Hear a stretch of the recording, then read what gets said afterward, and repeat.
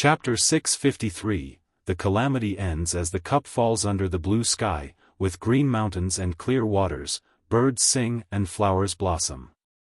Liya and Li Xuanyu sat in a small pavilion below the mountain stream, drinking tea and catching up. Listening to Liya recount his experiences over the years, Li Xuanyu appeared indifferent but was feeling a lot of emotions inside. Compared to Liya, she felt much luckier. In order to become stronger, Liya had to roam around and seize opportunities, engaging in combat year after year, whereas she had no shortage of cultivation resources within the Jianghu sect and faced no bottlenecks in practice. Regarding the absence of bottlenecks in her practice, she suspected that Guan was secretly helping her. Before meeting Guan, her comprehension wasn't as impressive. After finishing his legendary tales, Liya raised an eyebrow as he looked at Li Xuanyu and asked, "Sister, how have you been these years?" He was unaware of the emotions in Li Xuanya's heart. He was still very proud of his own experiences, and although he wasn't listed among the prodigies, his reputation was not low, and it was all earned through his own efforts. Li Xuanyu didn't conceal her experiences and began to recount how she was mainly advancing her status within the Jianghu sect. In the end, Li Xuanyu sighed, "Compared to you, my life is too plain." Liya was initially engrossed, but the more he listened, the more he felt something was off. With the assistance of the sect's great powers, she successfully crossed the tribulation and broke through to the heaven and earth flying immortal realm. Under the guidance of immortals, she achieved the Xiaoyao immortal realm. During the celestial tribulation when crossing the mysterious spiritual immortal realm, she almost perished, luckily aided by the Wuxia Dao treasure. Liya opened his mouth, wanting to ask, "Is this right?" He knew Li Xuanya's talent. Back on the Taitsang continent, he had already surpassed Li Xuanyu. After tens of thousands of years of wandering the world, encountering numerous opportunities, he had endured countless hardships just to prove himself in the divine immortal of wondrous Dharma realm. The difficulties Li Xuanyu encountered during her tribulations were the same as his, and every time he succeeded, he was badly wounded and suffered greatly. And Li Xuanyu? Even though she was his own sister, Liya couldn't help feeling uncomfortable. "Junior brother Gu, are you trying to tell me that staying by your side holds more promise?" Liya felt that Guan was deliberately nurturing Li Xuanyu. If it were just an ordinary connection, protection would already be commendable. How could Li Xuanyu have cultivated to her current realm? And so quickly. Li Xuanyu asked, "Why have you come?" "Why?" Liya felt inexplicably blocked in his heart. His relationship with Guan was closer, so why did it now seem more distant? Liya answered, "Regarding this world, I have obtained some information that I want to convey to Fu Dao's sword venerable." He almost couldn't help but refer to Guan as junior brother Gu, but then thought that Guan was Fu Dao's sword venerable and was the one who altered Li Xuanya's fate. He shouldn't be so impolite. Moreover, after tens of thousands of years, would Guan still recognize him as senior brother? SAR the Novel Fire, NE*T website on Google to access chapters of novels early and in the highest quality. As his realm grew higher, Li Ya's understanding also improved, and he became increasingly in awe of Fu Dao's sword venerable's power. No matter how strong he became, he was still an ordinary person in this world. He had encountered too many existences that made him look up in awe, which is why he was often amazed by Guan's strength. What kind of strength could allow Guan to disregard the entire celestial spirit great world and even confront terrifying existences from outer heaven? About the world? Li Xuanyu was surprised, and was about to ask more.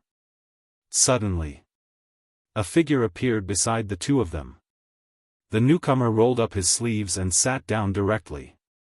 Li Xuanyu was stunned, staring blankly at Guan. Liya was equally shocked when he saw Guan suddenly sitting beside him.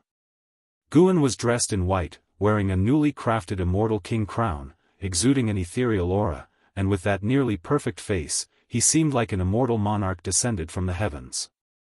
"What? Not welcoming me?" Guan smiled, then nonchalantly poured himself some tea. Li Xuanyu regained her composure and said, "How could we not welcome you? I just didn't expect you to come out personally. her gaze inadvertently turned to Leah. She had known for a long time that Guan valued Leah greatly, but she didn't expect that as soon as Leah arrived, Guan would personally come to meet him. This affection runs deep. Her heart was filled with confusion. Logically, when Guan met Leah, he was already a transcendent great power, so how could spending just a few years together in the profound valley forge such a bond? Or was there a potential within Leah that she couldn't see through? Guan drank a cup of tea and said with a chuckle, "Go ahead, what is this intelligence about the world that you need to tell me?" Leah snapped back to reality, his expression turning serious, and said, "The world is becoming increasingly chaotic. I initially thought it was just celestial Tao reincarnation, until I met an old Daoist. He was a servant of the heavenly Tao and had encountered some kind of curse. Before he died, he told me that a grudge power from outer heaven is tainting the human world. It will amplify the evil thoughts in living beings' hearts, and if this force isn't eradicated, chaos in the human world will continue until the world perishes." Li Zuanya's expression changed after hearing this, and she instinctively looked at Guan, wanting to know if what Leah said was true. She believed that Guan could see through everything in the world. Guan looked at Leah and softly laughed. "You also mentioned it amplifies the evil thoughts in hearts, which suggests that there is already grudge in the hearts of all beings, doesn't it?" What Leah said was indeed true. Those believers who spread the heavenly Tao and celestial court in the human world had been subjected to curses in succession. Clearly, that strange force dreaded the celestial court, but with so many great thousand worlds being invaded by the strange force, could the celestial court be unaware? Guan had already detected the source of the strange force, which came from Chaos Grudge Luo, an evil entity originating from beyond the 3,000 great worlds with cultivation at the middle stage of the Miaozhen Daluo immortal realm. After deducing, Guan realized there are many similar evil entities like Chaos Grudge Luo within Chaos, and the presence of Celestial Court destiny at the edge of Chaos indicated that the Celestial Court had long been targeting Chaos. Chaos Grudge Luo invading the 3,000 great worlds seems like a conspiracy from whichever angle. This conspiracy might originate from Profound Star Immortal Monarch. How could he be the one to stick his neck out? When the celestial spirit great world truly reaches the brink of life and death, then he would act. He had saved this part of the great thousand world many times, but the living beings he saved would eventually head towards death, and his intervention was merely to extend the lifespan of all living beings. Humans have emotions and desires, so evil thoughts cannot be eradicated, but the outer heaven force certainly conceals a greater calamity. Perhaps this force grows stronger by absorbing the evil thoughts of all living beings? Leah said, frowning. Guan cast a sidelong glance at him and said irritably, "It's not that exaggerated." He had already seen through the reason Chaos Grudge Luo released the strange force. It wasn't to absorb the power of all living beings but rather, as its grudge power covered more, the celestial Tao destiny would recede. Once the celestial Tao destiny completely dissipated, Chaos Grudge Luo would descend. Before breaking through, he also thought Chaos Grudge Luo's invasion of the Great Thousand World was for feeding or strengthening. Now it seems, the invaded Great Thousand Worlds resemble a path. Chaos Grudge Luo might be fleeing or attempting to reach a certain place, but encountering too much celestial Tao destiny along the way, it could only act in this manner. It's like a refugee fleeing, being too hurried to care if any bugs were squashed along the way. Li Xuanyu chimed in, "Endless are the tribulations of the world, we cannot always rely on the sword venerable. The lessons learned from blood will be left in history, for future generations to remember, thereby avoiding more disasters." She was also comprehending the path of cause and effect, and her greatest insight was that as long as there is spiritual intelligence, conflict is inevitable, and with enough conflict, disaster is bound to occur. She believed that one must save oneself amidst disasters rather than seek assistance from strong entities outside the rules. Lately, there have been undercurrents surging within the Jianghu sect, and the atmosphere has become increasingly severe. However, the higher-ups didn't want to ask for Wuxi's help, as that would appear incompetent. But, Leah hesitated, having initially thought the matter would not be difficult for Guan, hence why he sought Guan out, only to be refused unexpectedly. Guan gently pushed his teacup towards Leah and said, "Does Senior Brother Li very much want to end this chaos?" Leah instinctively picked up the teapot and poured tea for Guan, then asked, "What do you mean? Just because I want it, it can happen. Since you came looking for me, how could I not fulfill your wish?" Guan said with great vigor. In front of others, he would pretend to be a sage, but in front of Leah, he wanted to show off a bit. Leah was greatly surprised, but recalling Li Zuanya's words, he felt they made sense. Once this tribulation ends, what about the next? Would he have to seek out Guan every time? Leah furrowed his brow, hesitating. Would doing this deplete your cultivation level or bring you immense trouble? Guan lifted his teacup and emptied it again, then shook the cup at Leah and said, "This catastrophe may be unstoppable for the all-living beings under heaven, but for me, it's just like putting down this cup." As he finished speaking, he gently placed the teacup down. He looked at Leah and smiled, "See, isn't it done?" Leah was stunned. Li Zuanya's eyes also showed a look of confusion. Little did they know that the strange force enveloping the all-living beings under heaven dissipated in that instant, ceasing to exist. If you find any errors, ads pop up, ads redirect, broken links, non-standard content, etc., please let us know to report so we can fix it as soon as possible. Chapter 654, The Change of Cause and Effect, Isn't It Already Done? Upon hearing Gu An's words, Leah was momentarily dazed. Such a boastful tone. So good at pretending. Leah secretly grumbled, then asked, "When will you take action?" If peace could return to the world, that would naturally be a good thing. Guan looked at Leah, blinked, and said, "Haven't I already taken action?" Leah widened his eyes, and said in a deep voice, "Junior brother Gu, don't jest with me." "How? Did your cup land on the table and disperse that bizarre power covering all living beings?" Guan smiled at him, not answering. Li Xuanyu was the first to believe Gu An's words, her gaze at Guan full of indescribable meaning. CTH Novel Fire. Net website on Google to access chapters of novels early and in the highest quality. Faced with Gu An's smile, Leah suddenly felt a jolt in his heart. Could it be that Guan was not boasting, but actually did it? But why did he not feel any trace of it? Could it be that before he came, Guan had already resolved that strange power? Leah was filled with confusion, not knowing what to ask. "What are your plans for the future? Do you need to enter the Dao court?" Guan asked, not continuing to discuss the strange power. He believed that after parting this time, Leah would investigate this matter, and then, Leah would be even more amazed by his strength. Leah did not question Gu An's ability to arrange for him to enter the Dao court, but he shook his head and said, "I don't want to be restricted, otherwise I would have stayed at the Supreme Sect all along. I plan to continue traveling, as there are countless opportunities in this world that have yet to bore me. Besides the opportunities nurtured by the Great Thousand World after its reshaping, Guan once spread treasures from the battle court across the world. To this day, 70% of them have yet to surface, including various inheritances. Even Leah, as a divine immortal of wondrous dharma, and indeed a profound yuan-free immortal, would encounter suitable divine skills and secret skills." After hearing this, Guan did not insist. He began reminiscing about the past, causing both Li Xuanyu and Leah to be filled with emotion. 160,000 years ago, even if they were beaten to death, they could never have imagined achieving the accomplishments and status they enjoyed today.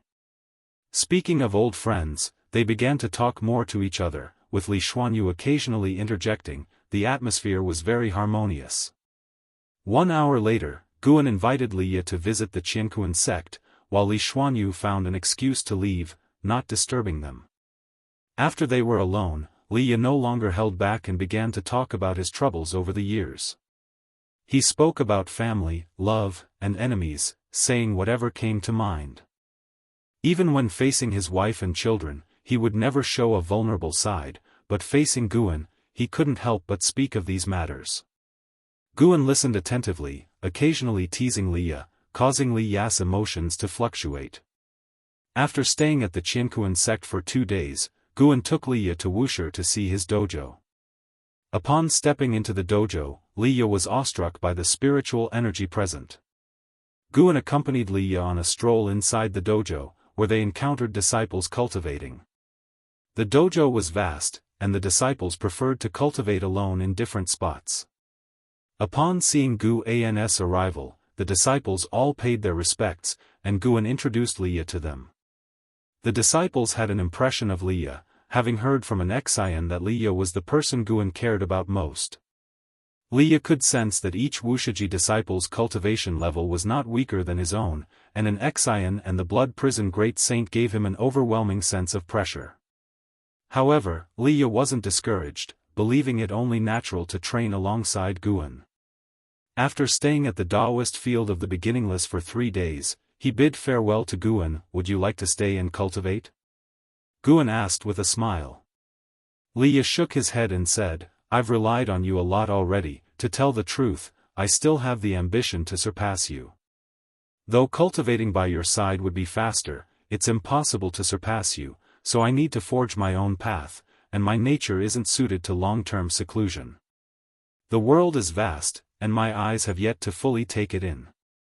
After I've roamed across this world, I'll return to reminisce with you." At this, Liya became high-spirited. Guan greatly admired his ambition and thus did not stop him. "Besides, I need to see if you've truly resolved the catastrophe," Liya stated, staring intensely at Guan, as if challenging him. Guan laughed and said, "I'm afraid these eyes of yours won't perceive if I've truly resolved it." Upon hearing this, Liya was instantly frustrated. The divine exotic immortal spirit popped out and said, pitifully, "Master, I want to stay." Liya immediately grabbed it, and with an awkward smile, said to Guan, "It's speaking nonsense." The divine exotic immortal spirit widened its eyes, struggling hard. "You two do match well." Guan shook his head and laughed. He could hear the thoughts of the divine exotic immortal spirit, knowing it was reluctant to leave Liya, and spoke out of disapproval of Liya's posturing. "We're leaving now." Liya left this utterance, taking the divine exotic immortal spirit with him. Guan stood amid the woods, watching them leave, feeling quite amused by their banter. The power of divine exotic city was inferior to Dao treasure. Even if had given divine exotic city to Liya, he wouldn't have minded. The reason for maintaining a layer of connection was in case Liya suddenly left his line of sight in the future. An Xian appeared beside Guan, also watching Liya's back. She curiously asked, "Master, did Elder Li's causal change, was it your doing?" Though she couldn't clearly see all of Liya's fate, she could feel the changes in Liya's fate and causality, affecting his destiny. "No, it's his choices that changed his causality," Guan answered calmly.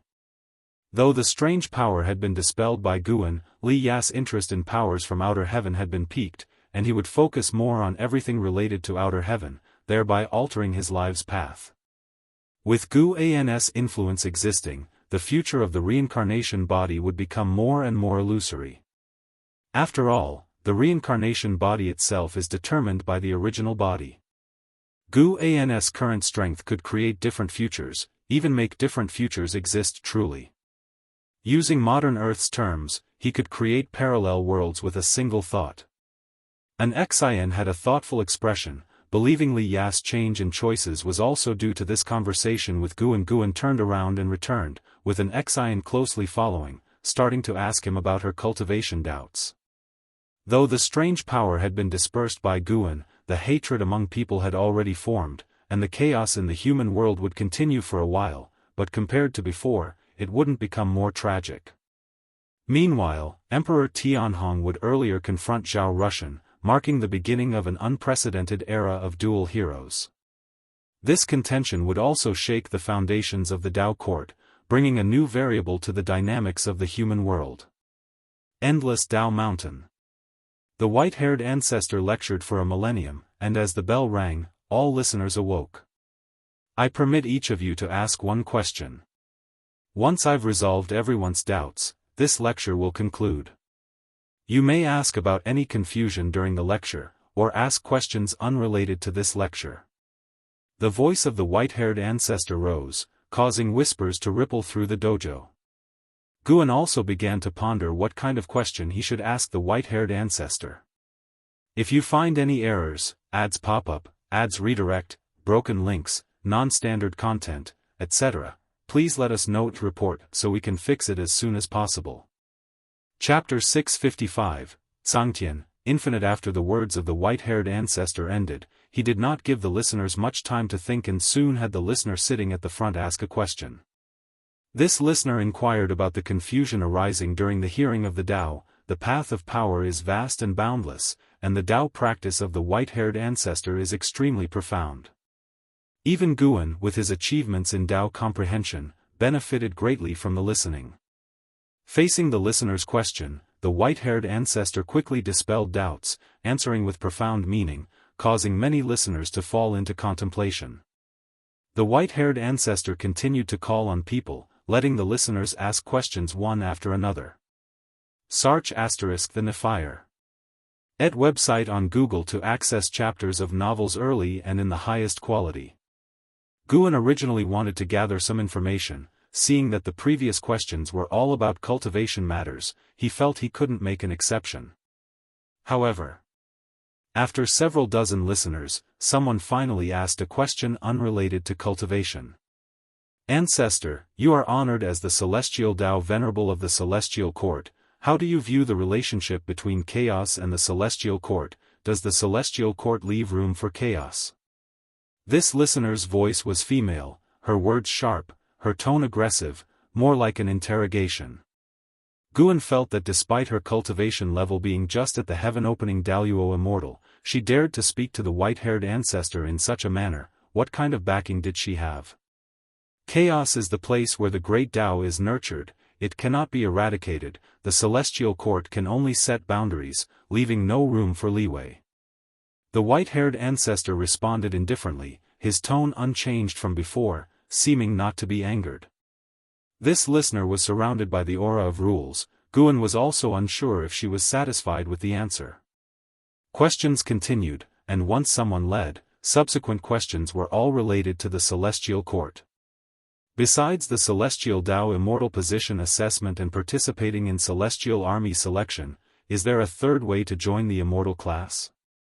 If one renders great merit to the living beings of a certain world, the Celestial Court will also reward them, allowing them to join the Immortal class. This is also the main purpose of the Heavenly Tao. The God of Destruction destroyed the Lingjiang Great World without proclaiming the Celestial Court's decree. Is there another scheme behind this? I do not control the celestial gods. I cannot answer you. I also will not help you investigate this matter. If you are dissatisfied, you can petition Zhangtian. Facing the listener's inquiries, the white-haired ancestor's every answer came quickly.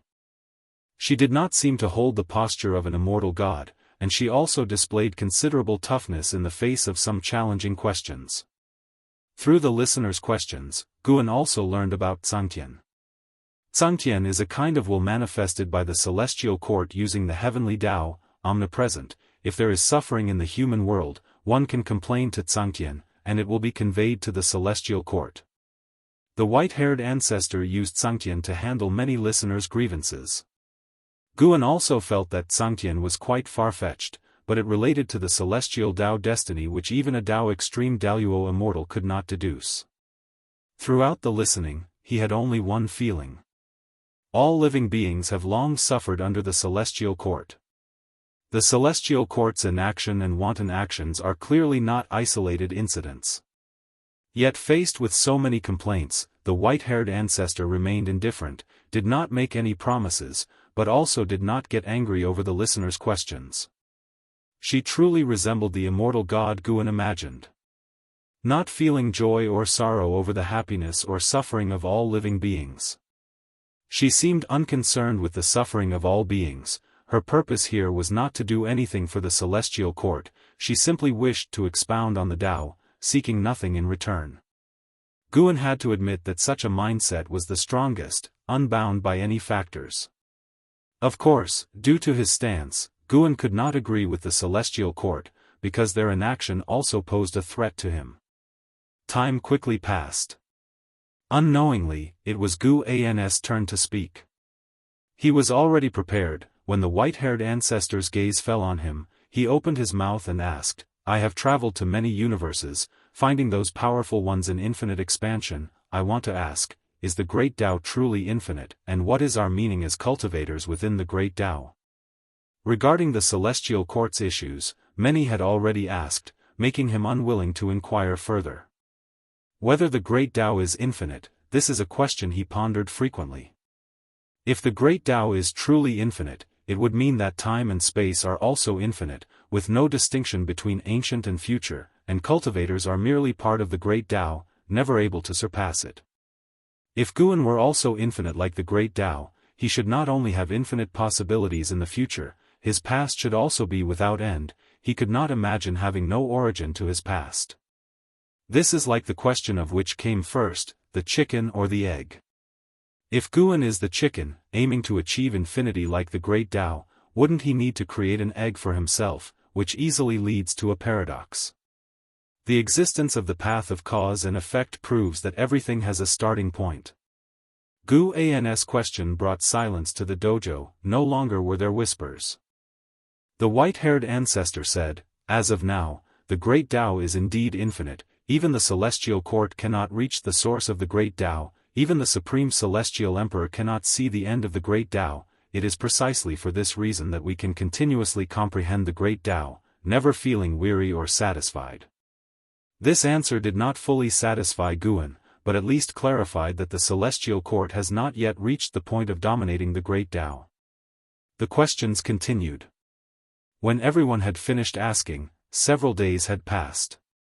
When involving enlightenment issues, the white-haired ancestor would speak more. After the questions ended, the white-haired ancestor rose and left, and once she left, the dojo became lively, with some listeners immediately leaving, while others chose to stay and continue socializing. Hongya Zi did not leave, and pulled Guan along to interact, which suited Guan perfectly. When meeting a heaven-opening Daoist immortal from the Great Thousand World, Guan feigned curiosity and asked, I heard from a fellow Daoist that Chaos Grudge Luo from Chaos is wreaking havoc in the Great Thousand World. Will the Celestial Court handle this matter? This heaven-opening Daoist immortal, upon hearing this, snorted, how would the Celestial Court handle it? Chaosa creatures that can survive are basically favored by the great powers of the Celestial Court. I have already detected the matter of Chaos Grudge Luo, affecting several dozen Great Thousand Worlds, yet there are no actions from the Celestial Court. Clearly there is a calculation, we should just pretend not to see. Another Daoist immortal spoke, indeed, the 3,000 great worlds seem to be the heavenly Dao's main stage, but more like the Celestial Court's breeding ground. Nothing that happens within the 3,000 great worlds can escape their eyes. If they don't act, it indicates it's their doing. Others followed suit, expressing great dissatisfaction with the Celestial Court. Guan greatly admired them. These people truly dared to speak. They were not afraid of this reaching the ears of the Celestial Court. After their conversation ended, Hongya Zi pulled Guan to a secluded place and whispered, Are you curious as to why they dare discuss the Celestial Court so boldly? Guan nodded. Because the endless Tao mountain is not affected by celestial Tao destiny, you should be able to feel it, and the immortal gods who can come here aren't bound by the Celestial Court's rules, so it's no harm if they're overheard. Hongya Zi explained. Guan curiously asked, how does the Misty Immortal Court view the Celestial Court? The Misty Immortal Court has produced many immortal gods, recognized as a subordinate sect by the Celestial Court. Hongya Zi sneered, how else can they see it? Outwardly they still have to flatter the Celestial Court. Within the heavenly Tao, no force dares to oppose the Celestial Court. Those who resist have already been obliterated. No matter how powerful, they will eventually be destroyed by heavenly might. If you find any errors, ads pop up, ads redirect, broken links, non-standard content, etc., please let us know to report so we can fix it as soon as possible. Chapter 656, Reincarnation of Yuan Luo. Hongya Zi was clearly quite discontent with the Celestial Court. When Guan asked, he opened up immediately and began to speak eloquently. It turns out that, although the misty immortal court has a path for ascending to immortality, it comes at a significant cost. Every 10,000 years, it must offer a vast amount of resources to the celestial court and erect divine statues of the heavenly court immortals in every immortal mansion. Those who successfully enter the immortal class, although they don't sever ties with the misty immortal court, become arrogant and treat the others as slaves.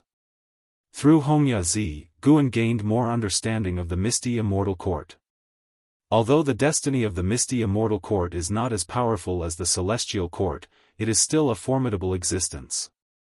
Whether there is a perfect Daoist Great Luo immortal realm within it is hard to say at the moment. He can't fully calculate it. The inability to calculate suggests that such an existence might indeed be there. The fact that it can nurture an emperor of eternal life is enough to prove the deep foundation of the misty immortal court. Hongya Zi was quite impressed with Guan, feeling as if they were old friends at first meeting. He even invited Guan to visit the misty immortal court in the future, handing him a token named the Red Domain Immortal Token. With this token, Guan could enter the misty immortal court and be honored as a distinguished guest. The misty immortal court possesses numerous immortal domains. Hongya Zi is the pavilion master of the Red Domain Immortal Mansion and holds significant power within the misty immortal court. Guan accepted without reservation, saying he would definitely visit him. Afterward, the two parted ways. Guan was merely a clone. He did not plan to leave Endless Dao Mountain just yet. Instead, he intended to find a suitable Dao Mountain to settle down on. He didn't need to return to his true self. His true self could already access his memories and even directly control him. At the same time, far away, in the Daoist field of the beginningless, Guan began to ponder whether or not to visit the misty immortal court to see Hongya Zi. Given his current cultivation level, even if he encountered trouble in the misty immortal court, he could easily retreat unscathed. Forget it, there's no need to rush into this matter, especially since he has no pressing reason to visit the misty immortal court. First, he should elevate his cultivation to the perfection realm of the Dao Extreme Daoyuo Immortal before considering it. Guan closed his eyes, laying on a rock to bask in the sun, while his thoughts wandered to the omnipresent Dao rules. Atop the magnificent golden furnace, Huang Feng Immortal Monarch sat cross-legged in mid-air, hands resting on his knees, silently practicing his arts. CTH Novel, F. Iyer. Enter website on Google to access chapters of novels early and in the highest quality. A golden light appeared behind him, manifesting a figure. It was the celestial calming god. The celestial calming god clasped his fists in salute and said, "Immortal monarch, Chaos Grudge Luo has become a significant force. If we don't suppress him soon, I'm afraid it will cause great trouble. Under the heavens, a higher power will surely notice." Huang Feng Immortal Monarch, with his back turned, did not open his eyes as he asked, "Has the power of the Chaos Grudge Luo invaded the celestial spirit great world?" The celestial calming god frowned and said, "Yes, but his power has vanished. It's unclear whether he withdrew or if a great power intervened." Over the years, he had kept an eye on Chaos Grudge Luo, and was quite surprised by the anomalies in the celestial spirit great world. He hadn't consulted the celestial spirit god, aware of the past of the celestial spirit great world, feeling that there was a great cause and effect in which he dared not indulge. Now, hearing Huang Feng Immortal Monarch mention the celestial spirit great world, his vigilance only heightened. He must absolutely avoid getting entangled with the causes and effects of the celestial spirit great world. Upon hearing his words, Huang Feng Immortal Monarch opened his eyes. He gazed down at the world within the furnace, contemplating something unknown. For a long time. Begin closing the net. You're responsible for eliminating the power of Chaos Grudge Luo. I will request stronger forces of the heavenly Dao to capture him. Huang Feng Immortal Monarch spoke, allowing the celestial calming god to breathe a sigh of relief as he accepted the order and departed. After the celestial calming god's departure, the area fell silent, with Huang Feng Immortal Monarch's eyes flickering, pondering something in his heart. Time passed gently. Since the teaching session at Endless Dao Mountain ended, Guan had not encountered any major events, and life became leisurely once more. The dark clouds looming over the world had dissipated, though conflicts in the human world persisted. After Guan eradicated the power of Chaos Grudge Luo, within 100 years, the Qianquan sect regained peace and began to send disciples out again to save the world. In a blink of an eye. 10,000 years passed in an instant. At over 17 million years old, Guan had accumulated 16 trillion years of lifespan, using 8 trillion years of lifespan to progress from the early to the middle stage of the Dao Extreme Daluo Immortal realm, excluding the depletion from the lifespan barrier. Therefore, he planned to reach 20 trillion years of lifespan before attempting to break through to the later stage. Until he reaches the perfection realm of the Dao Extreme Daluo Immortal, he has no intention of pursuing the functional threshold of 100 trillion years of lifespan. In the spring of that year, while Guan was in the courtyard writing with his brush, he suddenly looked up, his eyes carrying an unusual expression. Shenzhen, who was playing the zither beside him, noticed his anomaly and asked, "What is it? Has something happened to the Qianquan sect?" Where Guan was looking was precisely in the direction of the Qianquan sect. "Nothing much, just that a disciple with extraordinary talent is about to be born in the Qianquan sect," Guan casually replied, then withdrew his gaze and continued writing. Shenzhen became curious and probed further, how does he compare to Emperor Tianhong or Zhao Rushan? As the millennia passed, the conflicts in the human world had neared their end. The enmity between Emperor Tianhong and Zhao Rushan was renowned across the world, both being the strongest prodigies of different eras. Now, as they clashed like water and fire, the world was curious as to who would emerge victorious in the end. Perhaps even more so, Guan said, with profound implication. Emperor Tianhong was an immortal god reincarnation, while the disciple mentioned was the reincarnation of Chaos Grudge Luo. Chaos Grudge Luo didn't seem to have reincarnated of his own volition, it seemed he was cast into the reincarnation of the celestial spirit great world by some powerful being, conveniently ending up in the Qianquan sect, which was certainly no coincidence. It appears that behind Tai Immortal Monarch or Profound Star Immortal Monarch, there exists an even more powerful presence keeping an eye on Guan. Although separated by celestial Dao destiny, Guan found it difficult to deduce, however, the other party didn't dare act rashly even when facing his pre-breakthrough self, so naturally, now that he has broken through, he would be even less panicked. If that's the case, the Qianquan sect is finally going to rise. Shenzhen commented, without giving much thought, but rather with a sense of amazement. The Qianquan sect is thriving but too young compared to sects that have been around for millions, tens of millions, or even longer. In all aspects, it falls far behind. If it could give birth to a disciple with talent surpassing even that of Emperor Tianhong or Zhao Rushan, it might possibly close that gap. Having spent tens of thousands of years near the Qianquan sect, Shenzhen had developed feelings for it. Any Wuxia disciple visiting the Qianquan sect would be received as an honored guest, without any incidents of disrespect thus far. The leadership of the Qianquan sect holds Wuxia in high regard and dares not take it lightly. The Qianquan sect will rise eventually, sooner or later, and they will also fall eventually. Guan said as he continued to write. He had even given up on the supreme sect, so he wouldn't be constantly sheltering the Qianquan sect. Shenzhen did not question Guan's words but instead asked, if Emperor Tianhong were to return, would you really take him as a disciple? Guan replied, I do not enjoy breaking my word. In the Daoist field of the beginningless, there were no major secrets to keep. The dojo itself could be moved or rebuilt. That Emperor Tianhong could kneel for so many years was enough to prove his character. What if he was an immortal god reincarnation? Perhaps Guan could learn more about the celestial court from Emperor Tianhong.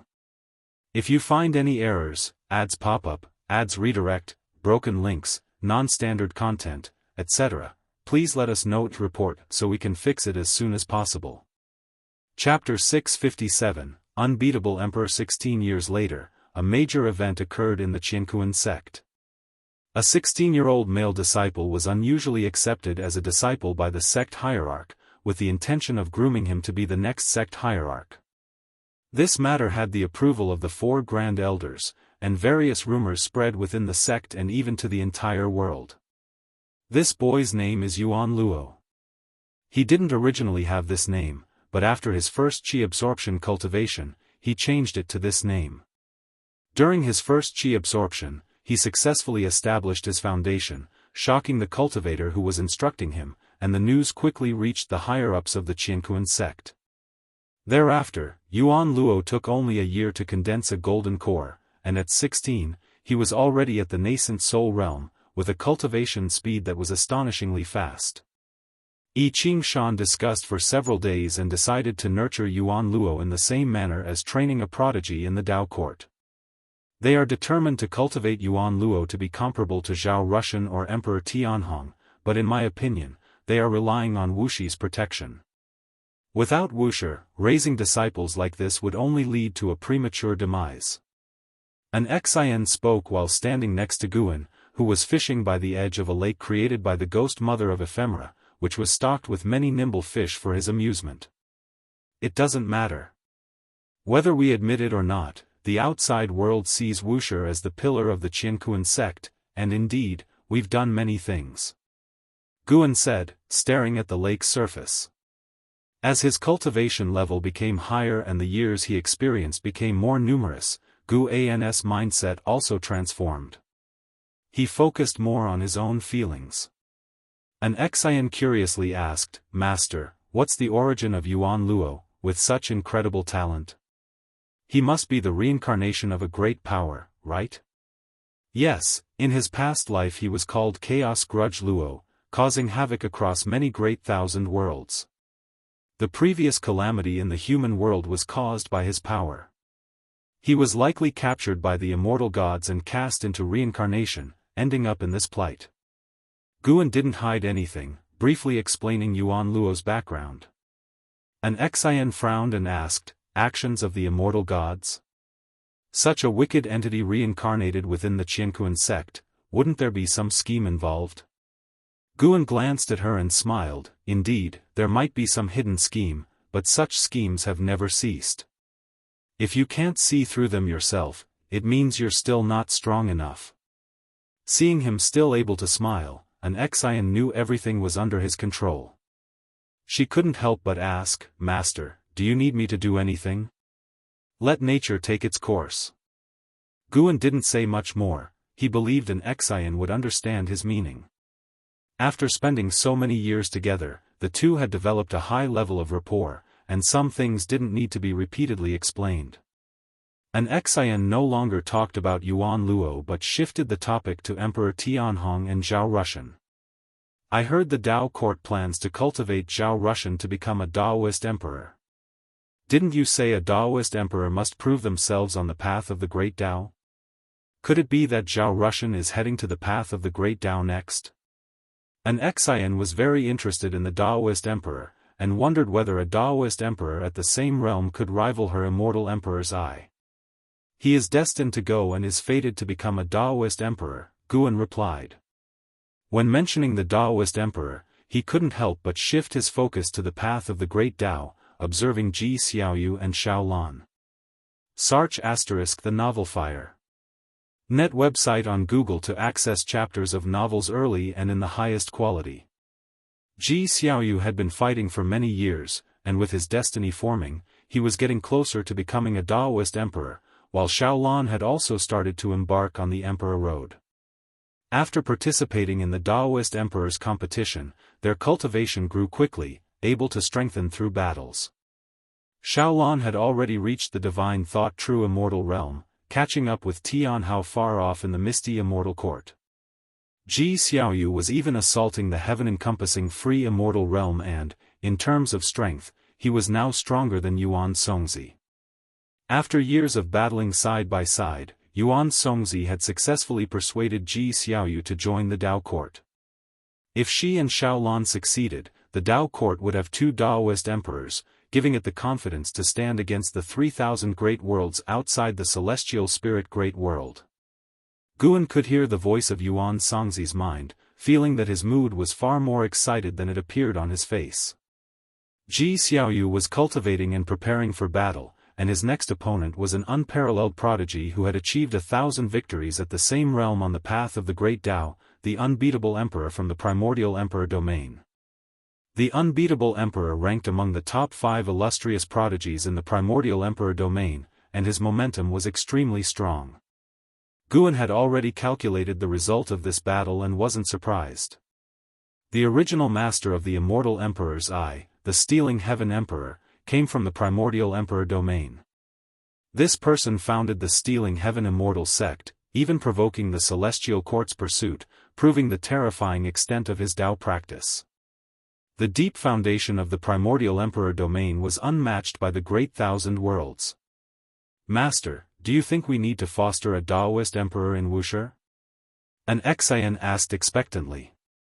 Although Wuxia wasn't a sect in the conventional sense, as the senior disciple, an Xian hoped Wuxia would grow stronger.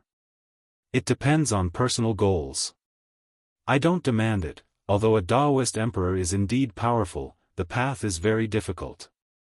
Guan spoke softly, with the memory of the emperor of eternal life in him. He knew how arduous the path to becoming a Daoist emperor was. Looking at the disciples within the dojo, to be honest, he hadn't yet seen anyone with the potential to become a Daoist emperor, even Xiaolan, who relied on his covert protection while outside. If Xiaolan were to venture out alone, she would have died long ago.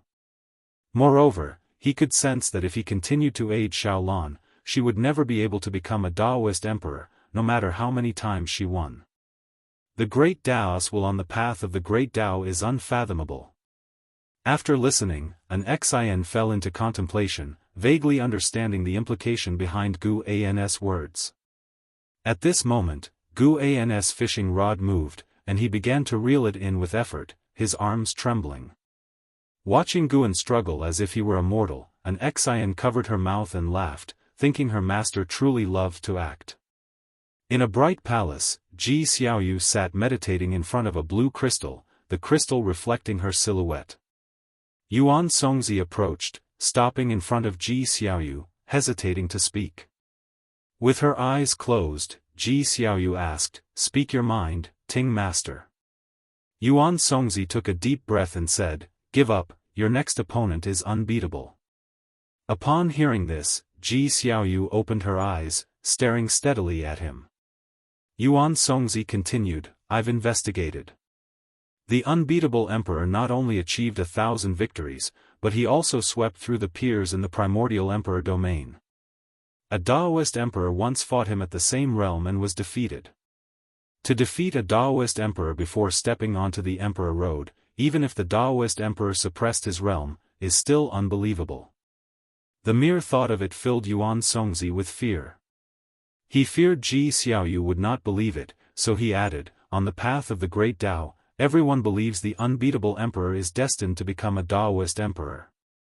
Your matchup, dictated by the Daoist will, is in misfortune. Avoiding the battle might mean wasted efforts, but at least you'll live. The struggle for the Daoist emperor is no child's play, 9 out of 10 losers die." Throughout the years, many prodigies have fallen at Ji Xiaoyu's hand. Unfazed, Ji Xiaoyu asked, "Ting Master, have you ever considered that the path to becoming a Daoist emperor is cruel and cannot be filled with pushovers? If I give up this time, when I next reach this point, I will face another prodigy as formidable as the unbeatable emperor. If I always give up, what is the point of walking the path of the great Tao? To have the Daoist recognition, one must defeat the opponent selected by the Tao."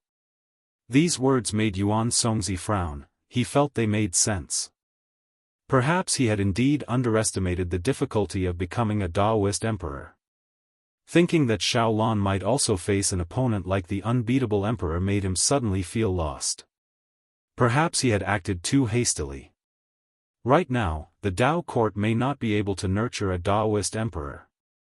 Ji Xiaoyu looked at Yuan Songzi, smiling with high spirits, and said gently, "Moreover, Ting Master, how dare you assert that I will certainly lose? If you find any errors, ads pop up, ads redirect, broken links, non-standard content, etc. Please let us know to report so we can fix it as soon as possible. Chapter 658 The Power of the Emperor Clan. The day of the duel between Ji Xiaoyu and the unbeatable Emperor finally arrived, with the Dao Court's members trailing Ji Xiaoyu to a meteorite. Gazing around, the void was dim, with countless meteorites scattered across it. Above the Dao Court's party, colorful splendor surged across the void ceiling, illuminating it without diminishing its shadowy undertone. Ji Xiaoyu stepped into the void, while the others waited on the ground. Xiaolan gazed at Ji Xiaoyu with concern. Having spent many years with him, Ji Xiaoyu had taken good care of her, even teaching her spells and divine skills. In her heart, Ji Xiaoyu was like a mentor. Knowing the power of the unbeatable emperor, how could she not worry for Ji Xiaoyu? The void was vast, silent, and oppressive. Although the unbeatable emperor had not yet appeared, this void was already filled with an immense sense of oppression. After Ji Xiaoyu distanced herself from the meteorite where the Dao Court was, she stood silently in the void, waiting. A long time passed. "Ha!" A shout echoed through the void, disrupting everyone's thoughts. SAR the Novel Fire. Net website on Google to access chapters of novels early and in the highest quality. Following that shout, more shouts arose, one after another, growing louder and more imposing, as if millions were roaring in unison, shaking the heavens with overwhelming oppression. Everyone from the Dao Court tensed, their gazes directed toward the depths of the void, where a red radiance appeared, rapidly expanding. Xiaolan squinted and saw an imposing figure, akin to a war god, striding out from the vast flames within the red radiance. The unbeatable emperor. He wore a dark red chain armor, with a red scarf around his waist, his trousers wide, billowing in the wind. His face was handsome but indifferent, and he wore a deep red coronet on his forehead. His long black hair danced wildly, his commanding presence threatening to shake the heavens and earth. He treaded on the red flames, moving with the grace of a dragon and a tiger, his aura seemingly distorting the void. Behind him, countless figures emerged from the red flames, each with an extraordinary aura. Although they remained silent, the deafening shouts continued to echo infinitely through the void. The Dao Court's members looked on from afar, their faces grim, their hearts in their throats. "Is the primordial emperor domain really this formidable?" an elder of the Dao Court muttered, his face full of shock. Yuan Songzi took a deep breath and said, "This is but one emperor clan of the primordial emperor domain. The might of the primordial emperor domain is beyond our imagination. In the great thousand world, only a few great worlds can barely compare." These words fueled further fantasies about the primordial emperor domain among the crowd. Meanwhile, the unbeatable emperor raised his right hand, fiery flames gathering in his palm, forming a long spear, several times his own length, with a massive spearhead, as if a Qilin spat out the spear blade, surrounded by a divine beast's phantom, bearing its fangs and brandishing its claws. He looked at Ji Xiaoyu from afar and said, "Are you the reincarnation Dao Emperor? Bearing the name of reincarnation, do not disappoint me." As his words fell, he thrust his spear toward Ji Xiaoyu. A fiery line suddenly shot out, seemingly splitting the entire void in two. The red flame divine beast phantom roared silently before Ji Xiaoyu, the wave of qi force blowing through her long hair, revealing her cold and perfect face. Ji Xiaoyu remained silent, raising her right hand as rolling gray mist emerged from her palm, transforming into dragons coiling around her. An exceptional showdown between Daoist emperors was about to erupt. Yuan Songzi watched the unbeatable emperor, his eyes filled with fear. He could sense that the unbeatable emperor was still at the profound Yuan-free immortal realm, yet his aura gave Yuan Songzi, who was at the realm's perfection, a horrifying sense of impending annihilation. He felt that the unbeatable emperor could kill him with a single stroke. This filled him with dread for the unbeatable emperor and increased his concern for Ji Xiaoyu. At the Jianghu sect's main city, around the gigantic battle platform, hundreds of thousands of disciples stood on the stone steps, observing the fight on the platform. Guan and his drinking buddies were also there, while an Xian was in the distance, sitting with the Jianghu sect's upper echelons. An Xian maintained a poised demeanor, not looking at Guan, but dispassionately overlooking the combat on the platform. Yi Qingshan put down his teacup, turned to an Xian, and asked with a smile, "Senior, how is this child's talent?"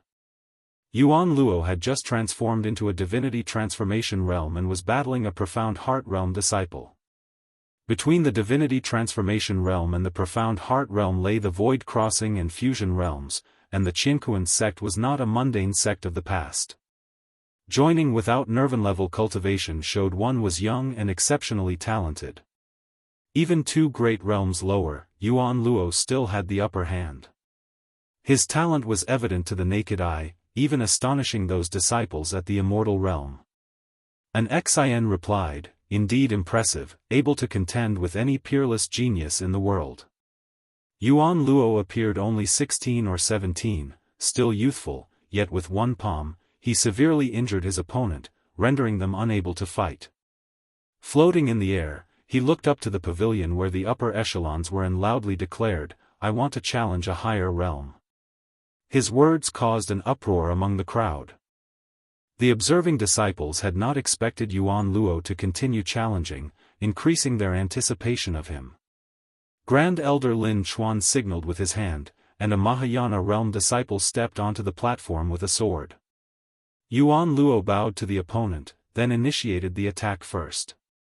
"This kid is so formidable, no wonder the higher-ups are promoting him so much," remarked one of Gu An's friends, prompting discussions among the other friends. Guan was not surprised by Yuan Luo's performance. This child's mana was bound by his realm, yet his chi-blood force was overly vigorous. Though appearing at the divinity transformation realm, he in fact rivaled Nirvana. While watching the spectacle, Guan was also focused on Ji Xiaoyu's duel on the path of the Great Tao. Ji Xiaoyu was not a match for the unbeatable emperor. Despite giving it her all, she was unable to defeat him yet managed to wound him, surprising the unbeatable emperor and the great powers of the primordial emperor domain.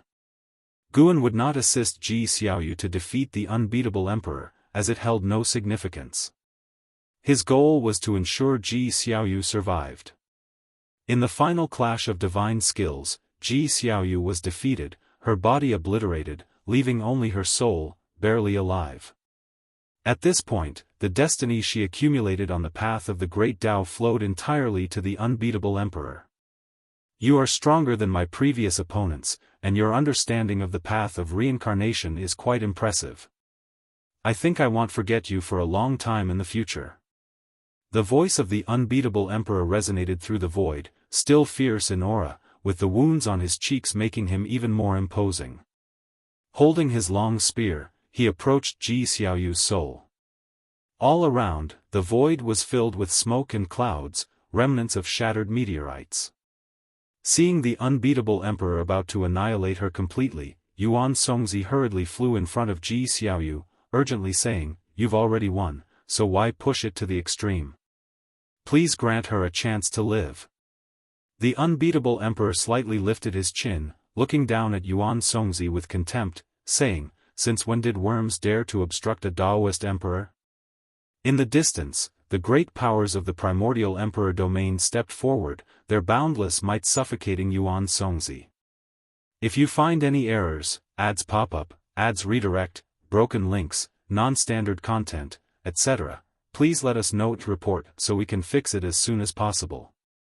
Chapter 659, A Palm Transcending the Great Tao. The words of the unbeatable emperor were like a series of thunderclaps, echoing endlessly, causing the cultivators of the Tao court to change their expressions drastically. Although they feared the unbeatable emperor, hearing his words still made them feel a great sense of humiliation, for Yuan Songzi was the master of the Tao court. Xiaolan gritted her teeth, wanting to rush over and fight alongside Yuan Songzi, but was stopped by a female elder. "Don't act impulsively, don't burden the Ting master," the female elder said in a deep voice, her gaze towards Yuan Songzi revealing her uncontrollable unease. Yuan Songzi was insulted by the unbeatable emperor but didn't get angry. Following the unbeatable emperor's words, he said, "Since you consider us insects, why go to the trouble of stomping on insects?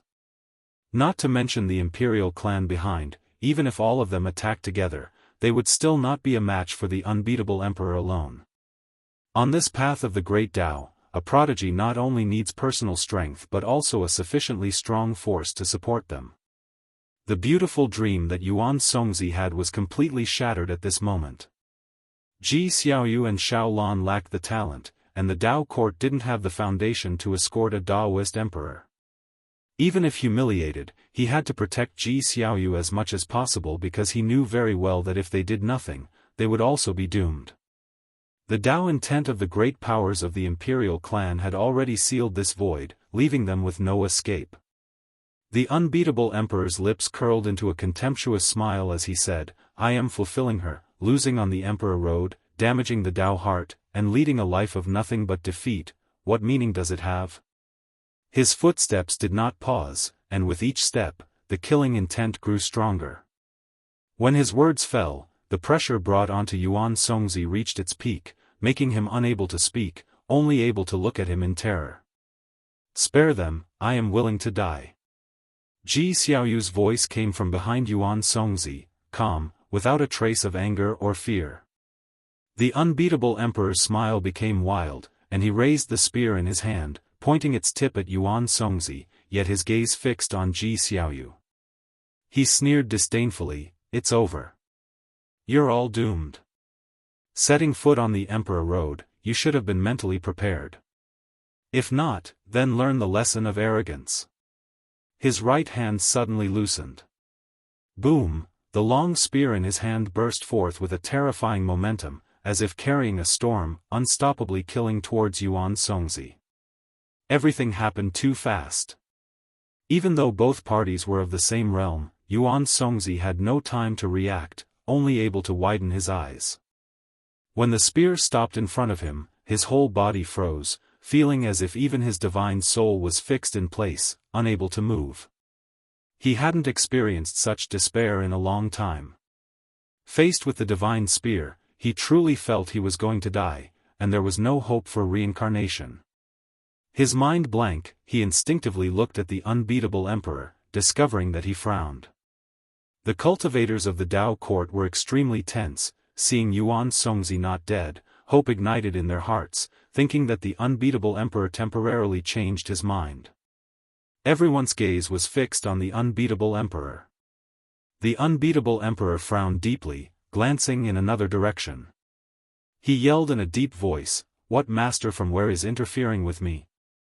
A master?" The Dao court side was all bewildered, realizing the unbeatable emperor was not sparing them out of mercy but that there was other assistance. Compared to the extremely arrogant unbeatable emperor, they preferred the unknown helper. The cultivators of the Dao court were all excited, trying hard to restrain their emotions, not daring to breathe even a single breath.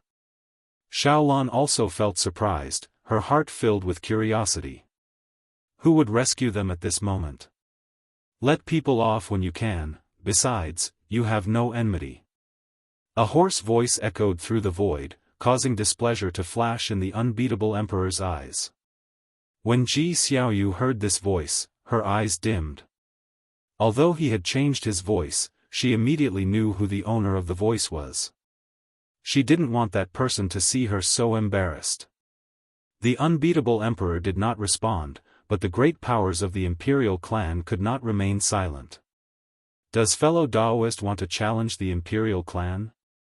If fellow Daoist is this girl's support, why not appear earlier? Her destiny should not be like this. If passing by, why entangle in this karma?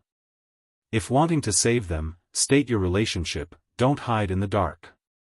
With such cultivation, do you not know the rules of the Emperor Road? The dignified voices rose one after another, all very assertive, seemingly not taking the one who intervened seriously. Far off in the Qianquan sect, Guan sighed.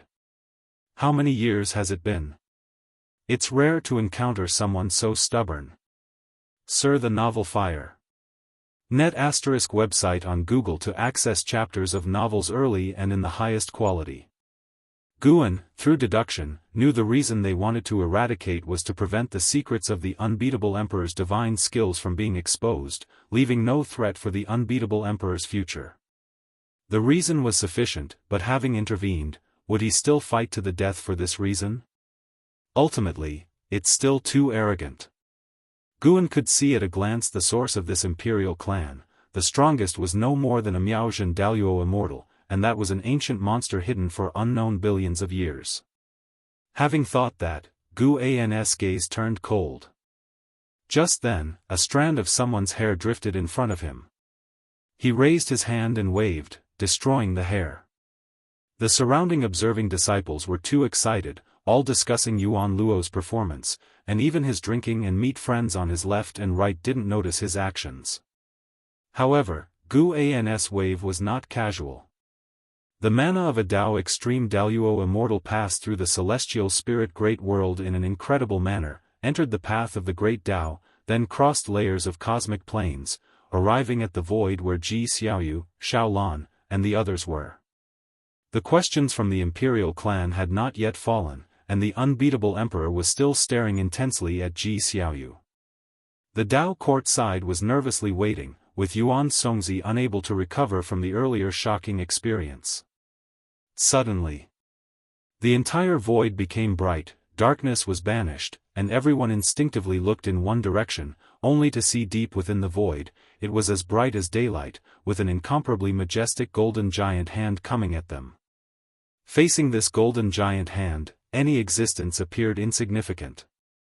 The unbeatable emperor's face changed drastically. He was horrified to find himself unable to move. Not only him, but the other great powers of the imperial clan were the same, all seemingly petrified, dumbly watching the golden giant hand approach.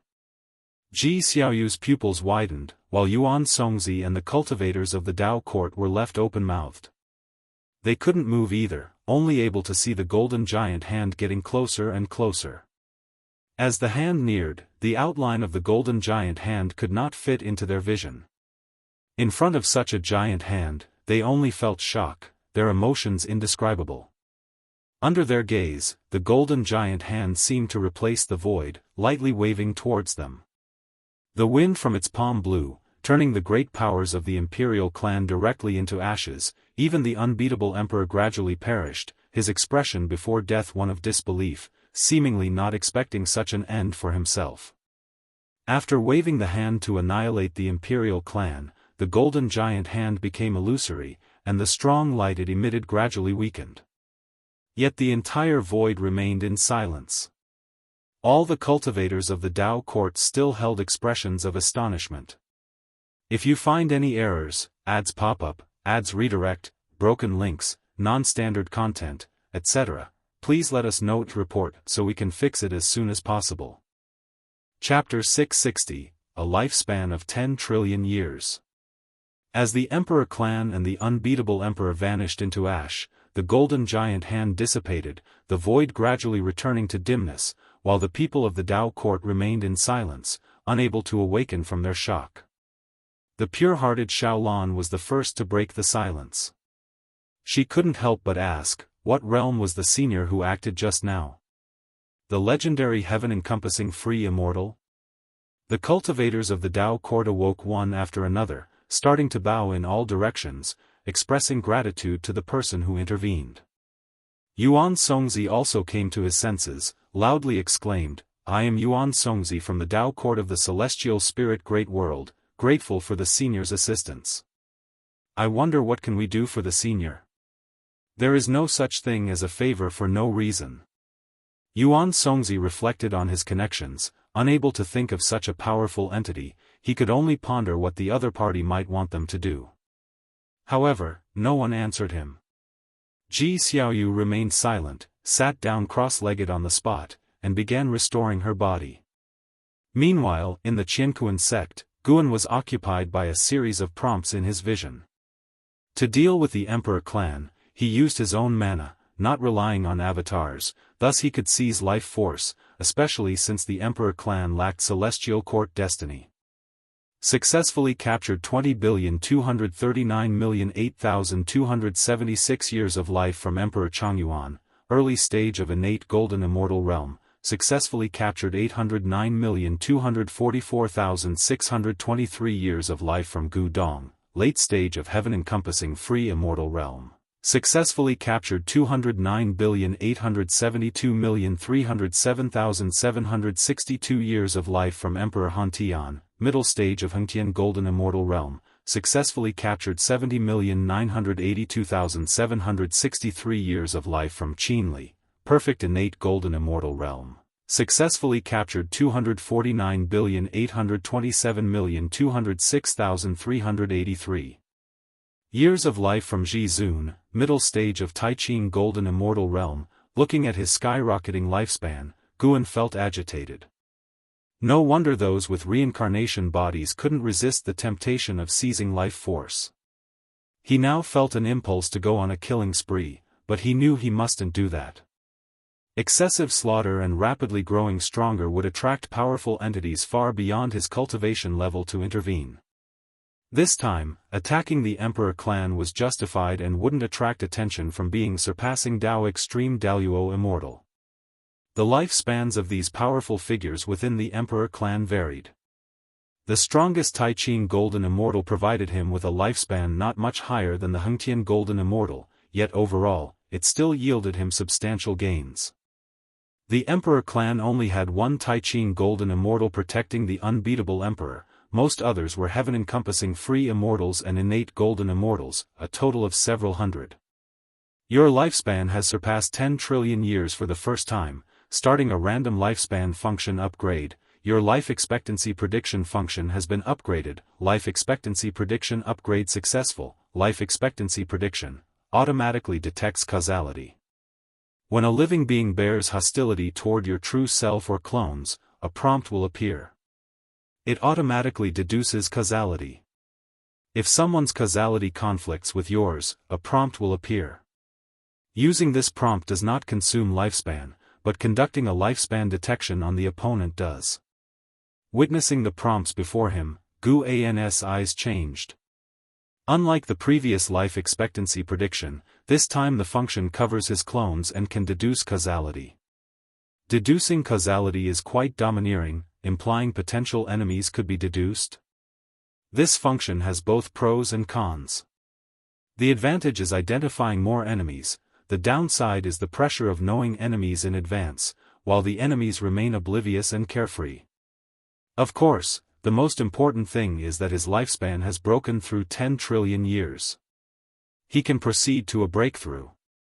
Gu An's mood became joyful. Once all the lifespan prompts ceased, he brought up the attribute panel for viewing.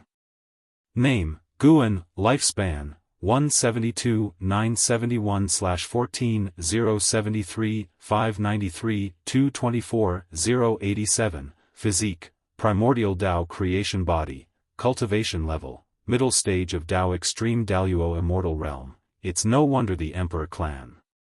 Guan acknowledged the Emperor clan behind the unbeatable Emperor as indeed powerful. Tianxian Emperor will form a causal hatred with you, destined to become your enemy. Would you like to perform a lifespan detection on them? Sir the Ovalfire. Net website on Google to access chapters of novels early and in the highest quality. Ancestor Chuzi will form a causal hatred with you, destined to become your enemy. Would you like to perform a lifespan detection on them? Hanlong will form a causal hatred with you, destined to become your enemy. Would you like to perform a lifespan detection on them? Another series of prompts emerged wildly, causing Gu An's eyelids to twitch. Indeed. The new life expectancy prediction is a double-edged sword. With so many potential enemies, if he checked each one, could his 14 trillion years of lifespan endure? Guan chose one by one for lifespan detection. Upon selecting a name, the lifespan years to be consumed would display, then he would confirm. He had no intention of consuming lifespan, but from the lifespan consumption prompts, he could gauge the strength of the enemies. The Emperor clan's greatest support was one major realm lower than him, so it wasn't worth using lifespan detection on them. Even so, this function could still reveal the Emperor clan's foundation to him. For a period following this, lifespan prompts repeatedly appeared. When Yuan Luo defeated the Mahayana realm disciple to the cheering of the audience, the prompts before him continued. The connections behind the unbeatable emperor were truly astonishing. Guan was secretly alarmed. Qianquan sect's sect hierarch Yi Qingshan began to praise Yuan Luo, then spoke of the sect's millennial grand plan ahead, stirring the disciples' emotions. After the gathering, Guan politely declined invitations from companions for food and drink and left alone. On the other side, Ji Xiaoyu had restored her body, though her aura was weak and her cultivation level somewhat diminished. The cultivators of the Dao court surrounded her, their faces full of concern. Shaolan couldn't help but ask, "Senior, how do you feel? How can we assist?" The pale-faced Ji Xiaoyu opened her eyes and said, "I am unscathed, but my path to the Daoist emperor has been completely severed. Unbeatable emperor's divine skills are indeed tyrannical. It will take me many years to completely dispel the power of his divine skills." Everyone felt their hearts sink, unable to accept it.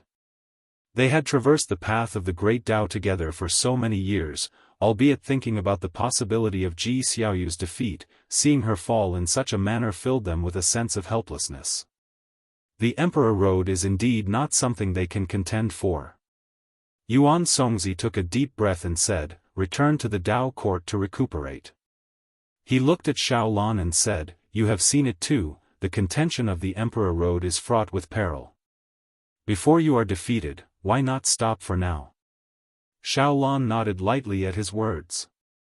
She too realized the vast gap between herself and Emperor Road geniuses and felt a bit worried for her brother Gu after being away from the celestial spirit great world for so many years.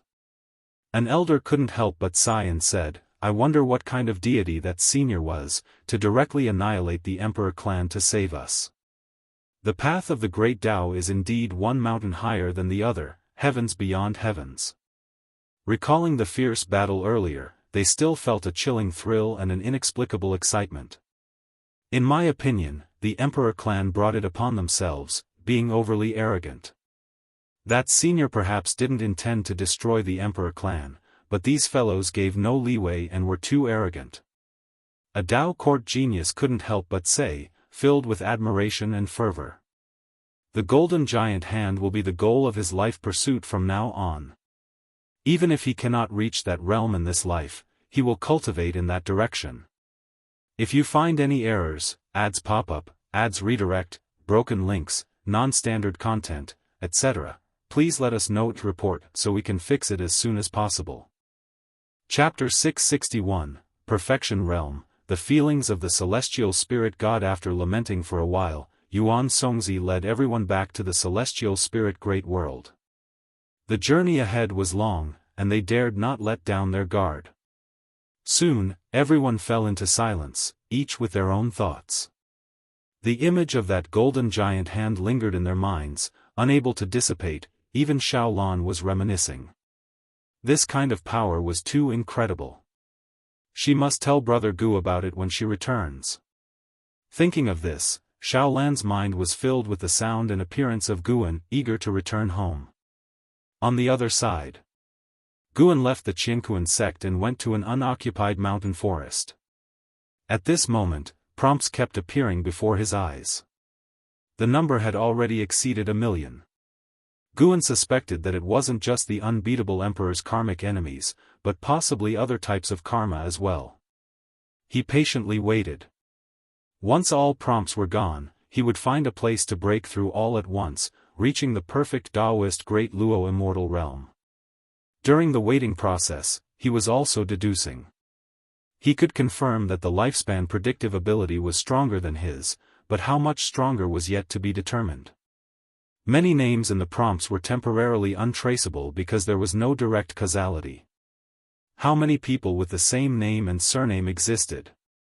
Even with lifespan prediction, Guan did not intend to eliminate his enemies in advance because karma could change. Just because someone was destined to be an enemy didn't mean he should start a killing spree. The new lifespan prediction served more as a warning. The more enemies there were, the more cautious he had to be.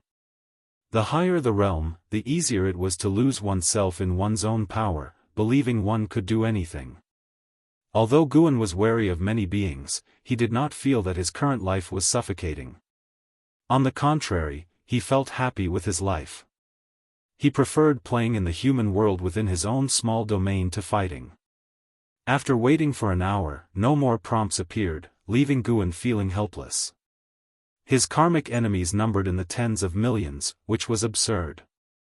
However, judging by the lifespan consumption, not many posed a threat to him. Guan immediately performed the lifespan breakthrough. Even though he could go to the endless Dao mountain, he feared leaving traces and being discovered by unknown entities, so he cautiously used the lifespan breakthrough.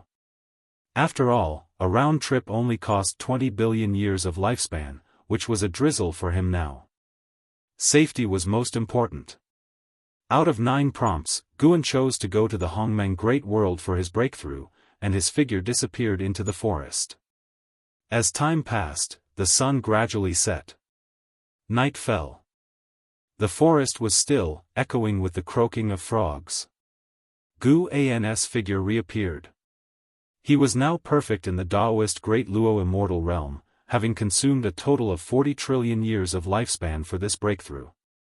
Thanks to the Emperor clan, even with such a loss of lifespan, Guan still had 100 trillion left. Next, he could begin to endure for 1 trillion lifetimes. Guan did not intend to return to the Daoist field of the beginningless but rather to take a journey through the human world. Having achieved a breakthrough with difficulty, he naturally had to indulge. With the dim night, the forest was silent, the moonlight filtering through the gaps in the leaves, elongating Guan's shadow. He walked while contemplating.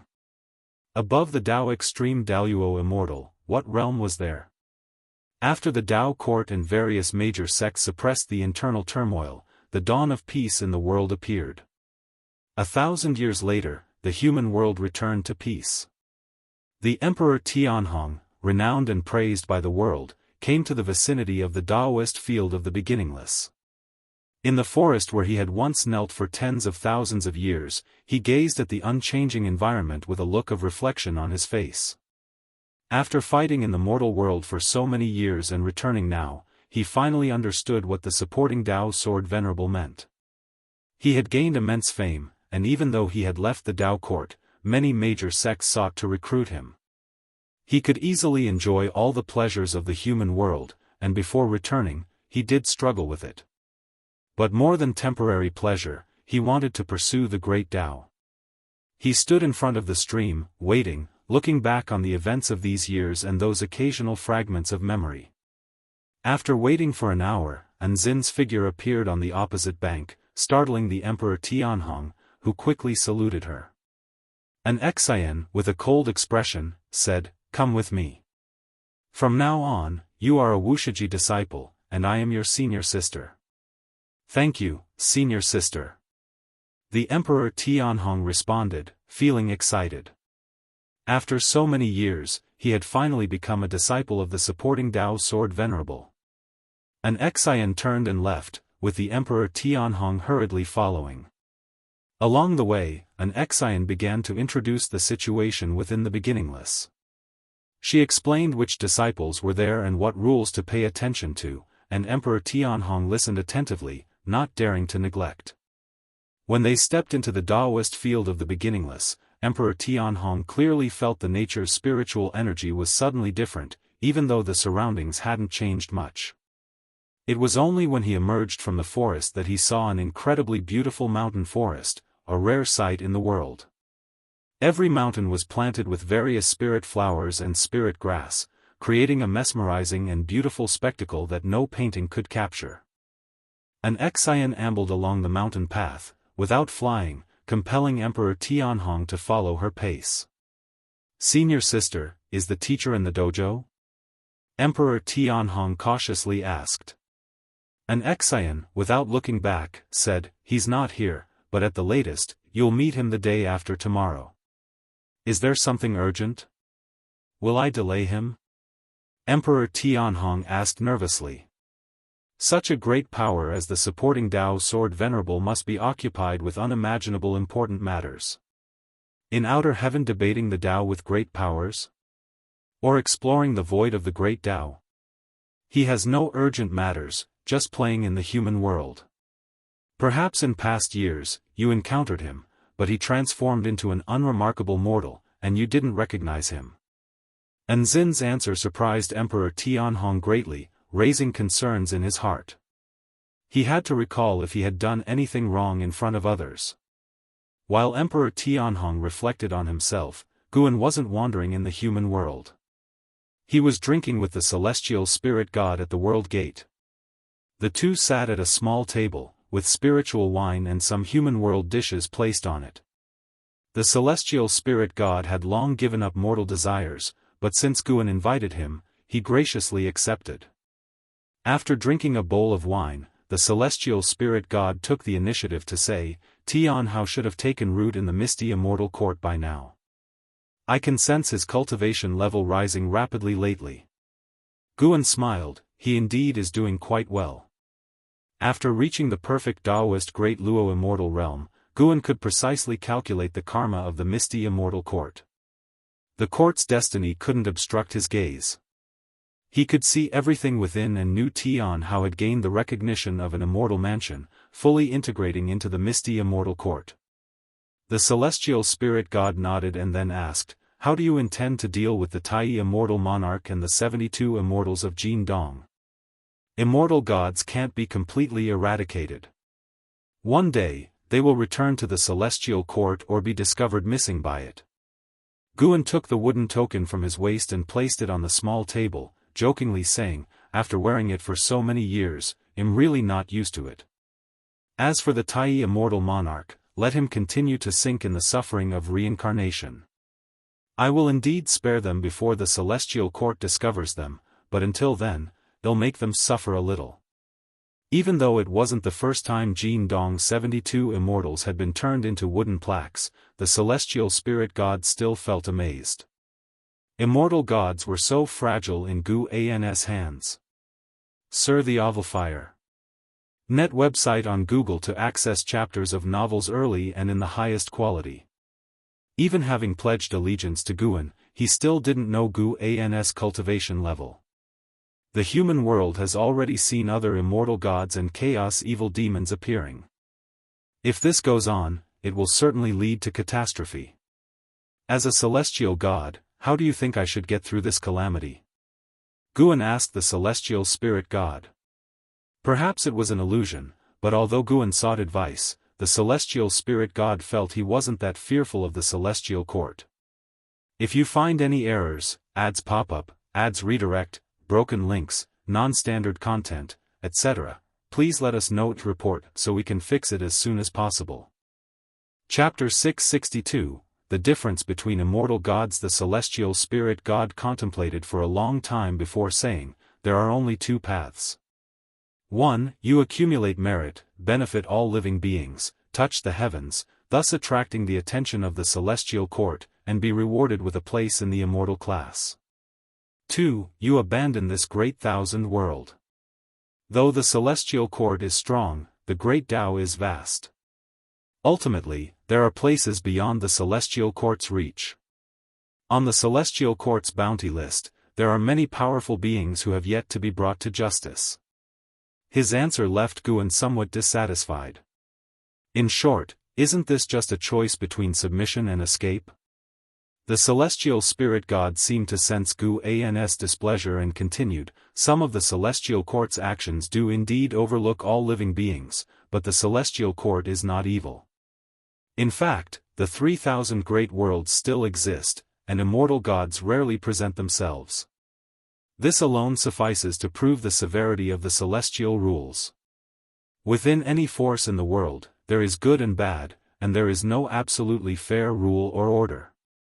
The internal struggles within the celestial court are also significant, and the celestial emperor, who stands lofty, has been in seclusion for years, rarely emerging into the world. Over the endless years, countless purges have occurred in the celestial court. But no matter how the changes unfold, immortal gods will ultimately be ensnared by their interests. When longevity is no longer a luxury, besides power, all that remains for them is status. Actually joining the celestial court is not as unbearable as you imagine, nor will you lose so-called freedom. As long as you fulfill your duties, immortal gods can have plenty of personal time. Though he pledged allegiance to Guan, it was an act of desperation. In his heart he wished for Guan to join the celestial court. With Guan's abilities, rising to a celestial Dao immortal position higher than that of an immortal monarch in the future would be no difficult task. Guan smiled and said, "I do not reject the celestial court. I am just cautious about the unknown. After all, even you are unsure where exactly the celestial court is, or how deep its waters run." The celestial spirit god couldn't help but sigh upon hearing this. In the celestial spirit great world, he was a high and mighty celestial god, yet he had never even been to the celestial court and was part of its lower echelons, an unnoticed existence.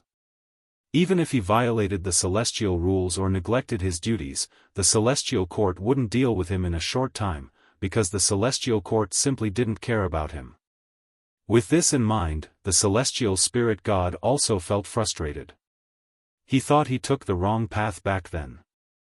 If he hadn't been obsessed with that immortal palace treasure, how would he have ended up in such a situation? Guan asked with a smile, "It said your talent is outstanding even among celestial gods. Don't you have any plans? Do you want to remain a celestial god forever?" The celestial spirit god shook his head and said, "Those who become celestial gods are all of extraordinary talent. Even if I give my best in cultivation, ascending would still require an exceedingly long time. I have a junior who is currently participating in the selection for celestial gods, cultivating in a celestial army. The celestial god is called Celestial Calming God. Do you know him?" Guan thought of Jianghu and thus asked. The celestial spirit god nodded and said, "I know him. He counts as my senior. He serves the Huang Feng immortal monarch, and among celestial gods, he holds a relatively high position.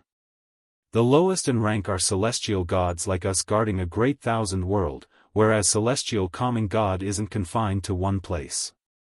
He is akin to a god of destruction, and his range of activity covers the 3,000 great worlds."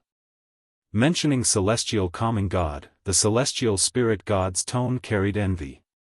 Guan gained a clearer understanding of celestial gods. Even among immortal gods of the same rank, the extent of power varies. The celestial spirit god opened up, starting to recount his experiences serving the celestial court. Memories related to the celestial court couldn't be confiscated, so Guan was also curious about his past.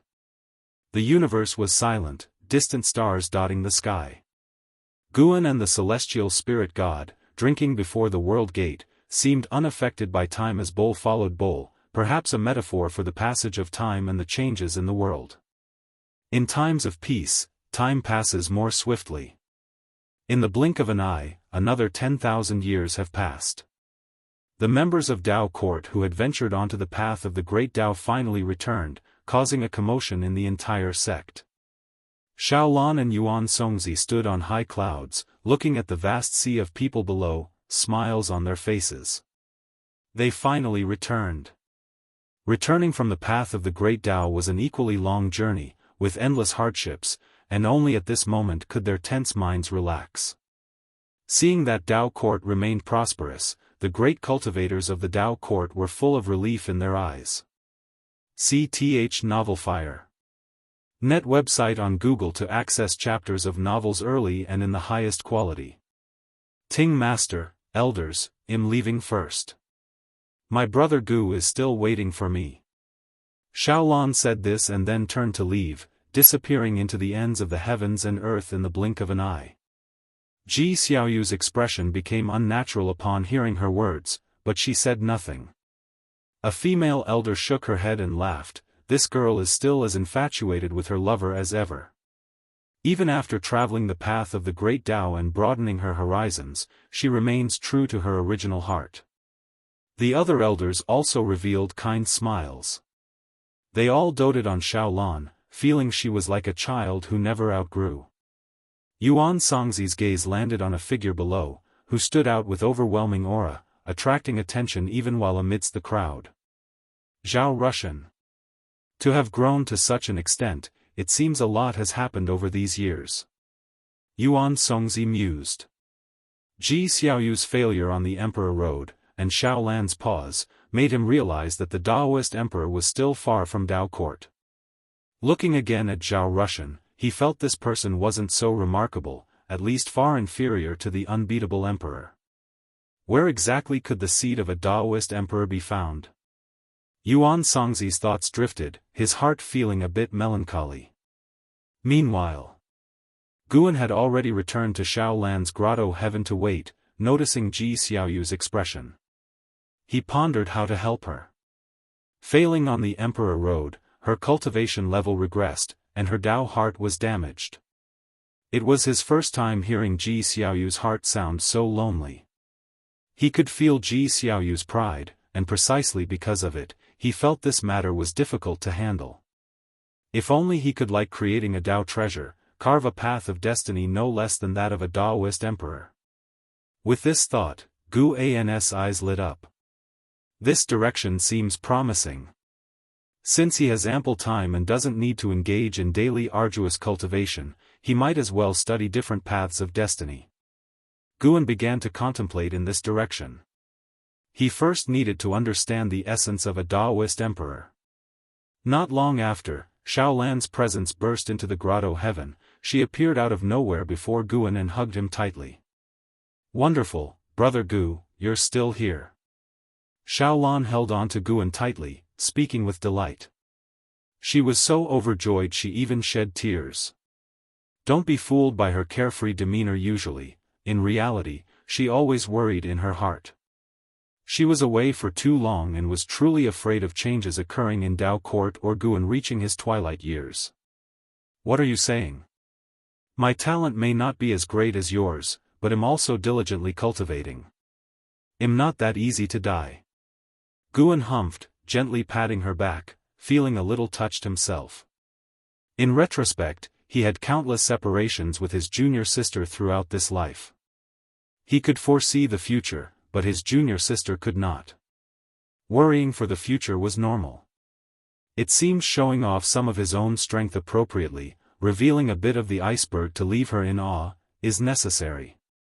If you find any errors, ads pop up, ads redirect, broken links, non-standard content, etc., please let us know to report so we can fix it as soon as possible. Chapter 663, Blaze a new trail. After a long separation, their reunion was fiery with passion. Guan and Xiao Lan entwined for half a month before they finally parted.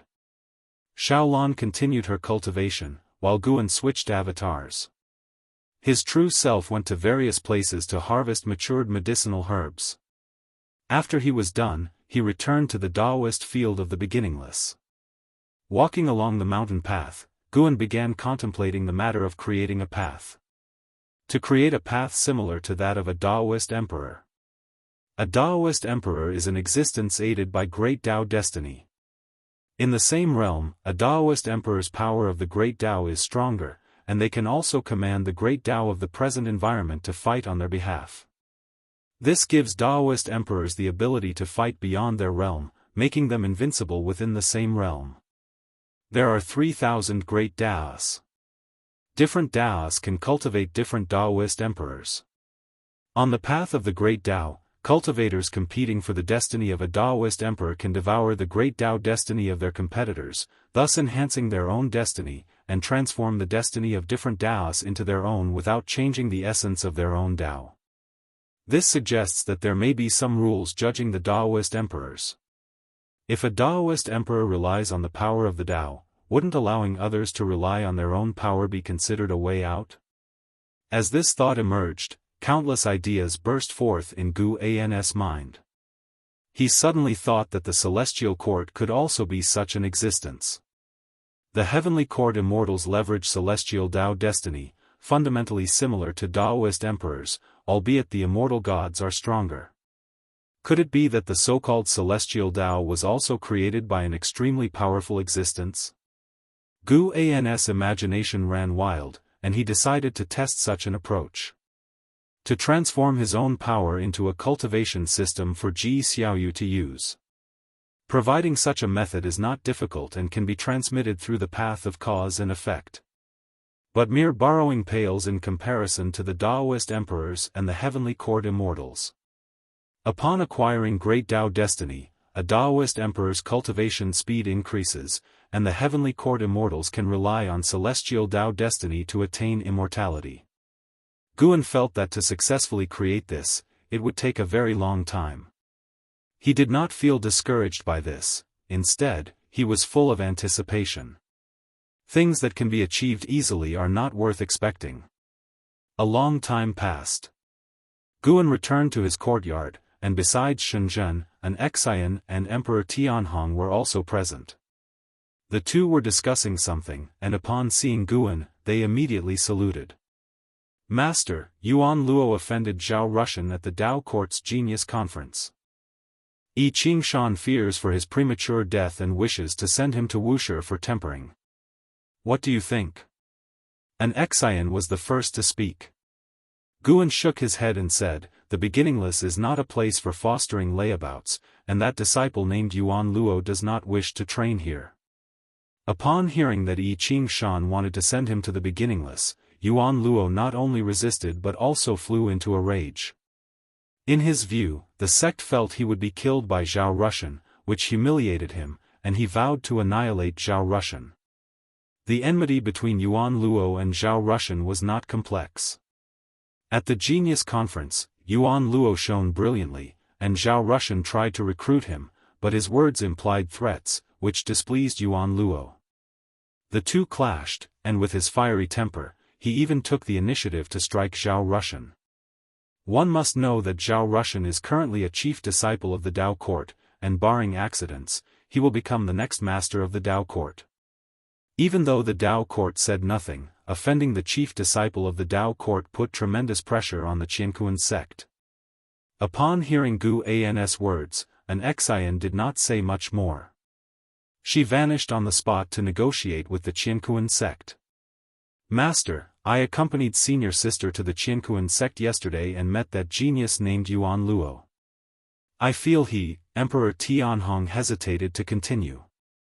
Guan walked to the artifact refining cauldron, observing the Dao treasure inside, and casually asked, he's the reincarnation of a chaos evil demon, right? Emperor Tianhong's eyes widened in astonishment. You know?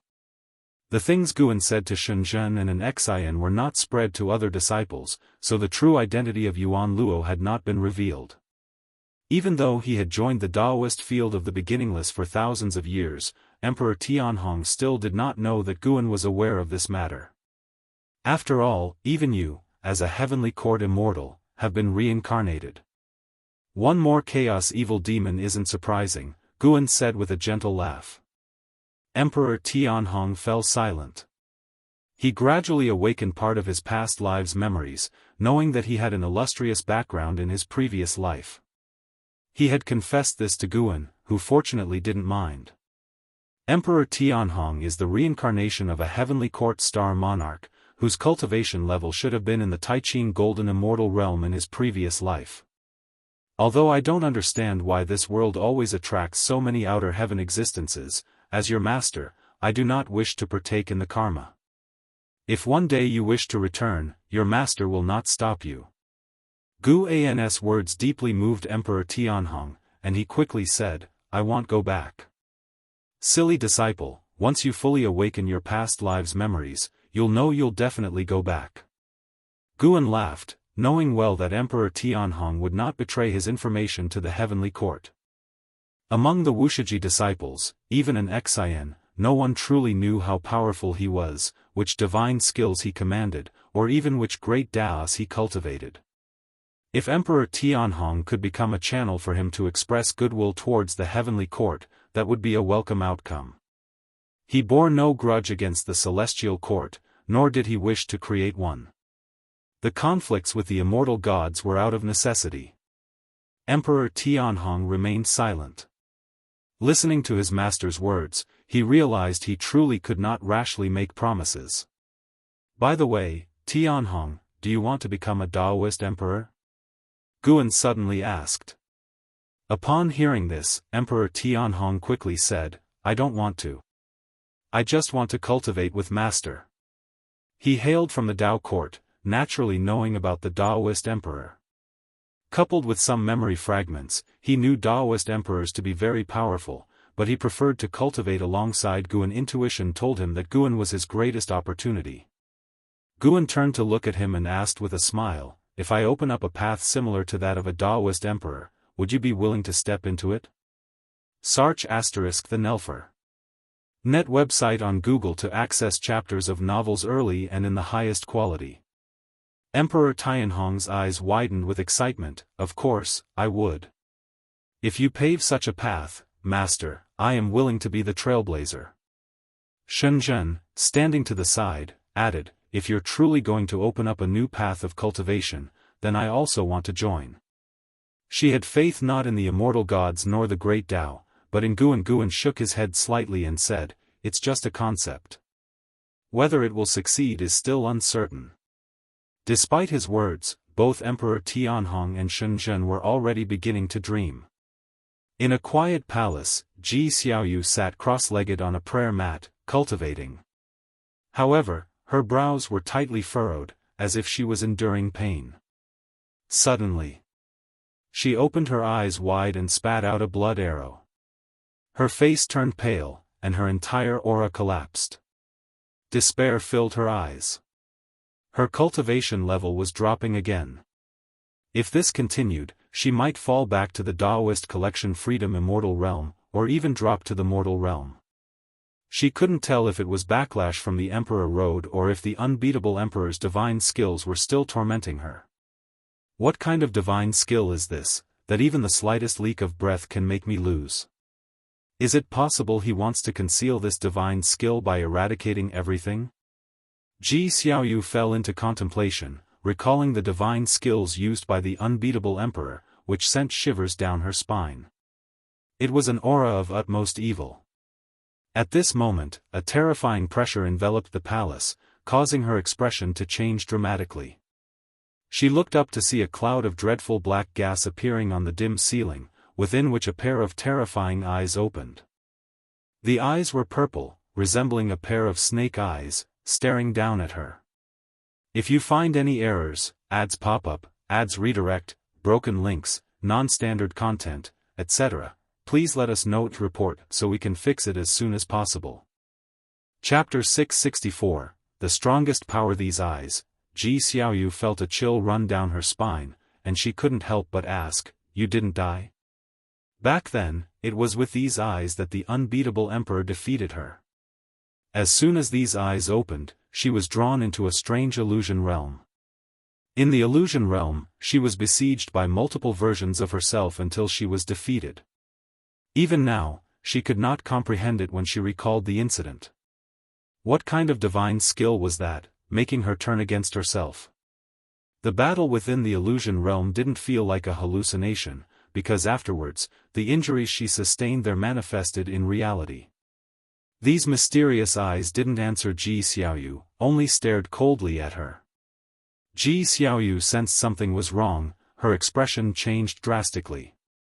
She instinctively tried to get up, but an unbelievably terrifying force suppressed her, preventing her from rising. The other party was probing her karma. No. He wasn't the unbeatable Emperor. Ji Xiaoyu could feel that the oppressive force was much stronger than that of the unbeatable Emperor. It was an unimaginable power, even Guan did not bring such a terrifying sense of pressure. Could he be the entity behind the unbeatable Emperor? Investigating the cause of the unbeatable Emperor's death? Ji Xiaoyu instinctively thought of Guan, but in an instant, she focused her attention back on the figure before her. Were these eyes a bloodline heritage? She had heard from Yuan Songzi that the Emperor clan, behind the unbeatable Emperor, dared to take the title of Emperor because they had nurtured many Daoist emperors. Cultivating so many great Dao emperors was beyond the reach of a mere Daoist technique legacy. The bloodline talent of the Emperor clan must be extraordinary. Just then, the eyes closed, but Ji Xiaoyu did not relax, as the suppressive force was still there. A silhouette emerged from the black mist at the zenith, an elderly man in black robes, his white hair tied beneath a crown, exuding an extraordinary aura, with a coldness between his brows that sent chills down one's spine. His purple eyes seemed able to penetrate the soul, causing Ji Xiaoyu's heart to tremble. Ji Xiaoyu saw a shadow of the unbeatable emperor in him. This person clearly had some connection to the unbeatable emperor. The old man in black descended from the sky, landing in front of Ji Xiaoyu. He raised his right hand towards Ji Xiaoyu's forehead. Faced with such a dire situation, Ji Xiaoyu felt despair in her heart but showed no fear, instead staring straight at the old man in black. Clap!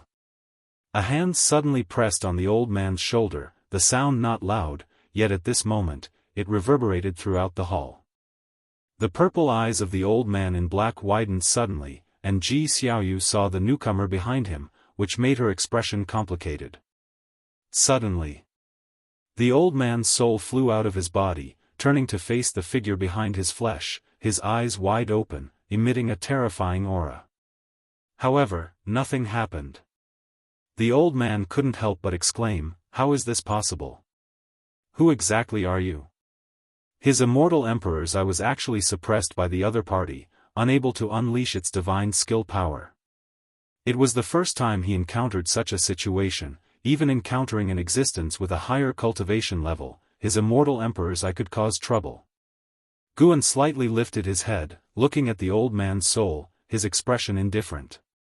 His right hand squeezed, forcibly pulling the old man's soul back into his body. Immediately, the old man's flesh rapidly shrunk, finally disappearing into his palm. Guan's right hand tightened, then tucked it into his arms, as if he were holding a small trinket. This scene left Ji Xiaoyu momentarily dazed. With the disappearance of the old man, the pressure suppressing her also vanished, but she remained sitting on the cushion. The hall plunged into silence once more. Guan looked at Ji Xiaoyu, suddenly at a loss for words, as the two stared at each other. Ji Xiaoyu regained her composure and asked, "Did you anticipate his arrival long ago, or did you notice him the moment he arrived?" Guan replied, "Both. I keep an eye on you when I have nothing else to do." These words caused a subtle change in Ji Xiaoyu's gaze. Does he care about me? Thinking this, Ji Xiaoyu felt a little elated inside, though she did not show it on her face. CTH Novel Fire. Net website on Google to access chapters of novels early and in the highest quality. Guan could hear her inner thoughts, which boosted his confidence. He smiled and said, "Miss Third, do you have any grievances against me? Not visiting for years and going off on the path of the great Tao. If you came to me, I could surely grant you power stronger than a Daoist emperor." He still preferred to call Ji Xiaoyu Miss Third, as it reminded him of the past. "I can't bear such a title, and I'm no longer associated with the Ji family," Ji Xiaoyu replied, pondering how to deal with Guan. She knew Guan's words might be true, but she still didn't want to rely on him. Guan sighed inwardly, she's indeed proud.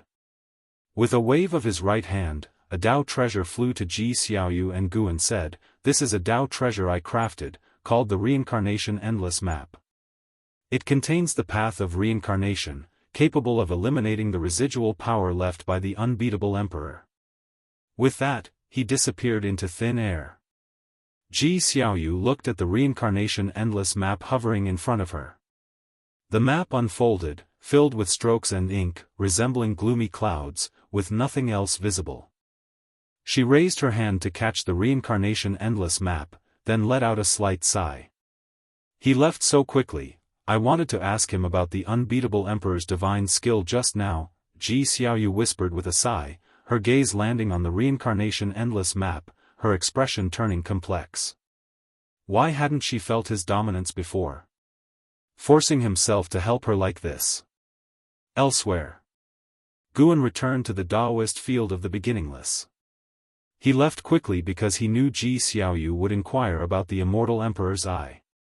The eyes of the unbeatable emperor and the old man in black were indeed the immortal emperor's eye. Guan was curious about this. The immortal emperor's eye was not tolerated by the celestial court, yet the emperor clan dared to cultivate it? No wonder they faced extermination.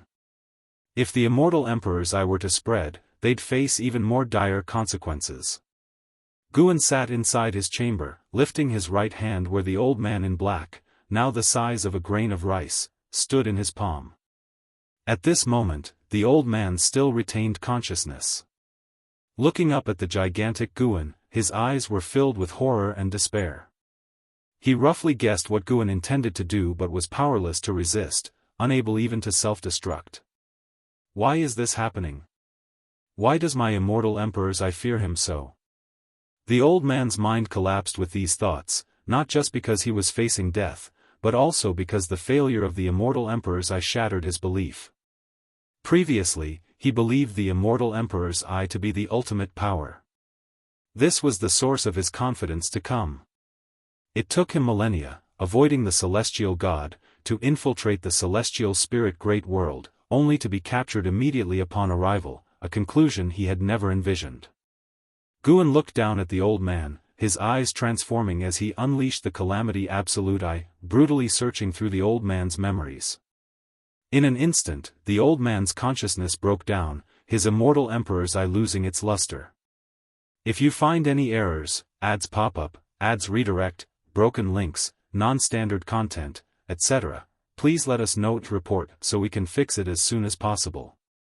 Chapter 665, Unbeaten Emperor Ancestor. This black-robed elder is the greatest supporter behind the unbeatable emperor, known as the Unbeaten Emperor Ancestor.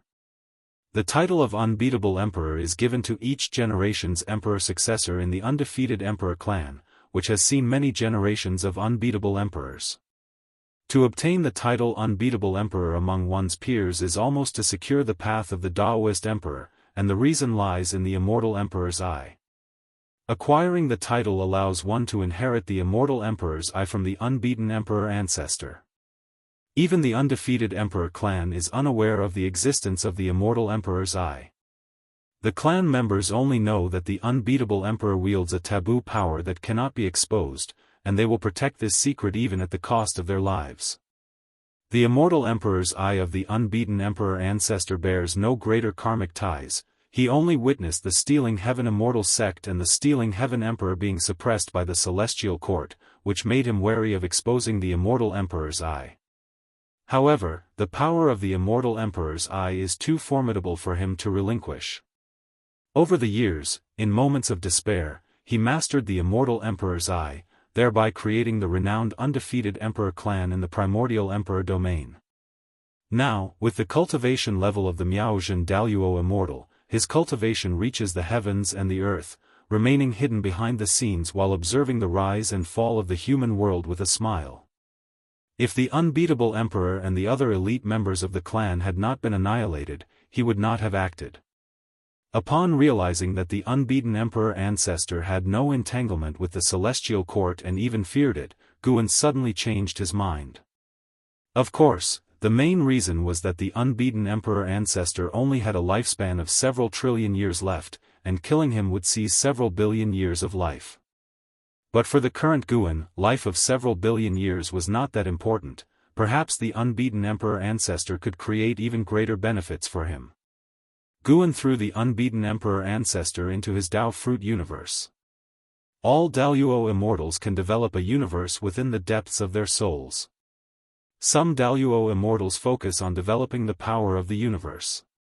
Previously, Guan tried to plant and harvest medicinal herbs in his Dao fruit universe but didn't gain life from it, so he had no interest in developing the Dao fruit universe. For him, the Dao fruit universe was more like a divine skill, used to seal enemies and store treasures. The unbeaten emperor ancestor opened his eyes and instinctively looked around, finding himself in a dark universe. Suddenly, he seemed to sense something and quickly turned his head, only to freeze, his eyes widening with disbelief. A pair of golden-red eyes stared at him in the darkness, and in front of these eyes, the unbeaten emperor ancestor felt an urge to submit. "Who are you?" the unbeaten emperor ancestor asked, his voice quivering. He could feel his immortal emperor's eye shivering in fear, an emotion he had never experienced before, intensifying his dread of the mysterious eyes ahead. Regarding the death of your descendants, you should already know the cause and effect. Do you have any grievances? Gu An's voice sounded, cold in tone. Even though the undefeated Emperor clan had its reasons, ultimately they refused to relent. Guan did not directly destroy them, he advised first, and when they refused to heed, they had to face demise. The unbeaten Emperor ancestor took a deep breath and said, "The strong vanquish the weak, what grievances could there be? I came because I did not recognize your strength surpassed mine. Before I die, I still wish to ask clearly, who exactly are you? Are these eyes of yours the immortal Emperor's eye?" Since the fall of the stealing heaven Emperor, he had never seen another pair of immortal Emperor's eyes, leading to many speculations about Gu An's identity. He even suspected Guan might be the stealing heaven Emperor. "You guessed wrong, I have no connection with the stealing heaven Emperor. Indeed, my eyes are the immortal Emperor's eye. You should be able to sense that, even as both possessors of the immortal Emperor's eye, the difference between us is significant, unrelated to cultivation level." Gu An's voice resonated, rendering the unbeaten Emperor ancestor silent, filled with a strong sense of defeat. "Do you hate the celestial court?" Gu An's inquiry awakened distant memories for the unbeaten Emperor ancestor. His immortal Emperor's eye suddenly appeared, and he gritted his teeth, saying, "Yes, at this point, I have nothing to hide. The celestial gods of the celestial court killed my wife and children. This vendetta, I will never forget for eternity." The unbeatable Emperor was generations apart from him, he held little affection for him, more of a familial duty to continue the lineage. But his wife and children were different. Even after such a long time, he could hardly suppress his hatred when he thought of them. Sar the Novelier. N.E.T. website on Google to access chapters of novels early and in the highest quality.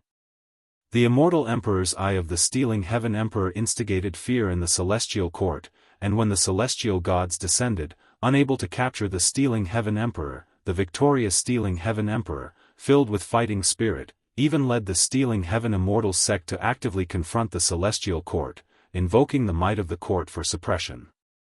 In that battle, the primordial Emperor domain was affected, leading to the tragic deaths of countless innocent beings, including the wife and children of the unbeaten Emperor ancestor. His hatred stemmed from the fact that his wife and children were not casualties of battle but were sacrificed entirely by a wounded celestial god who needed chi blood from his entire city, while he happened to be outside the city and escaped, witnessing his wife and children's souls consumed by the celestial god. During Gu An's soul search, he couldn't clearly see the heavenly court's immortal gods, but he could perceive the situation at the time, albeit the immortal gods appeared vague. Now the celestial court's immortal gods were always plotting against him. Even when the celestial spirit god suggested the strategy to ascend to immortality through meritorious deeds, he continued to guard against the celestial court. The undefeated Emperor clan was a power that could be drawn in. His absolute void eye had absolute suppression over the immortal Emperor's eye, so he did not fear betrayal from the unbeaten Emperor ancestor. "Swear your allegiance to me, and this causality shall be settled.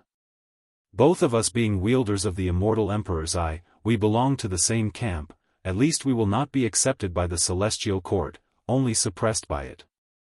Gu An's voice sounded, and the unbeaten Emperor ancestor wasn't surprised.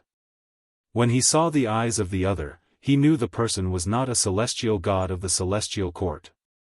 If he refused, he wouldn't just die, the entire Emperor clan might face annihilation too.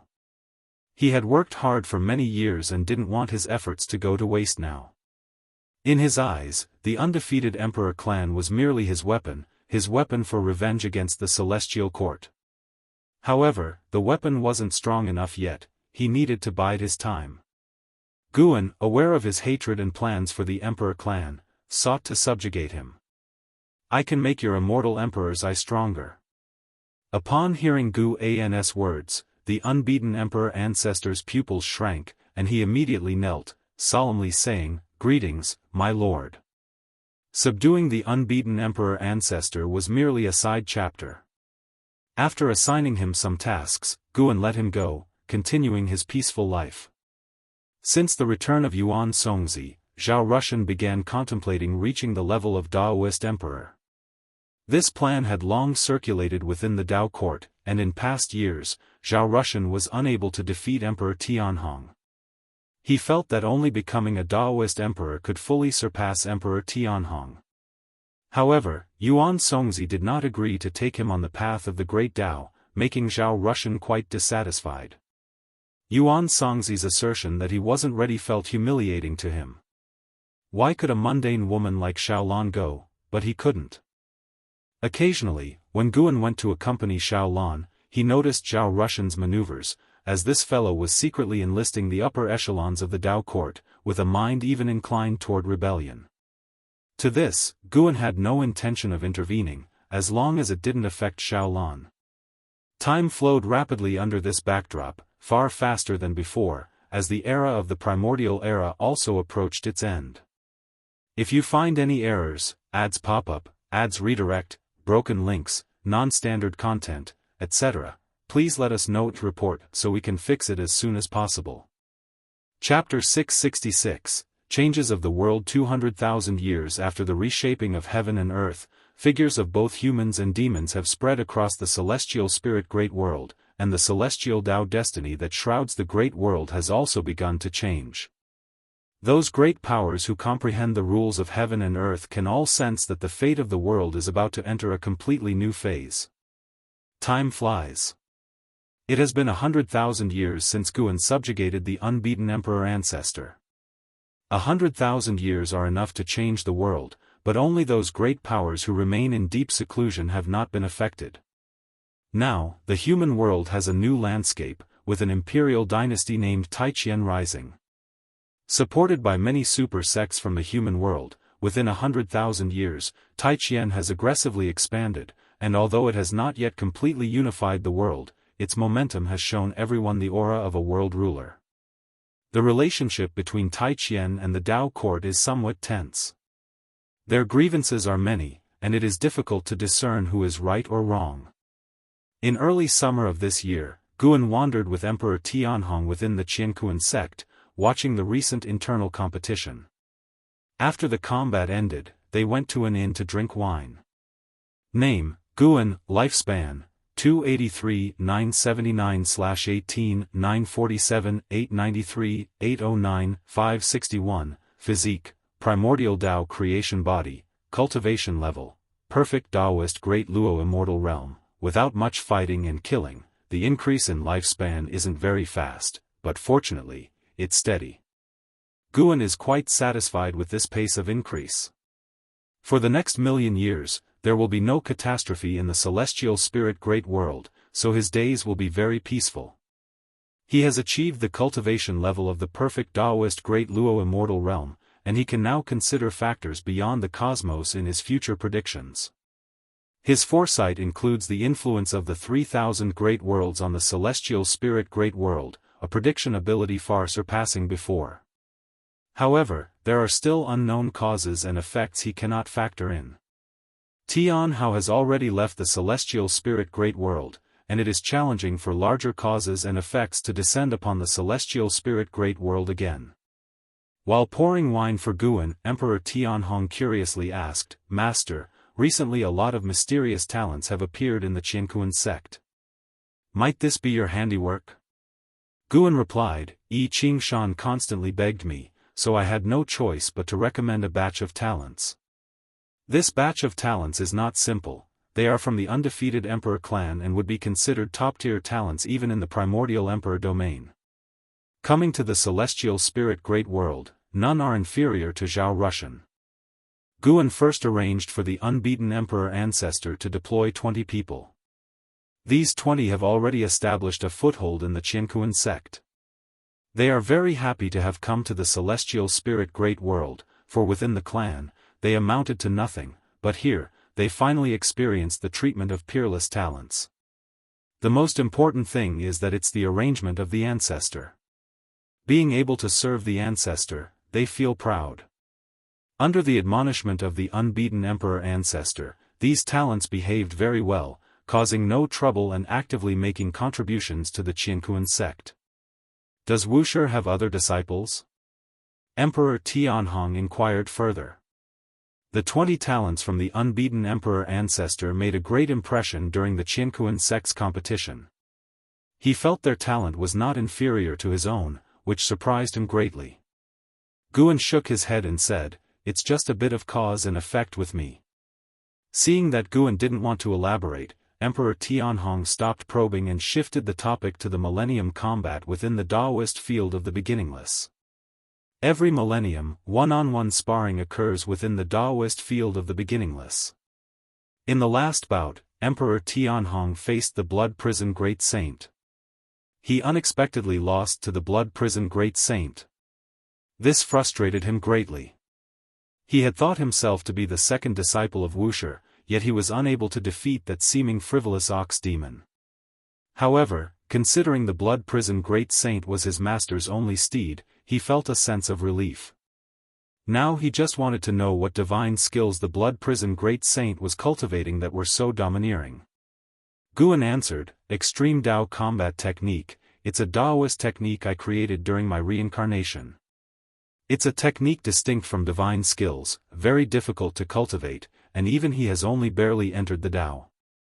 The Extreme Dao Combat Technique is a Daoist technique created by the Extreme, and among all the disciples, only the battle spirit of the Blood Prison Great Saint is qualified to cultivate the Extreme Dao Combat Technique." Hearing this, Emperor Tianhong mused deeply. He found that his master had many inheritances, and each disciple cultivated different paths, with no repetition, so he dared not ask his master to teach him the Extreme Dao Combat Technique. He believed the Daoist technique passed to him by his master was not weak, only he had yet to reach the grand achievement to unleash its true power. "After this internal competition ends, do me a favor by going down the mountain to Taichien, find someone and teach him the method of cultivating immortality, and give him a new name, Tai." Guan looked at the street outside the window and said softly. As he spoke, he handed Emperor Tianhong a jade pendant, which would guide Emperor Tianhong to find that person. Emperor Tianhong took the jade pendant and asked, "To what extent should I teach him, and do I need to bring him back?" Guan replied, "It's up to you, at least ensure he has the power to defend himself. There's no need to bring him back, nor should you take him as a disciple or reveal the name of Wuxia." This instruction made Emperor Tianhong even more interested in that person. The internal competition of the Jianghu sect will last several months, as the sect's establishment is vast, with many talented disciples participating.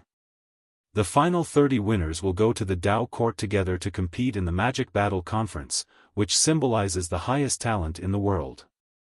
The Millennial Heavenly Pride Magic Battle Conference is regarded as the most premier event between heaven and earth, and the rivalry of talents will bring unimaginable benefits to the sects backing them. It is truly a case of one person achieving Dao, elevating everything related to them.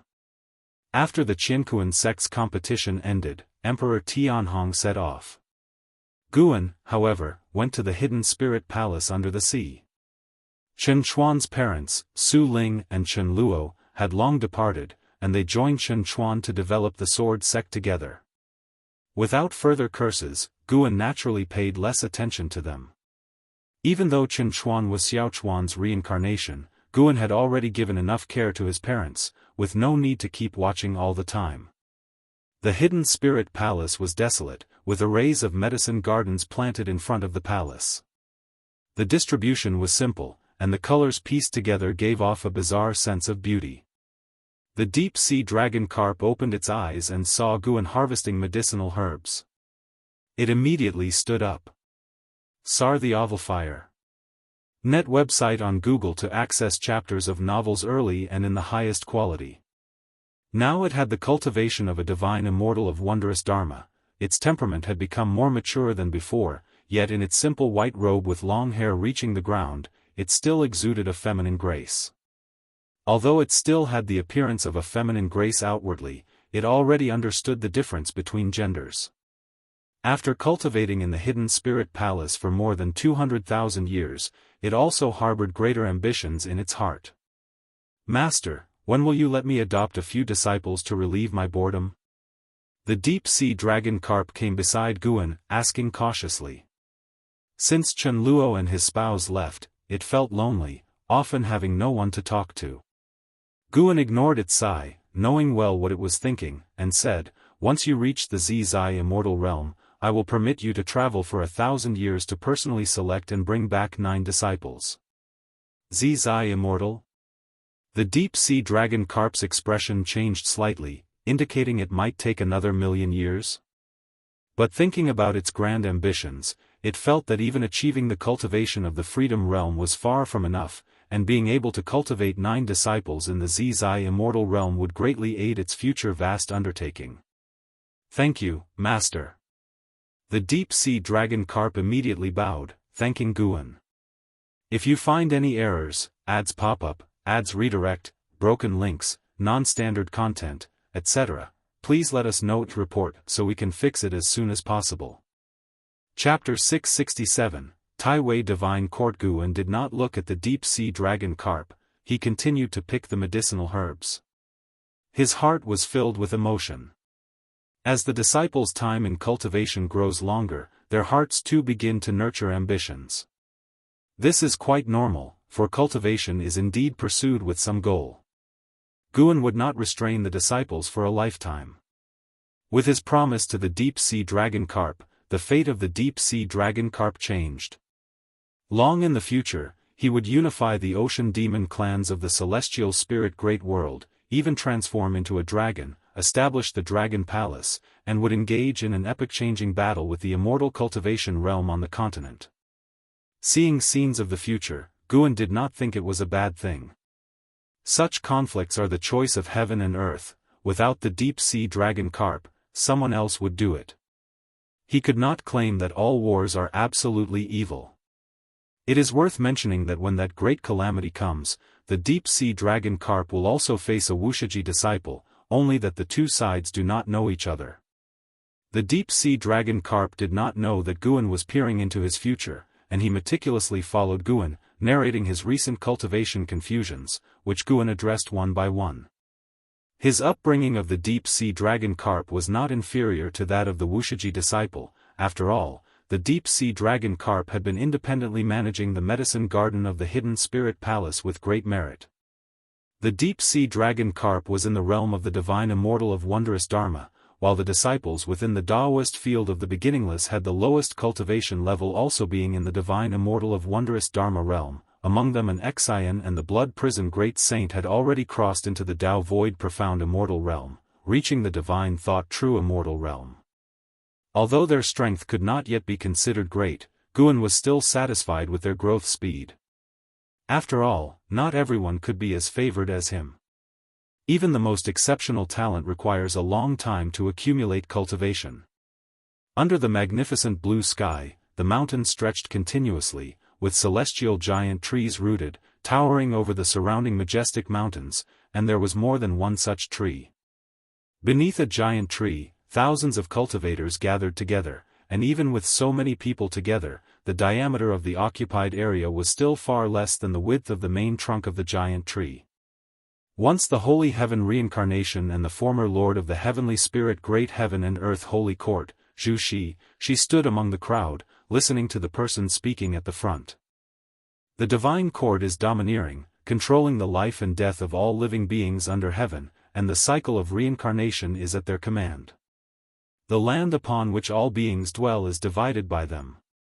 Those expelled by the Divine Court must leave the Taiwei Great World, but outside the Taiwei Great World lies a dark forbidden zone, with countless evil demons and ghosts lurking, waiting to swallow living spirits. We, imprisoned here, have nothing to await but exile. Zhu Shi, wearing a blue and white form-fitting robe, with her hair tied casually, exuded a demeanor of a chivalrous lady from the martial world. Listening to the speech, her thoughts drifted away, a wry smile appearing on her face. She was originally venturing in another great world.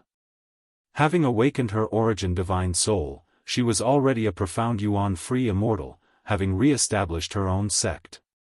Due to sectarian struggles, she was jointly targeted by the local major sections.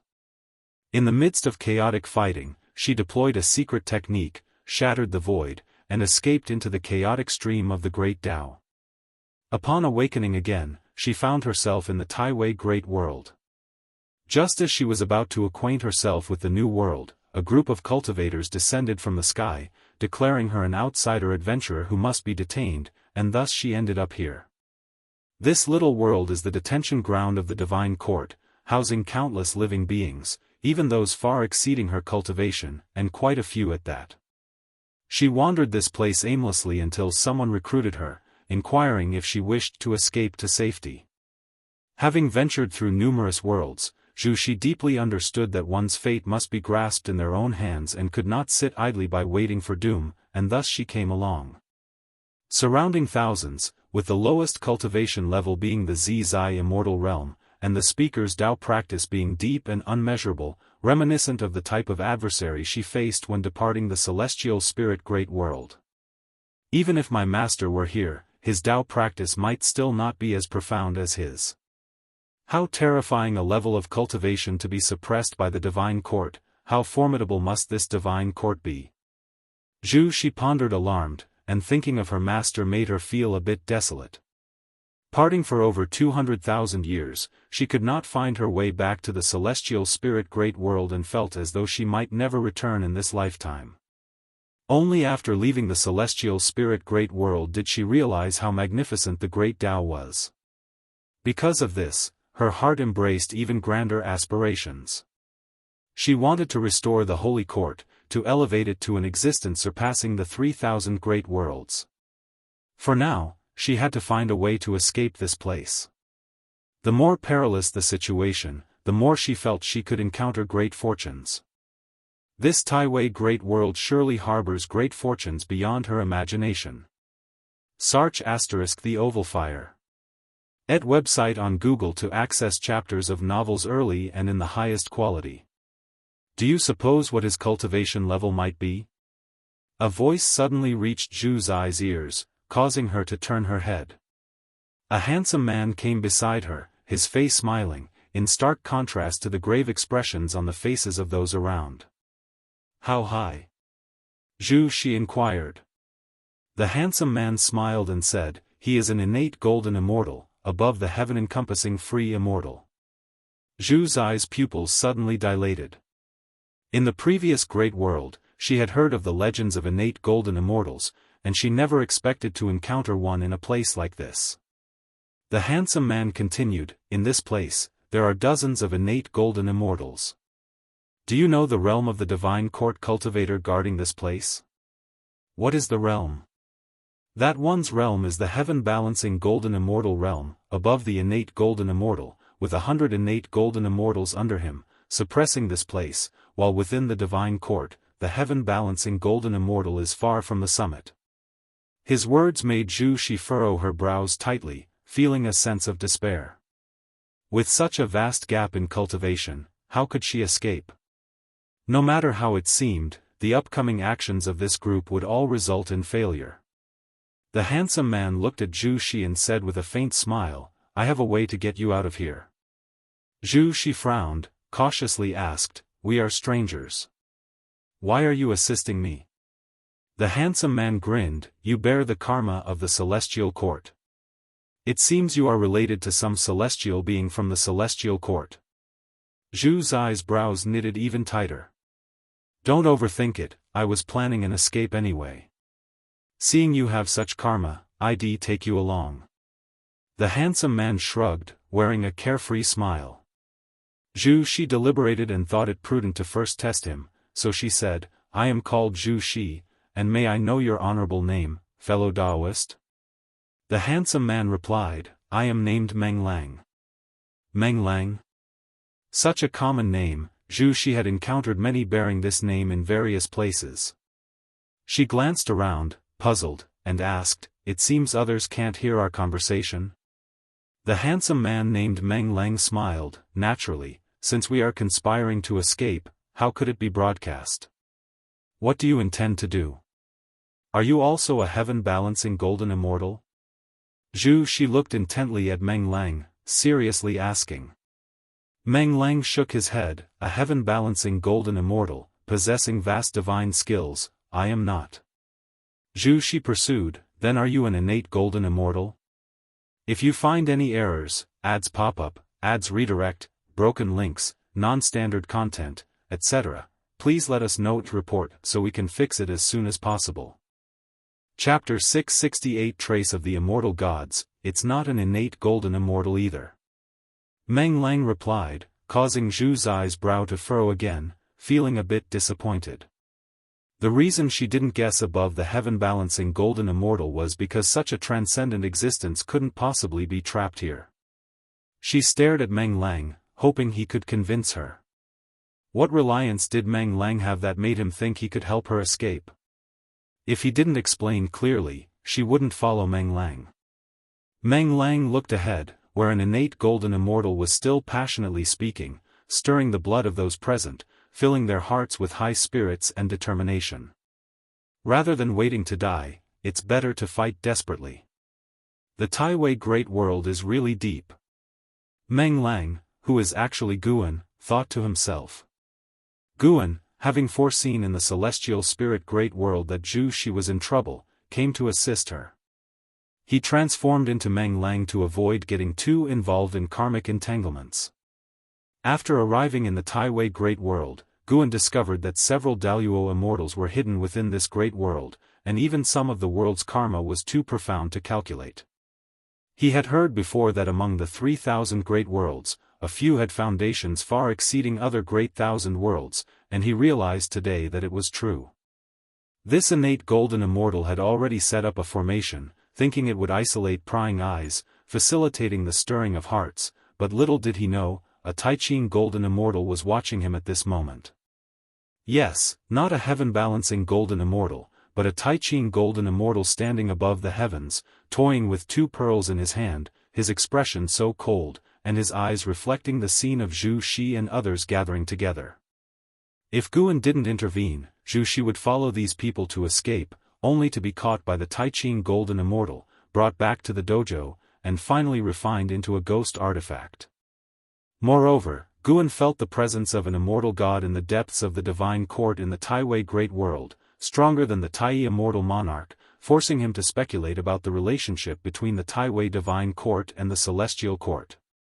If you don't make it clear, I can't go with you. Who exactly are you, and what backing do you have to help me? Zhu Zai's voice interrupted Guan's thoughts. Guan smiled and said, don't ask so much, just watch. Zhu Shi frowned upon hearing this. Just as she was about to say more, the speaking innate golden immortal suddenly burst forth with a strong momentum, drawing her attention. Everyone, once the escape plan is confirmed, it should not be delayed. We can kill our way out right now. I will open up a tunnel, but it's uncertain where this tunnel will lead. Most likely, it will lead inside the divine court, and we'll have to improvise afterward. The innate golden immortal said while casting spells, drawing circles with his hands, and a black hole appeared in front of him, rapidly expanding, surrounded by intertwining time-space lightning, its darkness making one shiver, appearing so terrifying. Once the black hole stabilized, he entered it first, followed closely by others. Some hesitated, but seeing those ahead entering, they gritted their teeth and followed. Zhu Shi was about to ask Guan, only to see Guan follow too. This made her feel absurd. Was this person's plan to follow these people? Then what was the meaning of everything he said before? Without him, she would have followed too. Zhu Shi cursed a few words in her heart and also chose to follow. She came behind Guan, staring at his back with an unfriendly look. If looks could kill, Guan would probably have turned to dust by now. The two stepped into the black hole one after the other. As soon as they entered the black hole, Zhu Zai's vision was swallowed by darkness, and even her divine sense couldn't see, but fortunately, she could feel the surge of spiritual energy, and she could also hear Guan's footsteps ahead. Is this your plan? Without you, I would have followed him. Zhu Shi said through gritted teeth, her tone very displeased. Guan's voice followed, the real trouble starts after we get out. Without me, you will undoubtedly die. These words left Zhu Shi uncertain and apprehensive. she could only hold her confusion in check and remain vigilant. She didn't completely trust the leading innate golden immortal either, just had no choice but to follow under such desperation. They moved quickly, and Zhu Shi clearly felt the spiritual energy along the way growing richer. This indicated they were getting closer to the exit. Zhu Shi grew more nervous, beginning to imagine what they might encounter after escaping. A while later, light finally appeared ahead, and Zhu Shi heard the voices of the people around her, most of whom felt pleasantly surprised, not expecting to truly escape that suppressed place. As the light in front grew brighter, Zhu Shi gradually saw Gu An's back. For some reason, she felt a sense of déjà vu, as if she had seen this person's back somewhere before. Soon, she followed Guan into a bright light, her divine sense instantly recovered. She sensed the people ahead stopping all at once, and she also halted her steps. She opened her eyes and looked ahead, her face instantly freezing. Not just her, the other escaping individuals also looked forward in disbelief. Ahead was a vast and boundless forest, like another world, only everyone's gaze was focused above the forest. Above the sea of clouds, countless figures in purple armor stood on the clouds, each holding a divine weapon. Sweeping the eye over them, one couldn't count how many there were. The vast army exuded a suppressive momentum. The leading innate golden immortal's face turned ashen, as if he hadn't expected so many enemies waiting outside. Your Highness, you are the crown prince of the divine court. Why commit treason? A voice rang out across the heavens, causing a commotion among the escapees, who hadn't expected this innate golden immortal to be the crown prince of the divine court. Zhu Shi frowned deeply, feeling only dread. Clearly, she had been swept up in a larger karma, where if she hadn't been incited earlier and stayed in the place of guardianship, she wouldn't be facing such trouble now. The innate golden immortal took a deep breath, stepped forward, and shouted loudly, General Zhu, you are the eternal divine general of the divine court, protecting the great world many times, and all living beings revere you. But now the divine court has become a lapdog of the immortal gods. In the last 1,000,000 years, how many innocent lives have been lost to the divine court's offerings to the immortal gods? Can you really remain indifferent? That immortal god is insatiable, enlarging ambition step by step, and one day will set eyes on the foundation of our divine court.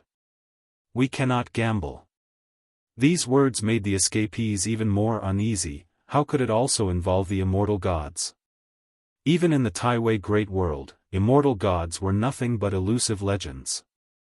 They, like Zhu Shi, felt things had become extremely perilous, involving the crown prince of the divine court and the immortal gods, meaning what awaited them was likely an irreversible disaster.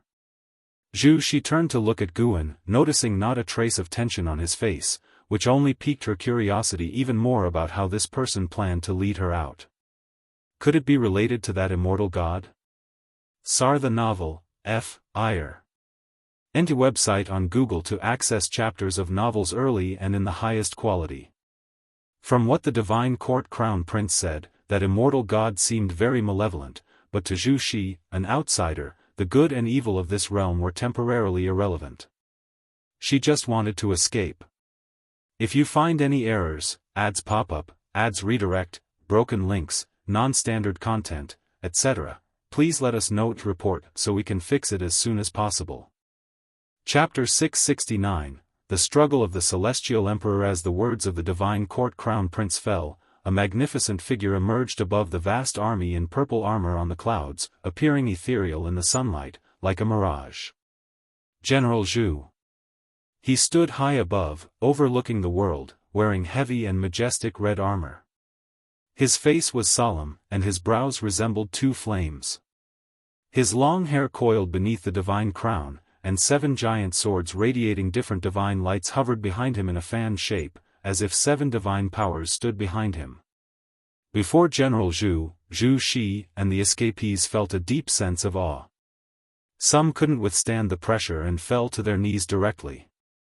General Zhu's right hand was half raised, playing with 2 beads in his palm, like 2 stars squeezing together, shaking the soul. Crown Prince, how dare you slander the immortal gods and question the divine court? If His Majesty knew this, imagine his heartbreak.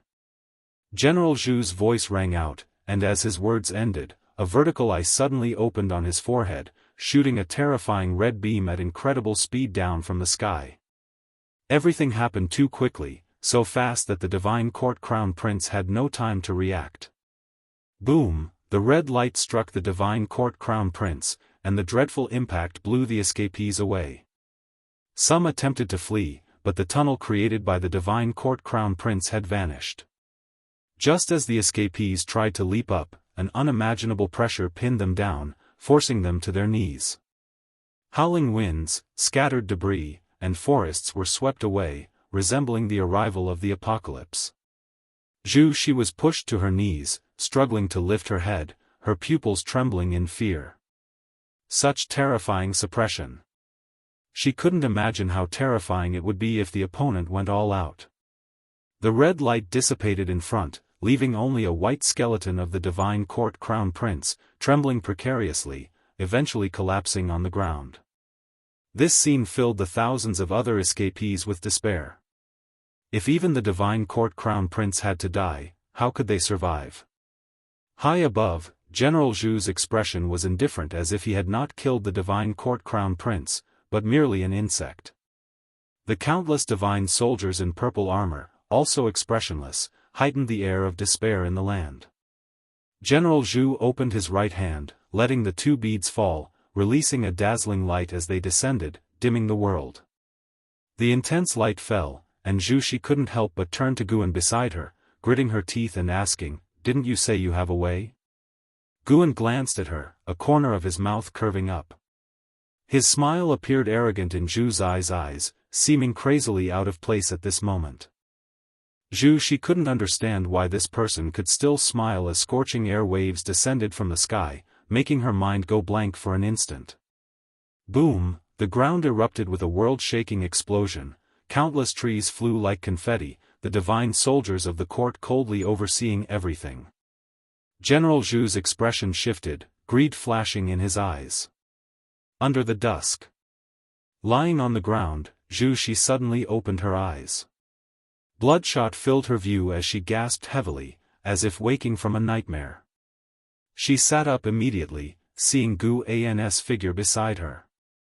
Guan sat on a nearby empty ground, a fire burning in front of him, holding a mirror in his hand, as if admiring his reflection.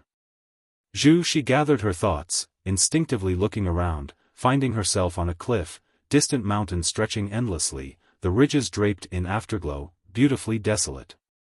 Did we escape? She looked at Guan, asking nervously. Guan gazed at the seven-star mirror in his hand, saying, "Yes, we escaped, but we're still in the Taiwei Great World." The seven-star mirror, after his modifications, was now a Dao treasure, reflecting images of the human world in the Taiwei Great World on its surface as he spied on it.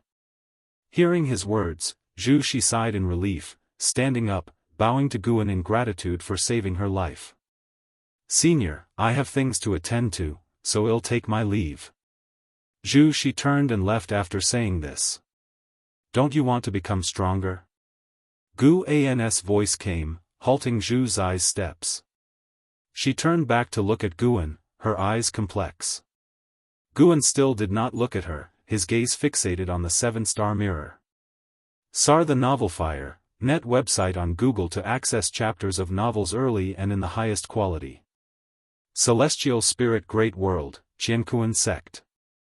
In the early morning, Guan and the celestial spirit god walked down the street, appearing to be strolling, yet discussing grand matters of the great thousand world. "I learned from my dear friend that the atmosphere in the celestial court is strange, reportedly involving the struggle for the celestial emperor's position, with countless unimaginable forces scheming secretly, even reaching the celestial god level." The celestial spirit god said gravely, under Guan's suggestion, he began to deepen relations with other celestial gods, with his mentioned dear friend coming from the misty immortal court. Guan, browsing the roadside stalls, asked, "Does it involve Tian Hao?" Previously, the Tai Immortal Monarch and Profound Star Immortal Monarch seemed to have targeted him. The celestial spirit god shook his head, saying, "Even in his past life, Tianhao was far from capable of competing for the Celestial Emperor's position. Not to mention him, even immortal monarchs are infinitely distant in rank from the Celestial Emperor, and this struggle won't erupt immediately. It is likely to simmer for a long time, eventually affecting even the Great Thousand Worlds. Though not very knowledgeable about the Celestial Court, he knew what the Celestial Emperor symbolized. It was the highest position and power, representing the strongest of the heavenly Tao.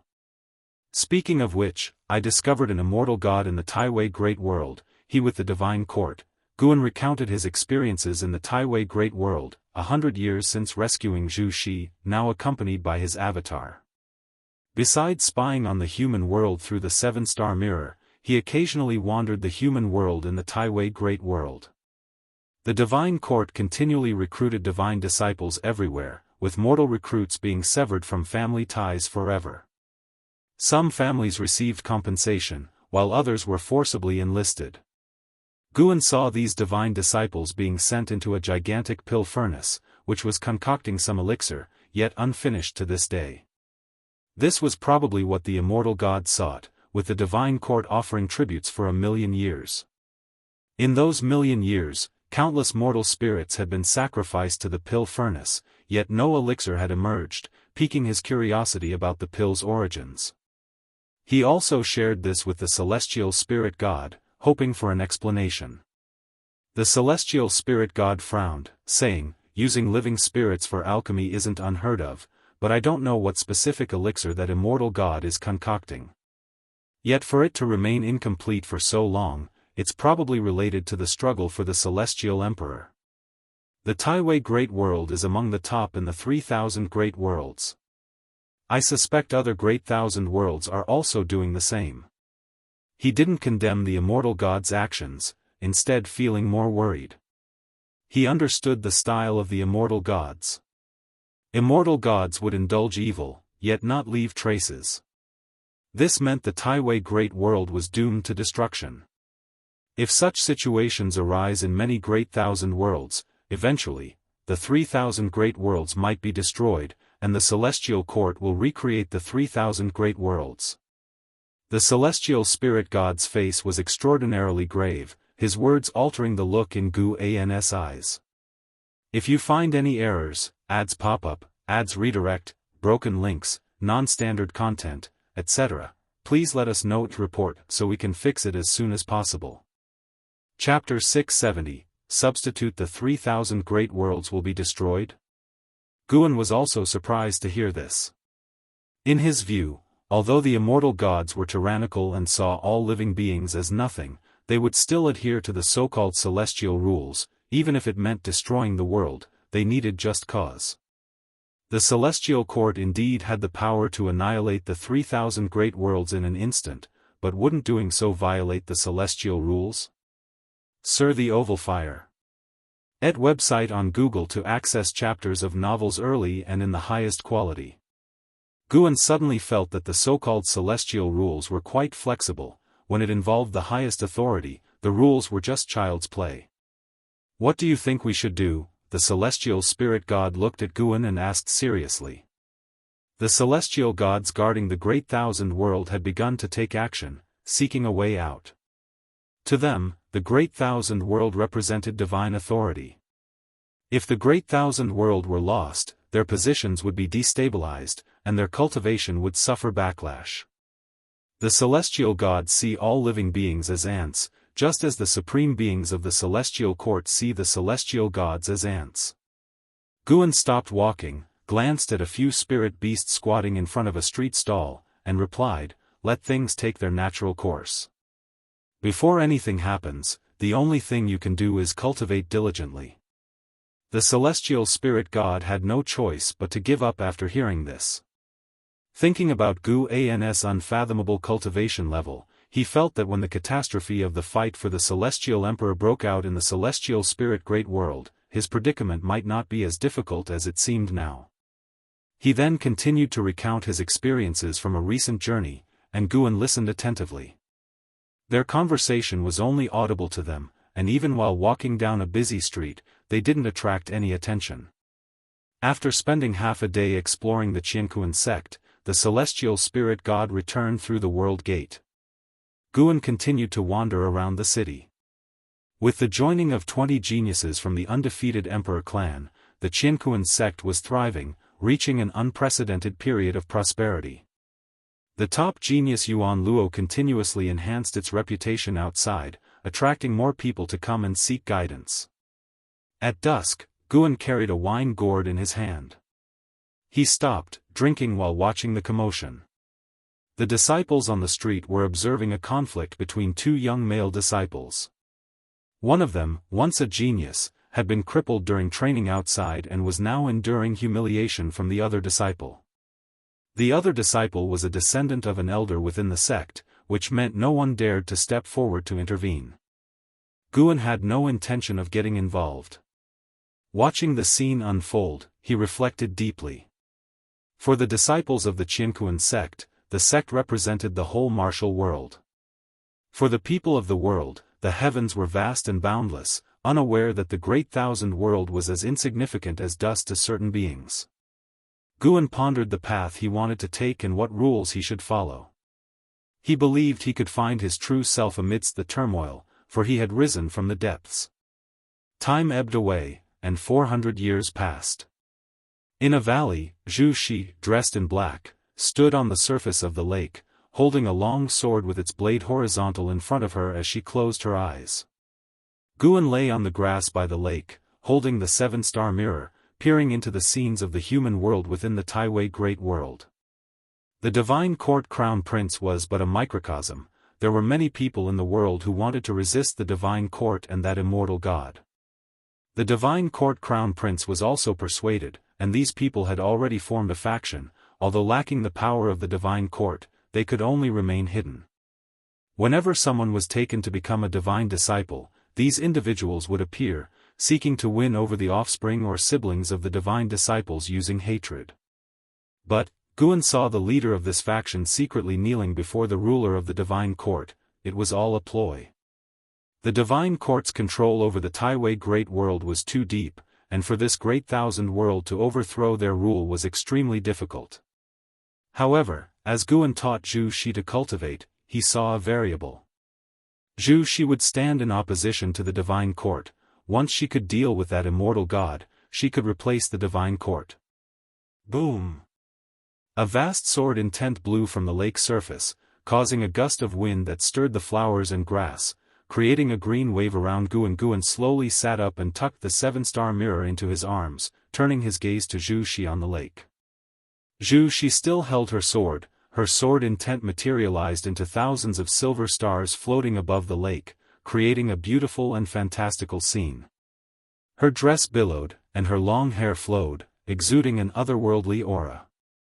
Finally entered the Tao, did you? This speed truly deserves the saint heavenly aptitude. Guan thought to himself silently. Zhu Zai's previous life was as Xingtian, unrivaled and symbolic of the strongest talent in one great thousand world. The sword intent Zhu Shi comprehended was precisely the Sacred Heart Sword Tao.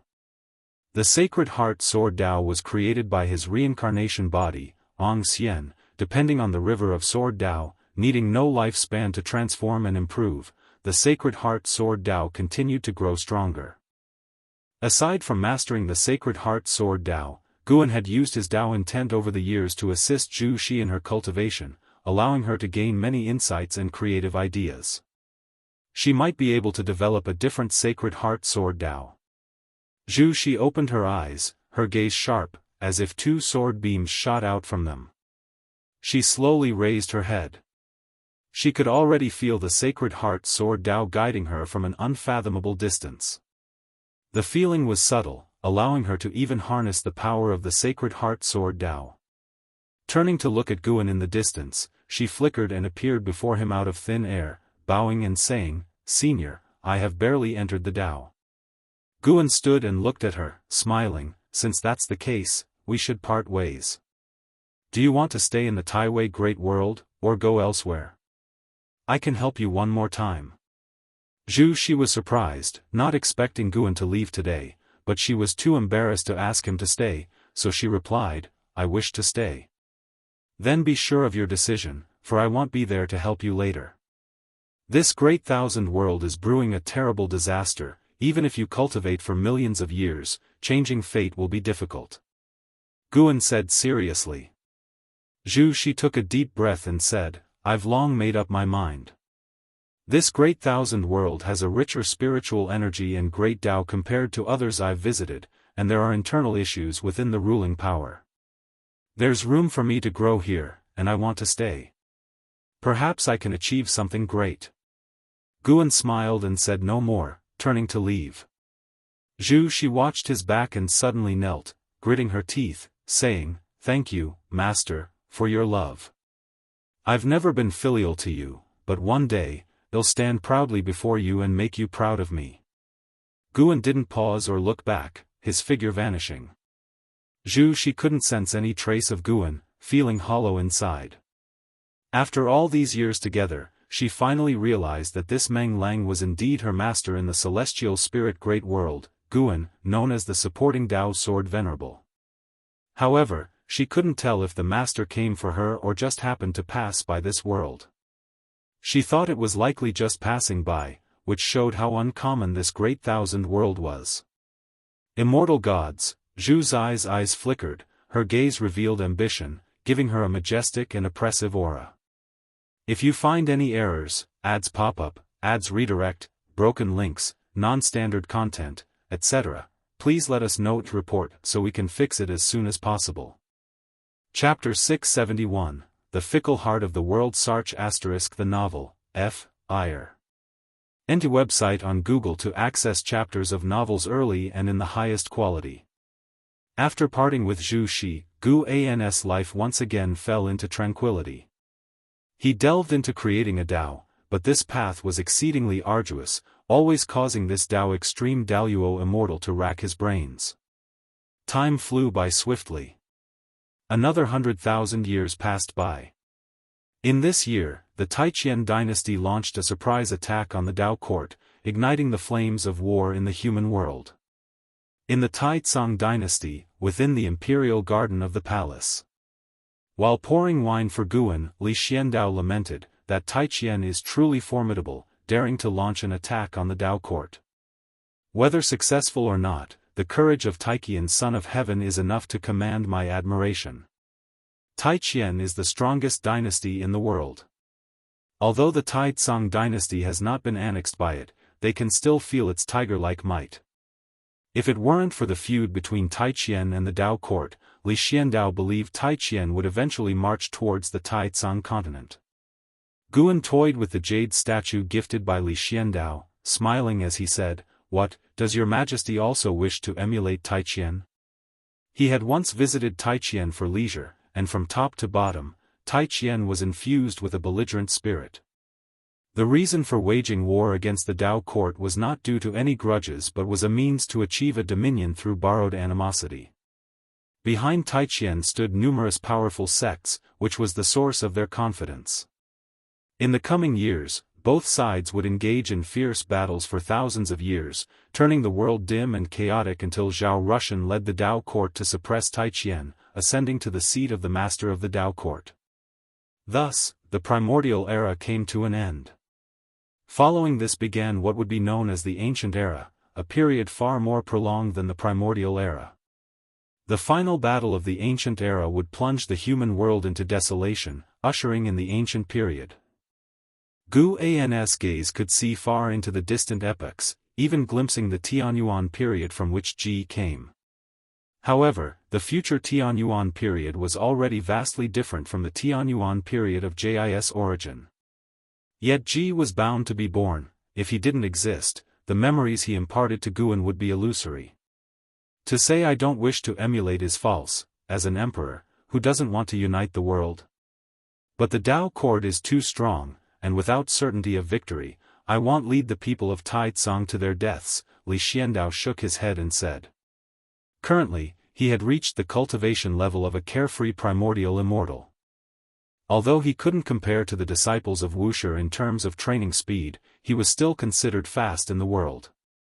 The two talked about worldly matters, occasionally mentioning Liya, Yang Jian, Long Teng, and others. Nowadays, the person Li Xiandao valued most wasn't Yang Jian or the prince, but Long Teng.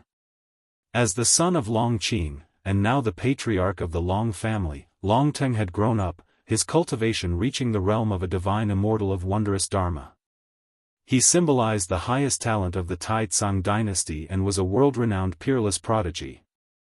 Li Xiandao curiously asked, "By the way, I've always wanted to ask, Long Teng's cultivation speed is getting faster and faster.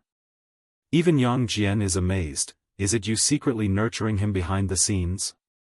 A divine immortal of wondrous dharma, being the 6th level of the immortal Tao, can roam the outer heaven. Reaching the realm of a divine immortal of wondrous dharma before 1,000,000 years old is a once-in-billion talent. Guan raised his wine cup, smiling, "See through it but don't reveal it." He did indeed quite like Long Teng. Often, he would transform into someone else to be near Long Teng. For Long Teng to have reached today was largely thanks to his Tao intent. When Long Teng cultivated, his Tao intent would envelop him, aiding in his enlightenment. Regarding this, Long Teng was still unaware. In fact, though Guan's Tao intent could assist others, it was more about giving them a gentle push. If Long Teng had extremely mediocre comprehension, even if he used Tao intent daily to assist, he wouldn't have nurtured him to his current achievements. Li Xiandao, upon hearing this, grew even happier and started inviting for more wine. The two drank for a full 2 hours before Guan finally took his leave. Watching Guan's departing figure, Li Xiandao couldn't help but ask, "Guan, how much longer can such days last?" 100,000 years to him was extremely long, especially since he was an emperor, facing far more partings than ordinary people. He had even seen off many descendants, with the court's ministers changing batch after batch. Only when facing Guan would his heart calm down, feeling that some things could not be erased by time. The most heartless place is the house of royalty, and Li Xiandao had thoroughly become a lonely soul. Guan raised the jade statue in his hand, saying, "Until you grow weary of it." Watching him suddenly disappear, Li Xiandao couldn't help but shake his head and smile, softly murmuring to himself, "How could I ever grow weary?" His expression gradually became complex. He didn't stand up, continuing to sit at the wine table, lost in thought. After leaving the Taizong dynasty, Guan appeared above the sea of clouds, strolling forward. The human heart is ever-changing ultimately. Guan sighed. As for Li Zuando's life, he did not wish to interfere too much. Li Xiandao had been emperor for too long. When the expansion of the Taizong dynasty halted, internal conflicts would break out. He had once executed rebellious royal family members, which increasingly distanced him from the royal family. Meanwhile, Li Ye and Li Lingtian had long roamed the world, never returning. When Guan didn't find him, he would always stay in the bedchamber or the imperial study, either cultivating or reading. Not only Li Xiandao, but other old friends also faced life's predicaments, which were more mental than situational. The path of immortal cultivation is long. When one cannot break through year after year, the fighting spirit weakens, and the thoughts become chaotic. Ambitions and emotions intertwined were as complex and uncontrollable as hearts in the mortal world. Even for them, Guan occasionally felt restless, particularly when his path of creating a Tao was not going smoothly. For this reason, Guan liked to travel across the world, visiting major sects and imperial dynasties. The diverse beings always helped to quickly calm his Tao heart. The reason for finding Li Xiandao to drink today was because his path of creating a Tao finally showed progress, and he was in high spirits, seeking a friend to drink with.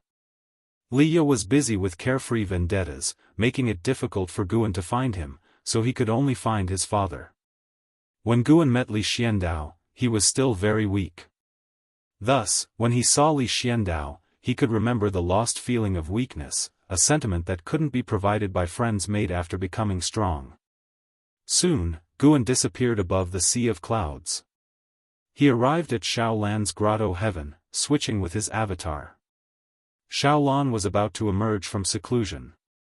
Since returning from the path of the Great Tao, her cultivation growth had slowed. Even after being in seclusion for 100,000 years, there was no hope of a breakthrough, which made her heart quite agitated. "Brother Gu." The voice arrived before the person. Guan, who was admiring the flowers and grass, was about to turn when Xiaolan pounced on him. Xiaolan, without a word, attempted to kiss him and strip his clothes. Although only the two of them were in the grotto heaven, such roughness was unprecedented for Guan. Several days later, Xiaolan stood up from the grass, tidied her clothes, looked into the distance, and sighed, "Brother Gu, I suddenly feel I'm not a true genius, as I'm starting to encounter bottlenecks too." Guan stood up with her, gazing at her profile, and asked, "How about we spar a bit?" Xiaolan turned to look at him, and slightly shook her head. "Brother Gu, I don't need to regain confidence by defeating you. Even if I beat you many times, my Dao practice would not grow because of it," Xiaolan said, a nostalgic look crossing her face. If battling powerful enemies on the path of the great Dao, when the fight ended, the Dao spiritual qi would surge in her, allowing her to rapidly increase her cultivation level in a short time. That feeling was truly wonderful, and she still yearned for it. "Who said I want to lose to you?" Gu An's voice interrupted Xiaolan's thoughts, causing her to meet his gaze. Xiaolan was stunned. It was the first time she had seen Gu An's expression so serious. She pouted slightly. "What, do you want me to go easy on you?" Guan stared at her, whispering, "Even if you give it your all, you can't possibly beat me. If you find any errors, ads pop up, ads redirect, broken links, non-standard content, etc., please let us know to report so we can fix it as soon as possible."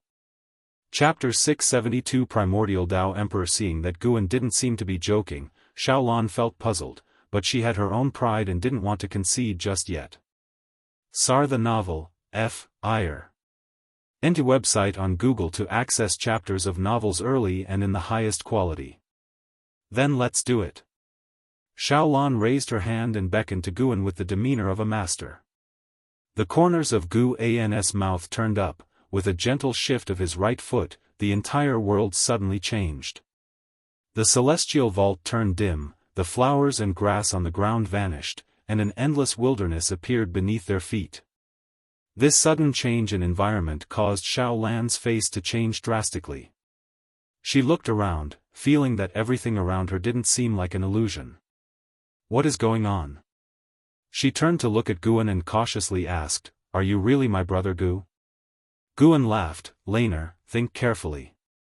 Are you really sure about my origins? Since you became sensible, I have been at the Shao Manor. Before coming to the Shao Manor, did you know who I was? Who are you?" As she listened to Guan, the uneasiness in Xiaolan's heart disappeared. As long as Guan was still him, she wouldn't be afraid. Guan drew out the Cyan Hong sword, gripping the sword scabbard, and said, "First show me your full strength." A gleam flashed in Xiaolan's eyes, and her figure flickered.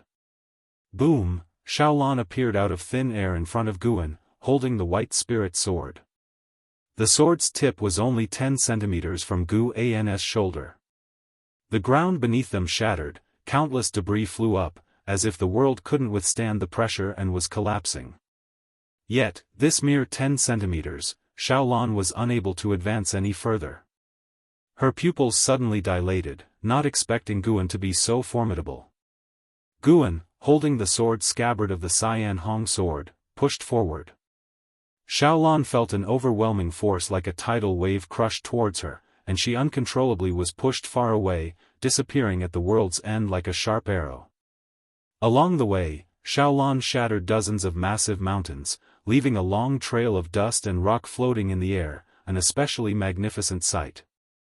Xiaolan quickly emerged from the swirling dust, not looking the least bit disheveled. Around her was visible qi force, her eyes filled with fear as she looked in Gu An's direction. At that moment, she had a terrifying feeling as if facing death. The earth and mountains quaked violently, raising a dust storm that covered the sky. Amidst the vast dust waves was a figure rapidly ascending. Unmistakably Guan. Xiaolan could feel Gu An's gaze. She no longer cared why Guan was so powerful. She immediately raised her sword, and soared intent sword to the sky, sword shadows appearing around her, rapidly increasing and expanding their range. In the blink of an eye, the sword shadows covered thousands of miles around. An endless sea of sword shadows rose along with Xiao Lan's sword, resembling a cluster of stars heading toward the cosmos. The sword chi formed tails like the rise of auroras, splendid to the extreme. Xiao Lan swung her sword at Guan, and the sword shadows from all directions followed suit. Every sword shadow unleashed sword chi that shook heaven and earth, unstoppable. The ground trembled, the celestial vault ripped apart. In this overwhelming sword chi, everything appeared fragile. Guan did not use any divine skills, he flew straight toward Xiao Lan. Speed increased dramatically. Like a bolt of lightning, tearing through the sea of sword chi between heaven and earth, making it seem as though the celestial vault was split in two. Clang! Xiao Lan's white spirit sword blocked Guan's sword scabbard, and at that moment, she felt her chi blood surging, extremely uncomfortable. She looked at Guan and found his expression so indifferent, his eyes devoid of any emotion. Such an expression deeply provoked Xiao Lan. She leapt, disappearing in front of Guan, and reappeared behind him. Xiao Lan summoned 72 large flags, quickly surrounding Guan. Almost instantly, a formation was set, and thousands of thunders erupted, intertwining around Guan. Guan slowly turned around, and as soon as the lightning was about to touch him, it vanished directly, creating an unapproachable area around him. Xiao Lan's expression changed slightly. She stored the white spirit sword into her storage pouch and cast spells with both hands. The lightning changed color, transforming into purple thunder like dragons or snakes, crazily attacking Guan. The formation's light also surged, illuminating the entire world. Is this all you can do? Guan's voice echoed, causing the fighting spirit in Xiao Lan's eyes to surge. Boom! Boom! Boom! The world roared, the land continuously shattered, rocks soaring into the sky, and the dim celestial vault began to warp, seemingly unable to bear such a massive battle. An hour later. Amidst the ruins. Xiao Lan half knelt on a large rock, one hand gripping the white spirit sword to support her body. Her hair was disheveled, her robes torn and dirty, looking extremely bedraggled. She struggled to lift her eyes and saw Guan descending from the sky, hovering in front of her. In comparison, Guan seemed untouched by the battle. There wasn't a speck of dust on him, nor any sweat or bloodstains on his face. How is my strength? Guan asked. Xiao Lan pouted, very strong, I can't beat you. After the shock, she felt somewhat aggrieved. A few days ago, everything was so sweet, yet today he was so stern. Guan smiled and said, as long as you can defeat me, you can become a Daoist emperor. I can teach you cultivation. Upon hearing this, Xiao Lan looked at him, struggled to stand up, and asked, have you been to the path of the great Tao? I've been there. Then why did you pretend to be so curious when I talked to you about the path of the great Tao before?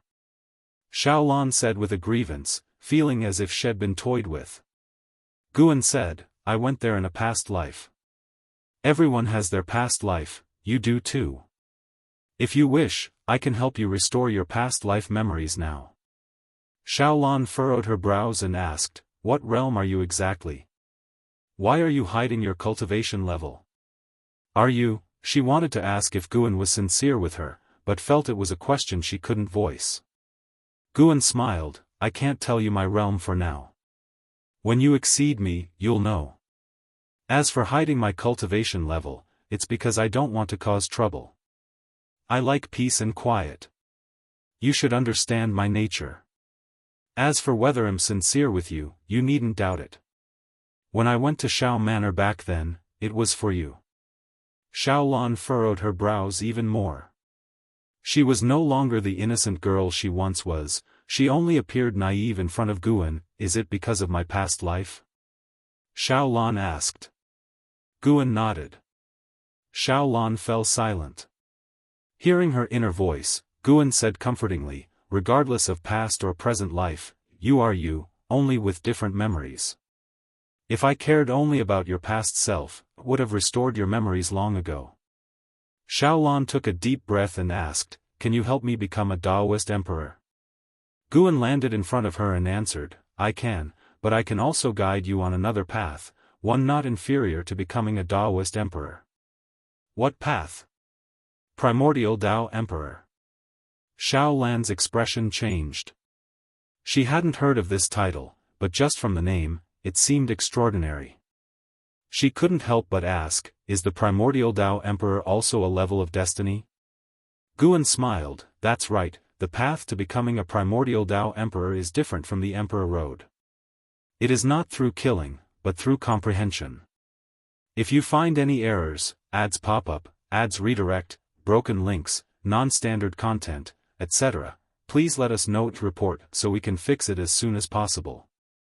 Chapter 673, The Legend of the Emperor of Eternal Life. If I become the Primordial Dao Emperor, can I defeat the Daoist Emperor? Xiaolan asked the question she was most concerned about. In the years of roaming on the path of the Great Tao, she had witnessed too many prodigies, all of whom were merely competitors of the Daoist Emperor. She couldn't imagine how truly powerful the Daoist Emperor was. Guan replied, "Whether it's the Daoist Emperor or the Primordial Dao Emperor, it's just a boost of destiny. None is absolutely stronger, but becoming the Primordial Dao Emperor, your future will be limitless." This wasn't just idle talk from him. The Primordial Dao Emperor was a path he had forged, and he could use his power to grow infinitely stronger. Sooner or later, the Primordial Dao Emperor would surpass the Daoist Emperor. Becoming the Primordial Dao Emperor would not only evoke Gu An's power of the Great Tao but also allow enlightenment in Gu An's Tao.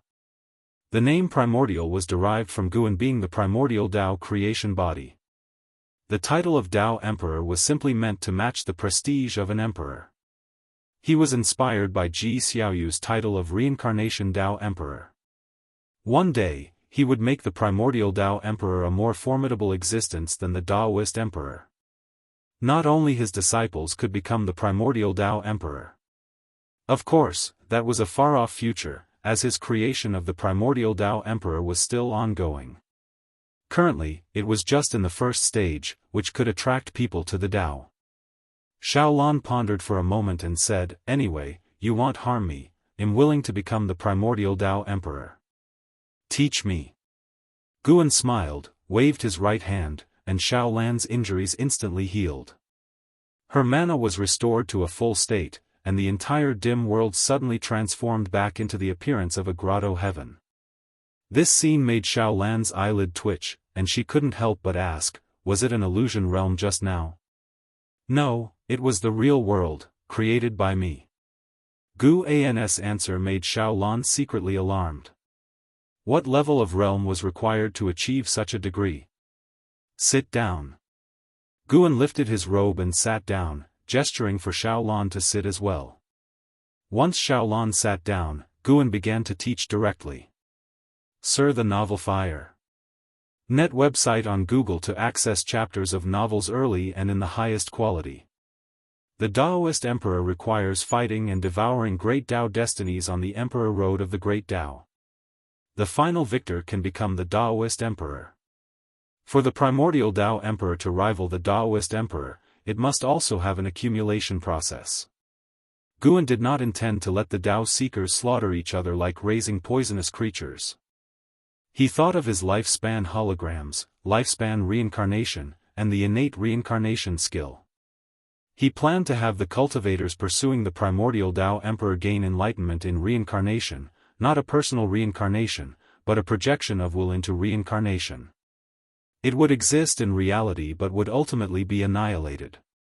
It wouldn't disturb the Great Tao but could absorb its true essence. With this direction, he could better perfect it going forward. Xiaolan soon became engrossed in Gu An's teachings.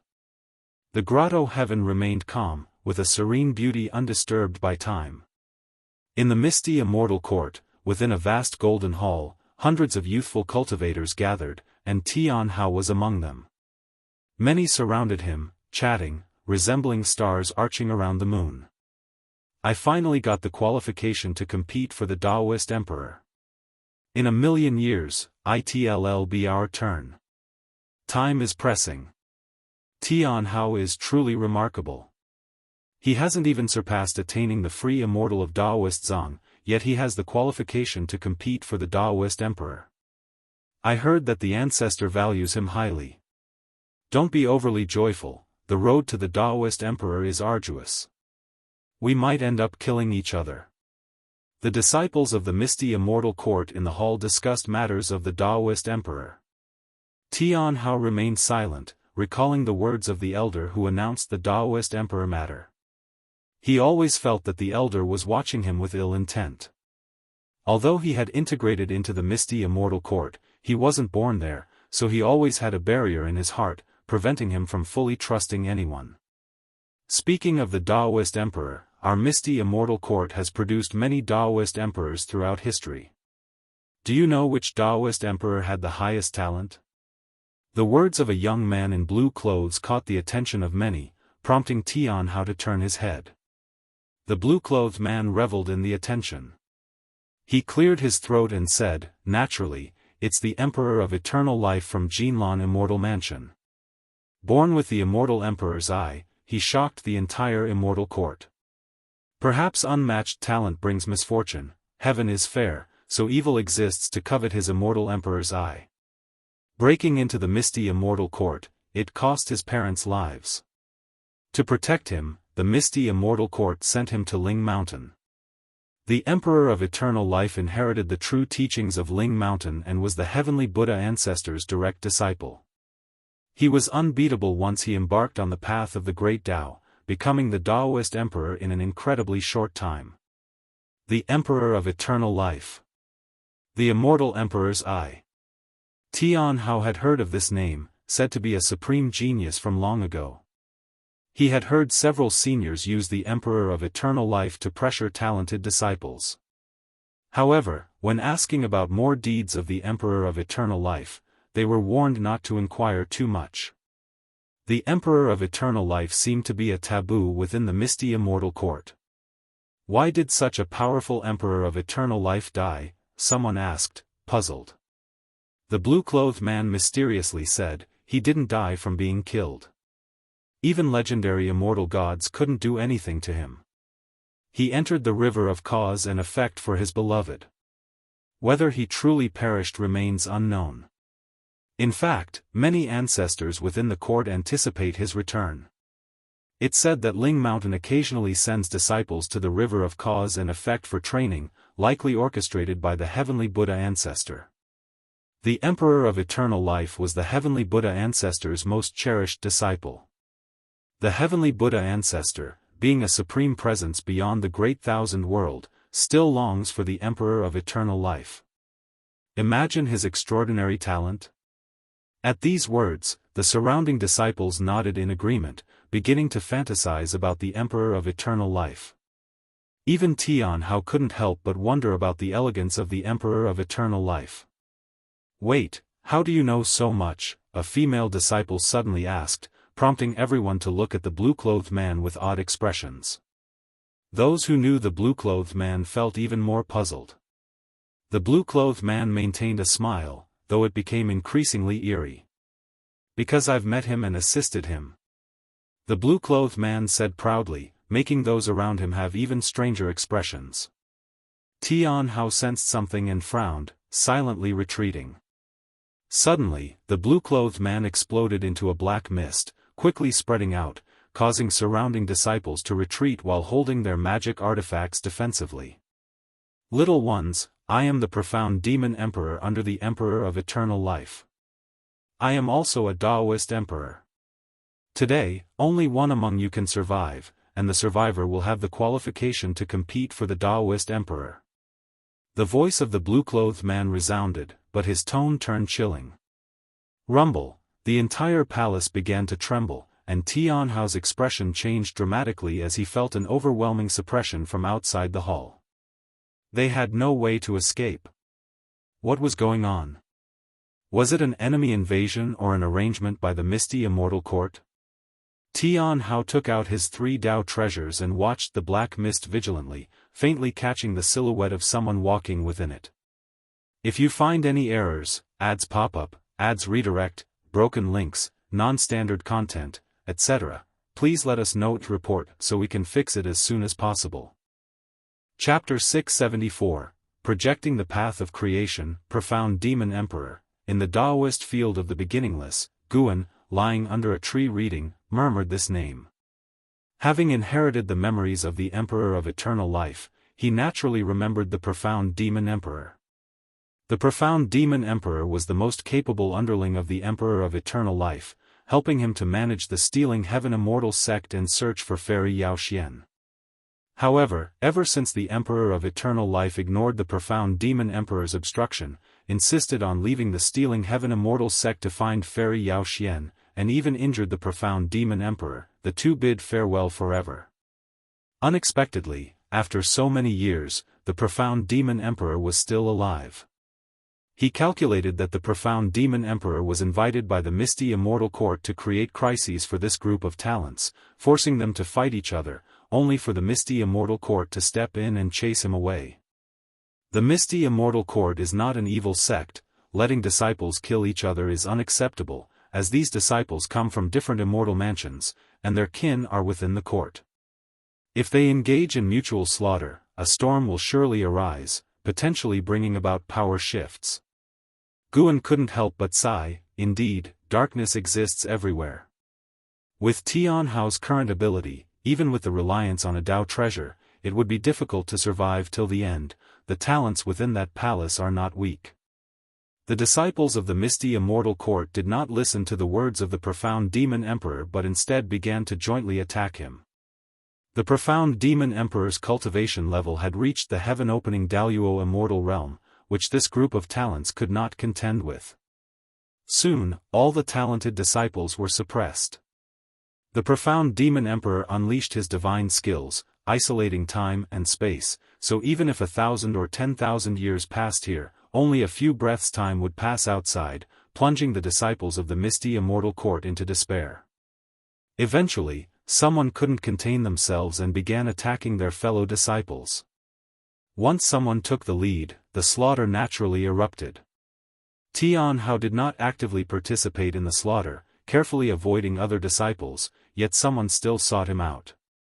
The Misty Immortal Court seemed to receive some kind of stimulus, intensifying the cultivation of its disciples, wishing to nurture combat power more swiftly.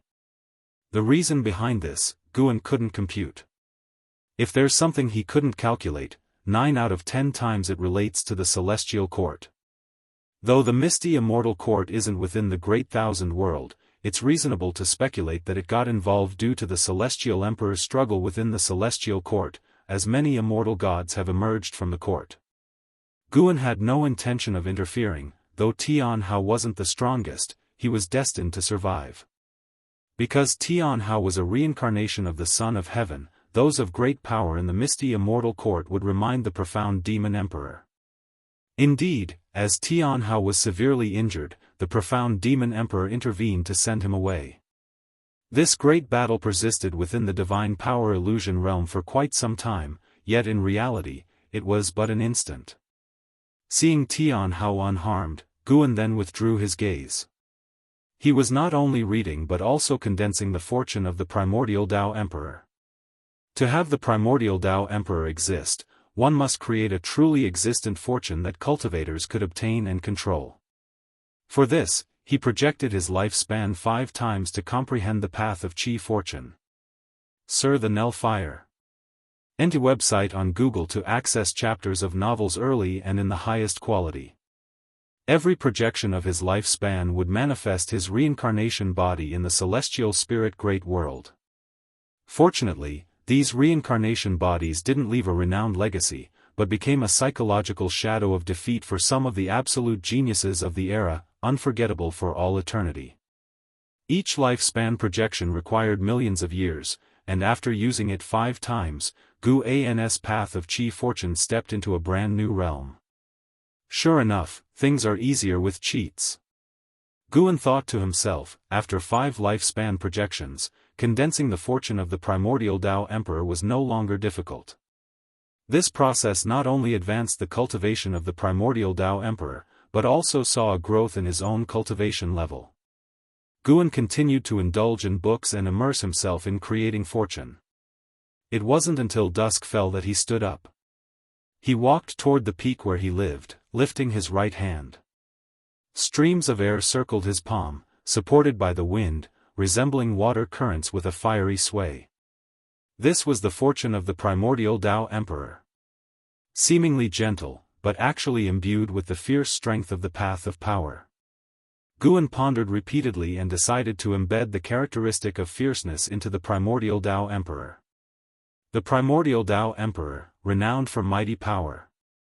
Just thinking about it was exhilarating. With a foundation of greater strength, the primordial Tao Emperor, cultivating different great Daoists, could achieve various creations and directions. By the time Guan reached his courtyard, the fortune of the primordial Tao Emperor in his hand was solid, twisting like a dragon or serpent.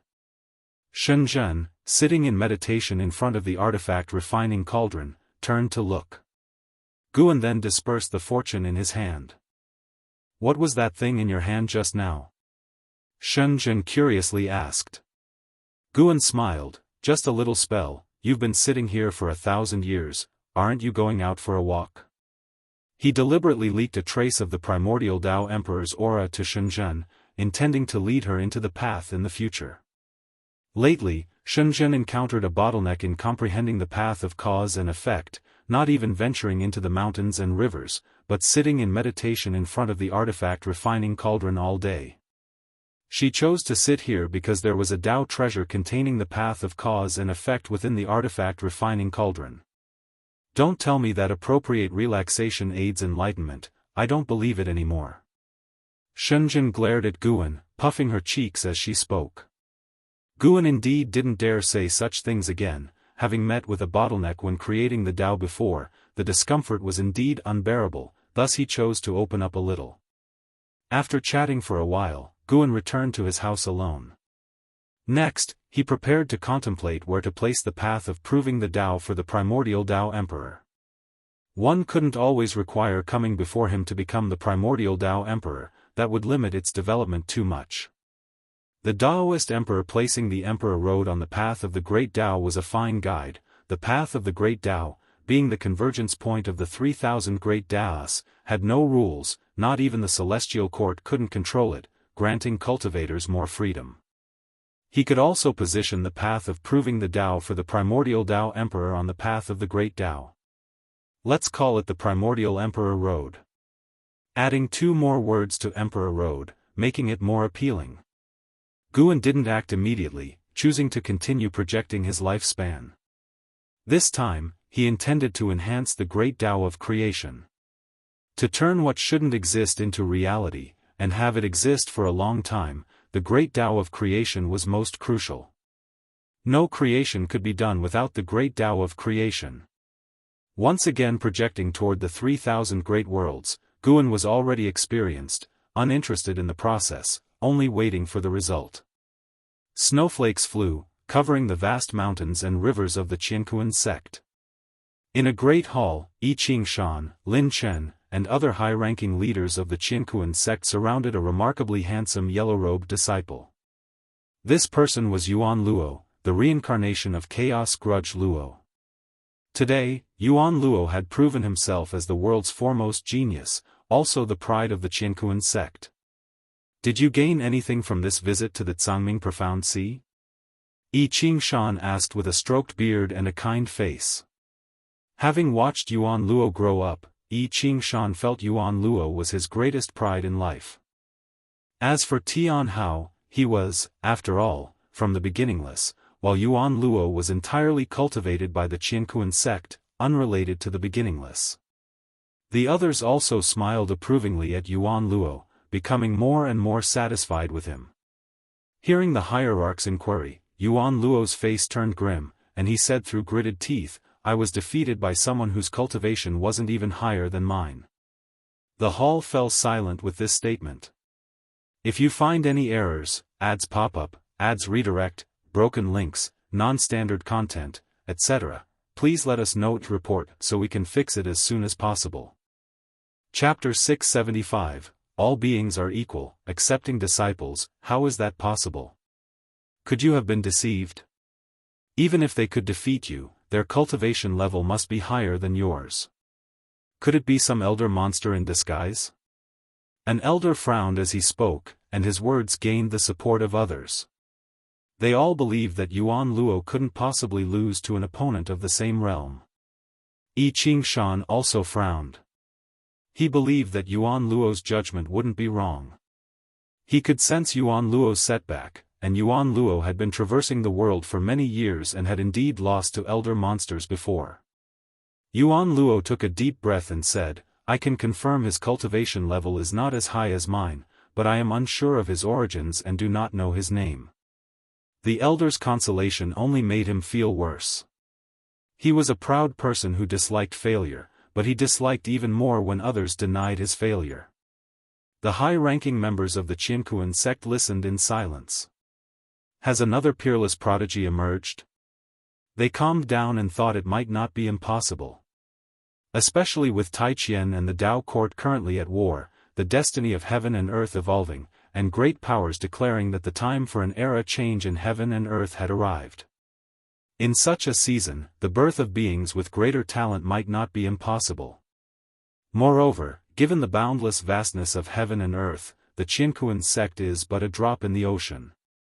If the Jianghu sect can give rise to a talent like Yuan Luo, why can't more prosperous places give birth to even stronger talents? Yi Qingshan spoke, don't overthink it. Win next time, or perhaps, I could recommend you go to the beginningless for cultivation. Upon hearing this, Yuan Luo shook his head and said, I don't want to go. I just want to rely on myself, and I still have a long way to go. If I reach the end and see no hope, then I'll seek other paths. Yi Qingshan didn't insist, but he found it strange in his heart. Yuan Luo's resistance to the beginningless seemed excessive, yet Yuan Luo had never spoken ill of the beginningless. Other elders began to encourage Yuan Luo, hoping he wouldn't be disheartened. Faced with everyone's concern, Yuan Luo accepted each one, appearing very humble. He was arrogant to outsiders, but his reputation within the sect had always been good. This was why the Jianghu sect was willing to support him at all costs, and his colleagues were proud of him. After chatting for quite a while, Yuan Luo finally took his leave. After he left, the elders finally expressed their true feelings. They found Yuan Luo's defeat inconceivable and even birthed worries because of it. No need to worry, currently in the sect, he is not the only world-class talent, and with the beginningless, we will not fall behind in terms of talent, Gu Changsheng said. His words gained everyone's approval. Centuries of companionship were enough for them to trust the beginningless. Yi Qingshan followed up, the world situation is turbulent, tell the people within the sect to be cautious and avoid entanglements with Taiqian and the Dao court. We cannot support either, Jianghu sect must follow a path of self-reliance. Whether it be the Taiqian dynasty or the Dao court, behind them are numerous eternal transcendent forces, making them more like allies. The Jianghu sect's development is not as advanced as theirs, but each step is very solid, and the top level is still composed of their initial members. After receiving the orders, the elders began to discuss the world situation. The Taiqian dynasty's offensive is fierce, nearly reaching the Dao court's mountain gate, causing an uproar throughout the land. People realized the Dao court was no longer the undisputed world ruler, which led many ambitious individuals to start scheming. The Dao court's territory is vast, and its foundations are deep. Even a small piece is enough to make a sect soar. 1,000 years later, Emperor Tianhong returned to the Daoist field of the beginningless. He came immediately to visit Guan. Master, the person you asked me to mentor, he has died. I failed to protect him, please punish me. Emperor Tianhong knelt behind Guan, his expression dejected. An Xian, who led the way, couldn't move upon hearing these words, standing still to ascertain to whom Emperor Tianhong referred. Guan was inside the pavilion writing a secret manual, his back to Emperor Tianhong, and said, no matter, dead is dead. I only asked you to teach him, didn't expect you'd spend so many years before returning. That person was the reincarnation of the Taiyi immortal monarch. Under Emperor Tianhong's guidance, his cultivation progressed rapidly. Unfortunately, he died at the hands of a great power from the Taiqian dynasty. Even Emperor Tianhong couldn't stop it and had to rely on the power of a Dao treasure to protect himself. Having spent so many years together, Emperor Tianhong developed deep feelings for Taiyi. His heart filled with grief and self-blame. He even hoped Guan would seek revenge for Taiyi, but he restrained himself, knowing that his master had no obligation to intervene. In his eyes, his master didn't meddle in worldly affairs, only acting when faced with external threats. To the master, all living beings under heaven were of equal standing, and the master wouldn't favor anyone. Taiyi's death was ultimately a personal vendetta. He insisted on competing with talents from Taiqian for heavenly materials and earthly treasures, resulting in the intervention of the opponent's support. Emperor Tianhong also made a move, but the opponents were numerous, and he couldn't prevail. I didn't expect to mentor for so long and ultimately developed compassion, Emperor Tianhong sighed. Taiyi was his first disciple, and after spending so much time together, he inevitably became attached. Guan turned to look at him and said, "Cherish the feelings this experience brings you. As for Taiyi, he will reincarnate." "Really?" I clearly saw him utterly obliterated. Emperor Tianhong's eyes lit up as he asked excitedly. Guan smiled without speaking, leading Emperor Tianhong to speculate it was his doing, engendering feelings of gratitude within him. "Thank you, Master." "Thank you, Master." Emperor Tianhong began to kowtow, exceedingly joyful. Guan looked at him with a silent sigh. Although he had awakened some memories of the immortal gods, he was still far from becoming a true immortal god. "Go and cultivate. As for Taiyi, I won't prevent you from encountering him again in the future, but you need not actively seek him now," Guan said. Hearing this, Emperor Tianhong felt even happier, hurriedly thanking Guan, then stood up, bowed to an Xian, and vanished from the spot. "Master, could that person called Taiyi really be the reincarnation of the Taiyi immortal monarch?" An Xian approached Guan and asked softly. "Yes, it's him. Aren't you afraid they, as two immortal gods, might collude?" "Rest assured, they won't." Guan answered casually, casting a satisfied glance at his writing. An Xian inquired, "Master, do you think I could also take a disciple? I haven't truly taken a disciple before and want to experience being a master." "Don't worry, I won't go out, I'll choose a disciple from within the Jianghu sect." Guan shot her a glance and said, "You may take only one." An Xian was overjoyed and giggled, "Thank you, Master. Rest assured, I won't carelessly choose. The disciple I take will certainly please you, and they won't bring shame to the beginningless." Guan raised his hand to ruffle her hair, smiling, "In truth, aptitude doesn't matter. If you meet a disciple you're fond of and they're willing to accept you as a master, don't worry too much." Chapter 676, Wuxi's Third Generation, Destiny Fulfilled. After Guan agreed that an Xian could take on disciples, she eagerly headed to the Jianghu sect. However, Anzin's standards were extremely high, and after going through the Jianghu sect, she didn't find anyone suitable. Regarding this, she was not in a hurry, prepared to wait through the long years. She would either not accept disciples or accept one who would be the strongest among the third generation of Wuxia disciples in the future. Although the third generation of Wuxia has not yet appeared, the Wuxia disciples have already begun to prepare eagerly. The once-in-millennium sparring already couldn't satisfy them, especially after the Blood Prison Great Saint and an Xian took the lead. Other disciples began to contemplate other ways to surpass them. Guan not only had strong personal strength but also his ability to cultivate disciples was evident to all, and naturally, the disciples wanted to emulate him. Upon hearing that an Xian was allowed to take disciples, other disciples in the dojo also approached Guan, hoping to take on students. Currently, aside from an Xian, only Celestial Demon Child, Celestial Cyan, Tian Bai, Blood Prison Great Saint, Ghost Mother of Ephemera, Emperor Tianhong, Shenzhen, and Jianghu remained in the dojo. Chen Chuan, LV Xian, and Xingtian had not returned until now. They had already established sects outside and could only occasionally come back to visit. As for the competition among the disciples, Guan did not intervene, as long as it wasn't malicious competition. After all, in the long years, there needed to be some fun to pass the time apart from cultivation. Time passed in a flash, and another 10,000 years went by. An Xian still hadn't taken any disciples, and because of this, the other disciples were not in a hurry either. They adhered to the rules secretly, as an Xian was the senior disciple, and her disciple should be the leading disciple among the third generation. Moreover, they required a standard. Being the first to take a disciple would easily become a reference for others. With so many geniuses in the world, who could guarantee their disciples would be the strongest? But if others had already taken disciples, they could make comparisons.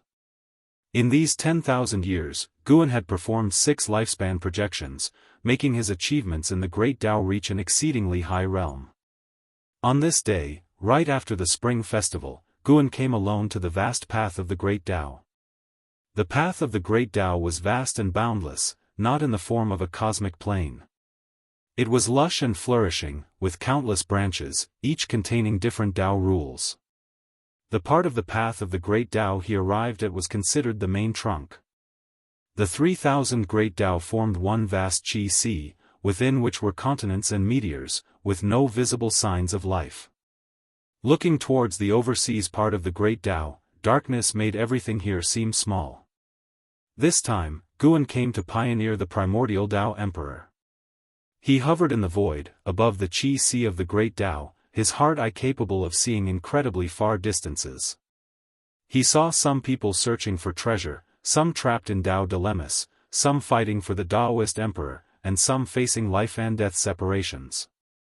Not only the human race and demon race but also many other races existed, some not even in the form of living beings, resembling souls or stars.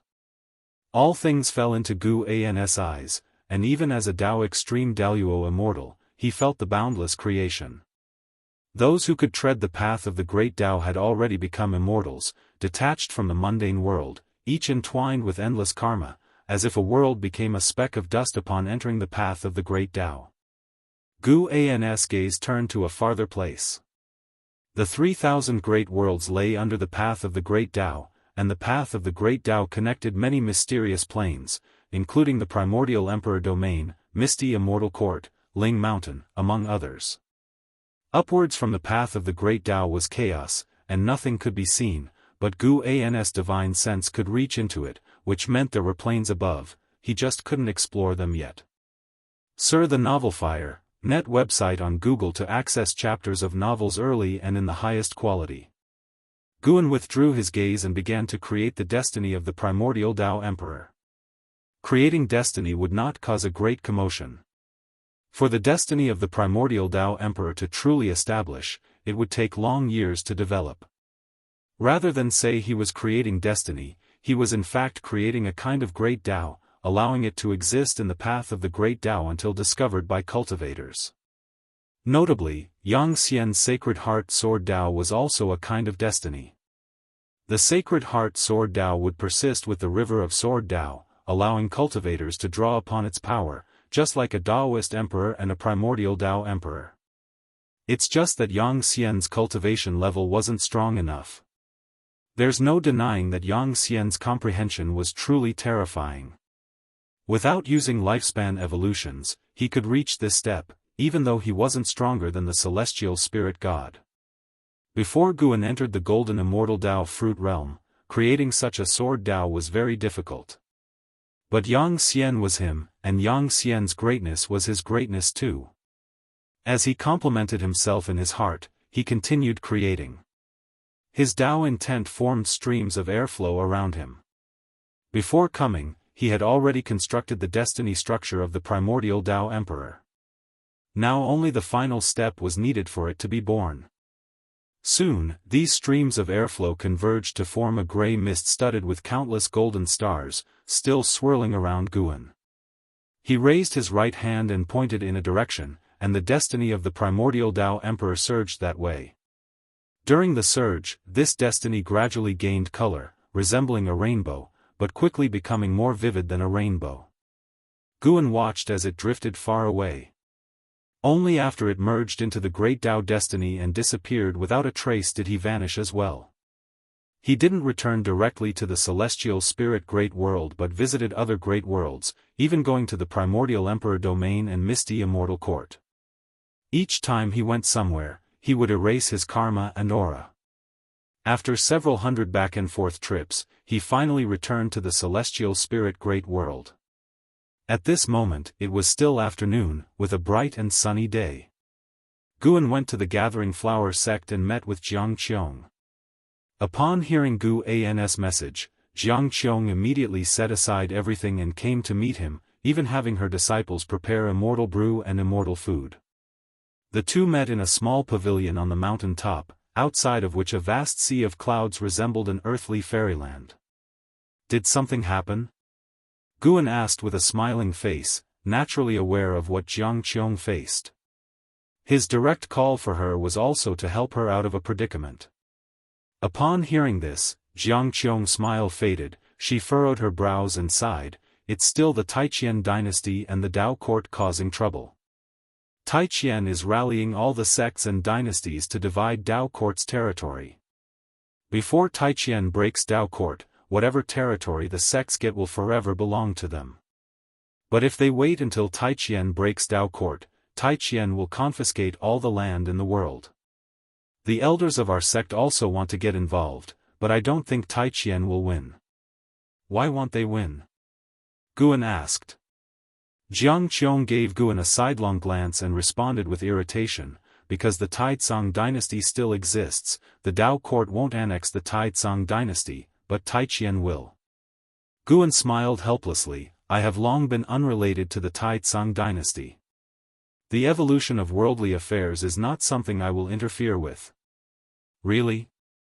Jianghu didn't believe it, and her inner voice made Guan give her a glare. Guan fake coughed and said, I have an opportunity here, if you can grasp it, the Gathering Flower sect might become as strong as the Dao court in the future. If you find any errors, ads pop up, ads redirect, broken links, non-standard content, etc., please let us know to report so we can fix it as soon as possible. Chapter 677, The Visage of an Old Friend, What Opportunity?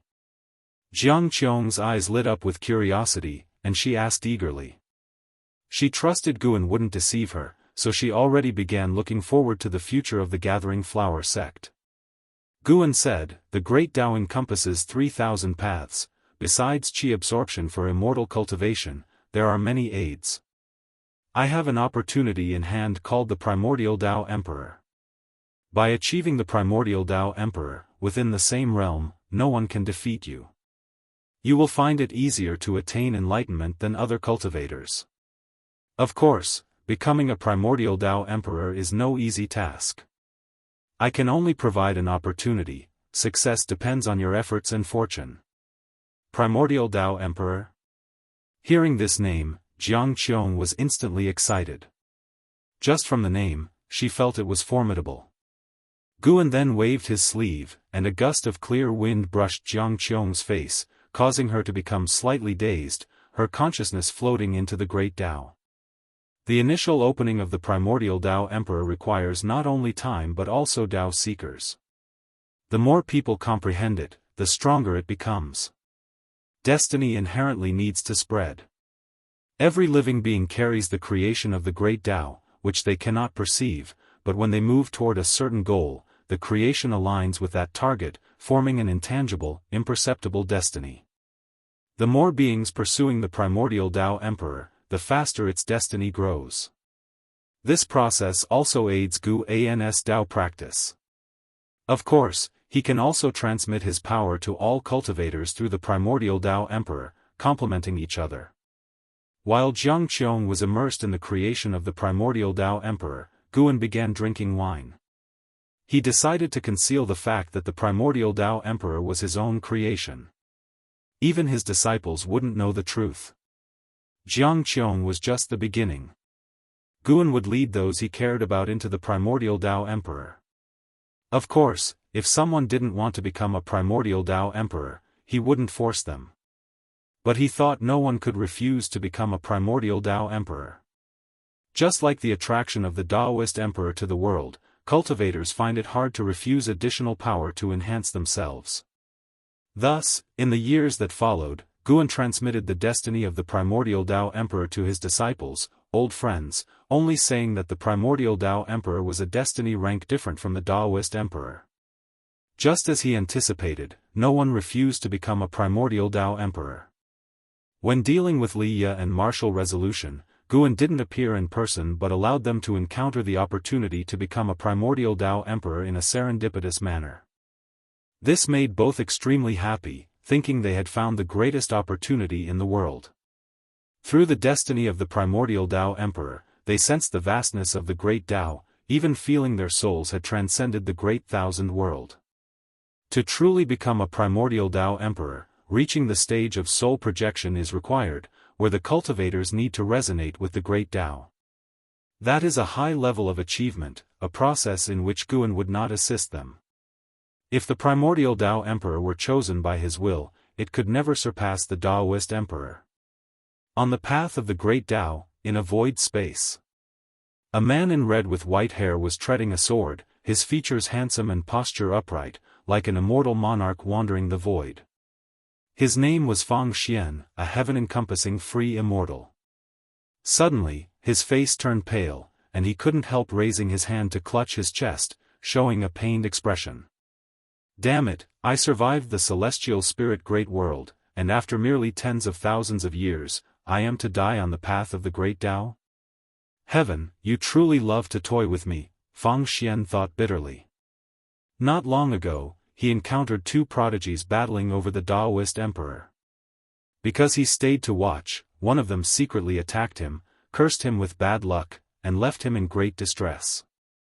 He had just managed to become a heaven-encompassing free immortal, he also aimed to be a Daoist emperor. Yet, before setting foot on the emperor road, he was about to die. His heart filled with confusion, he couldn't help but think of the battle between the battle court and the supporting Tao sword venerable back then.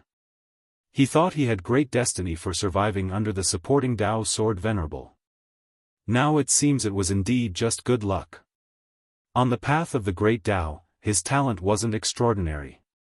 He was even defeated by contenders for the Daoist emperor in the profound Yuan free immortal realm. Looking back on his life, he was a renowned genius of the battle court since childhood, yet he had never done anything worth boasting about, always failing. He once found comfort in the idea of poor timing, but now. Fang Xian's eyes gradually dimmed, his mana roiling within, painful memories surfacing that he wished not to recall. He flew towards a nearby meteor. Upon landing, disregarding the flying sword, he staggered to a mountain wall, sat against it, and tried to meditate and cultivate energy. PFF. A mouthful of black blood spurted from his mouth, splattering on the ground and turning into scalding black smoke as it dissipated. He spat not only blood but also his Tao practice, they were fragments of his Tao fruit. S.E.A. the novel, F. Ire. Enter website on Google to access chapters of novels early and in the highest quality. His Tao fruit was shattering. Fang Xian was unable to cultivate energy. He leaned back against the mountain wall, his head drooping. At this moment, he looked so weak, but such scenes were not uncommon on the path of the great Tao. He remembered the dead head seen before. He once admonished himself to be cautious, never to follow in their footsteps. But he never expected, fate was already before his eyes. Fang Xian's lips curled, revealing a self-mocking smile. Suddenly, a light appeared before him, capturing his attention. He instinctively looked up and saw a light at the end of the cliff ahead. For some reason, he felt compelled to see that light clearly. He was dying anyway, he couldn't die so disgracefully. If he were to die, he would die standing. Fang Xian took a deep breath and forced himself to his feet, walking shakily forward. He was only a few dozen feet from the cliff's edge, yet it felt like a lifetime's journey. When he finally reached the cliff's edge, his chin was stained with black blood, his entire being appearing miserably tragic. At the cliff's edge, he finally saw the existence within that light, a piece of silver crystal, like a fragment of some creation, emitting light while rotating. "This is," Fang Xian murmured. As he recognized the silver crystal, his spirit condition surprisingly improved somewhat. He involuntarily raised his hand to touch the silver crystal. When his fingertip made contact with the silver crystal, a strong light burst forth, engulfing him in an instant. Supreme Sect, Third Medicine Valley. Under an old tree, Guan, transformed into a middle-aged cultivator, was playing chess with the nine-fingered divine monarch. Even though he had left the Supreme Sect for hundreds of thousands of years, because his sword intent atop the heaven-repairing platform had yet to disperse, many still came in pursuit of the supporting Dao sword venerable. Emperor Tianhong once came in the past. The Supreme Sect might not have been a top sect in the world, but its fame was immense. Gu An's eyes slightly changed as he placed down the chess piece in his hand, somewhat surprised in his heart. Unexpectedly, this person has such fortune.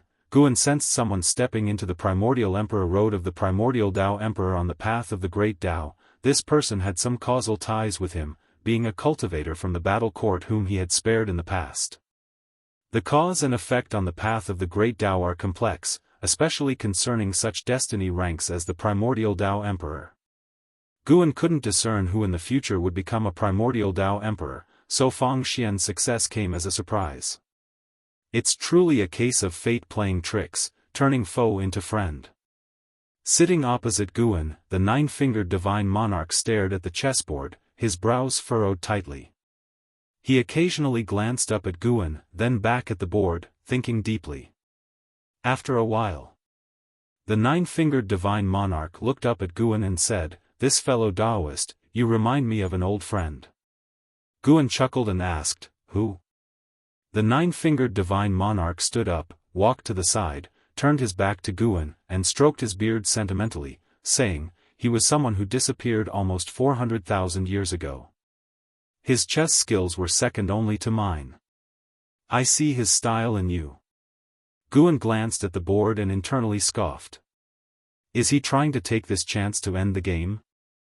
If you find any errors, ads pop up, ads redirect, broken links, non-standard content, etc., please let us know to report so we can fix it as soon as possible.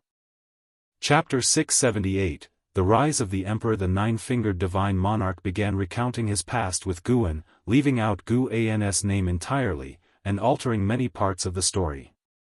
Guan sat in front of the chessboard, patiently listening to the nine-fingered divine monarch boast.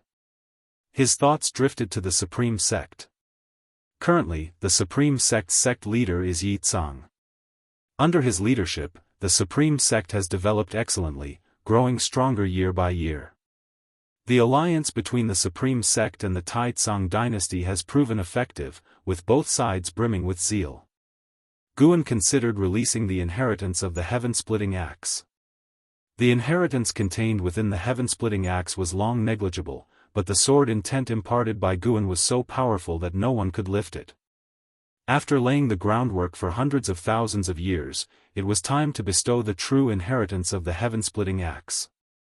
Guan infused it with a special primordial Dao Emperor fortune, doing so without drawing any attention. As Guan had predicted, after finishing his story, the nine-fingered divine monarch wanted to drag Guan to the old residence of a deceased friend, ignoring the chess game he was about to lose. Thinking of how many times the nine-fingered divine monarch had lost to him, Guan let it slide. For the time being, Guan observed Fang Xian while dealing with the nine-fingered divine monarch. By the time he left, no one knew that the supporting Dao sword venerable had ever returned. Sar the Oval Fire. Et website on Google to access chapters of novels early and in the highest quality. The war between the Dao court and the Taiqian dynasty finally concluded, with the Dao court gaining the upper hand. After Zhao Rushan slew the Taiqian son of heaven, the Taiqian dynasty unraveled, descending into chaos akin to the human purgatory. This lengthy war, spanning many years, resulted in countless casualties. As the Taiqian dynasty's fortune dispersed, a blood mist lingered over the Taiqian land, refusing to dissipate for a long time. By slaying the Taiqian son of heaven, Zhao Rushan became renowned across the world, relinquishing the title of prodigy to become a hero recognized by all. Simultaneously, the spiritual energy between heaven and earth began to strengthen, birthing more creations, making immortal cultivation increasingly accessible. Time flew by. 50,000 years had passed since Guan infused the path of the great Tao with primordial Tao Emperor fortune. The Taiqian dynasty became an ancient legend in the human world, with a significant increase in free immortals. The limits of prodigies becoming increasingly exaggerated, and the world's order growing more intricate. Within the Tao court, in Shaolan's grotto heaven, Guan accompanied Shaolan in cultivation while examining his attribute panel. Name: Guan, lifespan, 445, 492/31, 076, 970, 562, 704, physique, primordial Tao creation body, cultivation level, perfect Daoist great Luo immortal realm. His lifespan was growing steadily, but it was still far from 1,000,000,000 years. Guan planned to attempt a breakthrough after reaching 1,000,000,000,000 lifespan. Though the variables invading the celestial spirit great world were increasing over the years, none posed any threat to him, so he remained unfazed. These variables were normal. Any powerful great thousand world would attract visitors from outer heaven.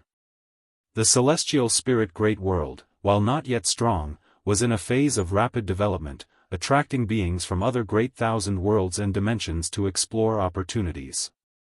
The Taiqian dynasty was supposed to perish within a few thousand years but was extended by visitors from outer heaven for 10,000 years. Of course, it wasn't just the Taiqian dynasty that had help from outer heaven, the Tao court did too.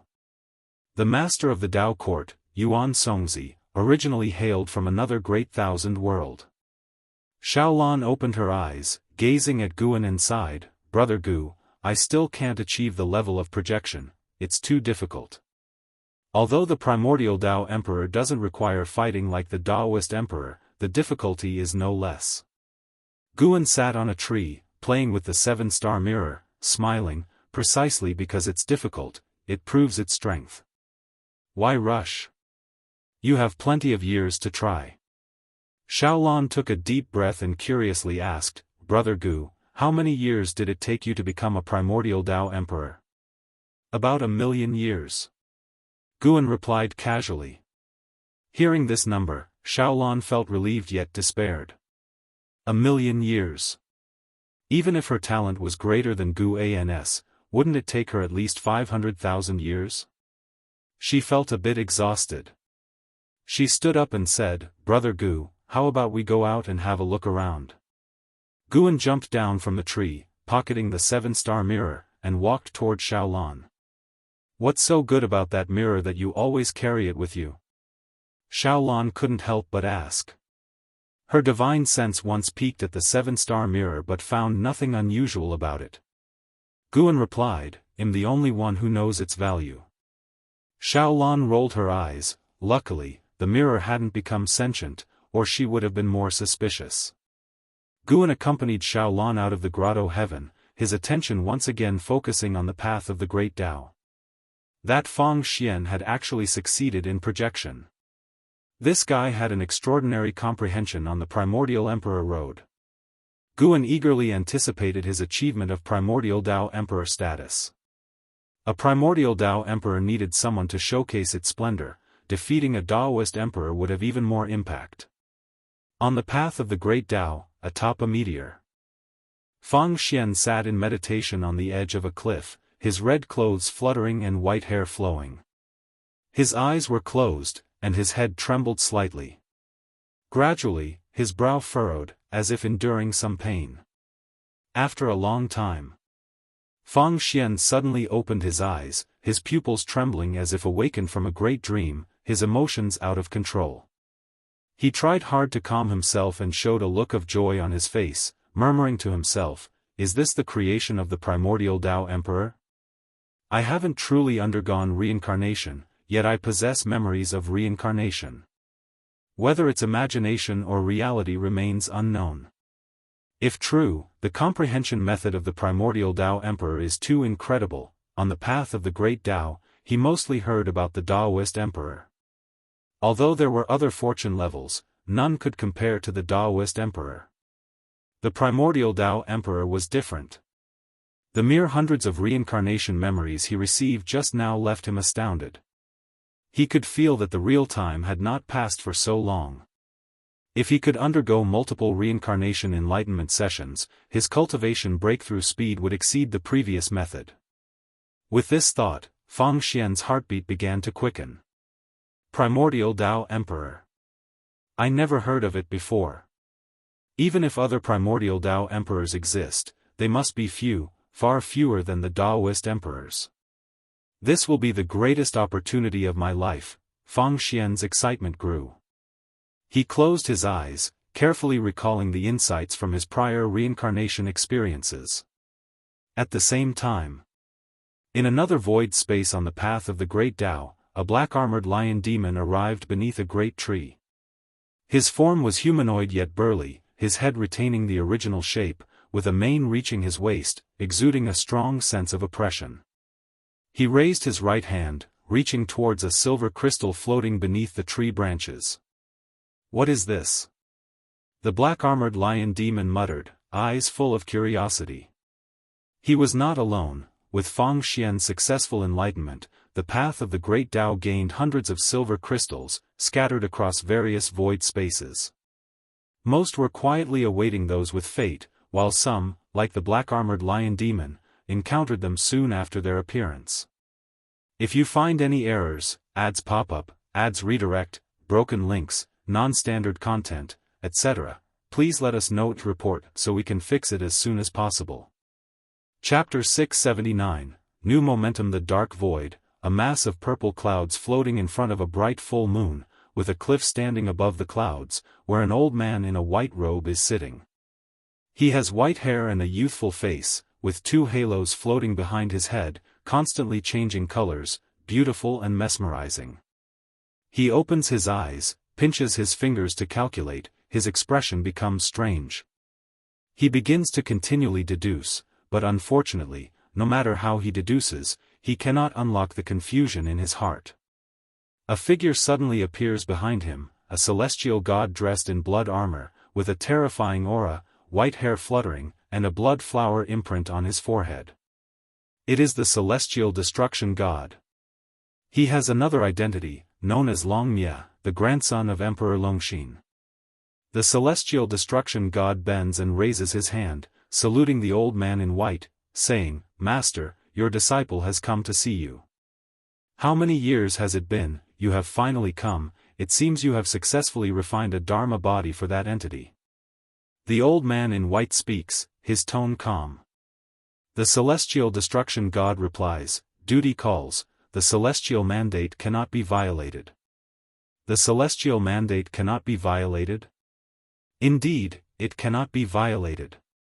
The old man in white stands up, turns to look at the celestial destruction god, gazing up and down, with a look of gratification in his eyes. Your Tao practice is not bad, proving you haven't wasted your time. You're not unworthy of my cultivation.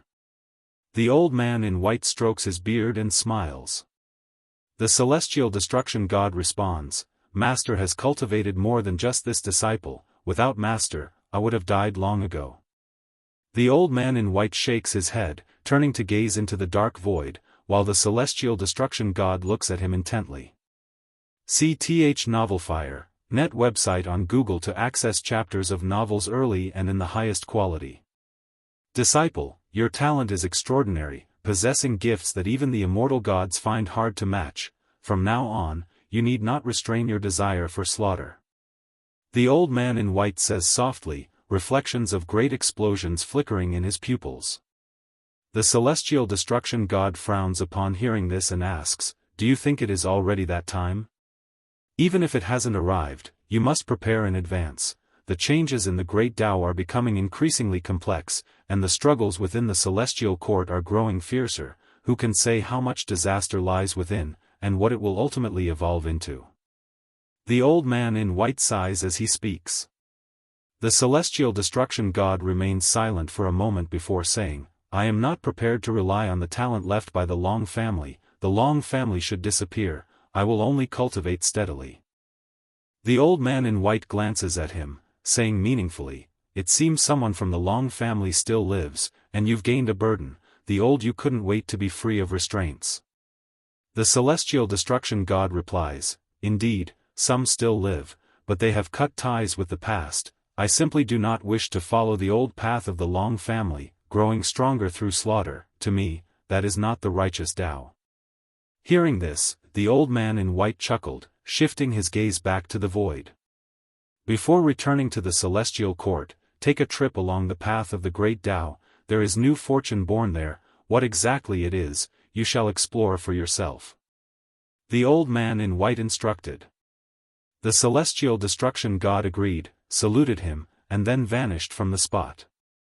Only the old man in white remained on the cliff, standing in front of the bright moon, his figure appearing desolate.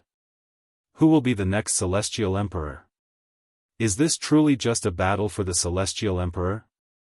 The old man in white muttered to himself, with no one able to answer him. He was questioning himself. Daoist field of the beginningless. Another 10,000 years have passed since Fang Xian's first reincarnation projection successfully appeared.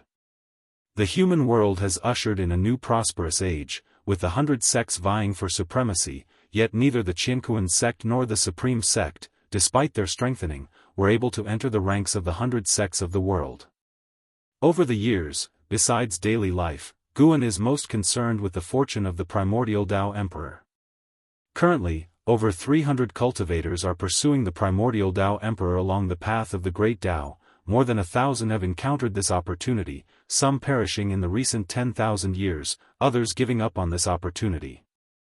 Generally speaking, having over 300 cultivators striving for the primordial Tao Emperor, this destiny is considered to be formed. Although the primordial Tao Emperor does not seek quick strength through victory, the reincarnation projection speeds up cultivators' advancement, possibly resulting in the emergence of the first primordial Tao Emperor within hundreds of thousands of years, which piques Guan's curiosity.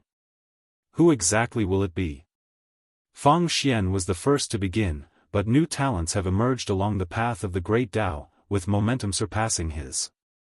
As for the Tao seekers in the celestial spirit great world, they were all acquaintances of Guan. Their natural abilities did not match the prodigies of the path of the great Tao, and Guan would not show favoritism towards them on the primordial emperor road, as they almost certainly could not become the first primordial Tao emperor.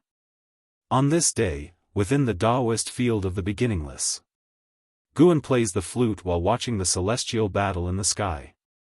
He creates a barrier field, allowing the blood prison great saint and an Xian to engage in combat, with Shenzhen, the celestial demon child, celestial Cyan, Tianbai, Jianghu, ghost mother of ephemera, Emperor Tianhong, and the white spirit rat watching nearby, their hearts surging and discussing continuously.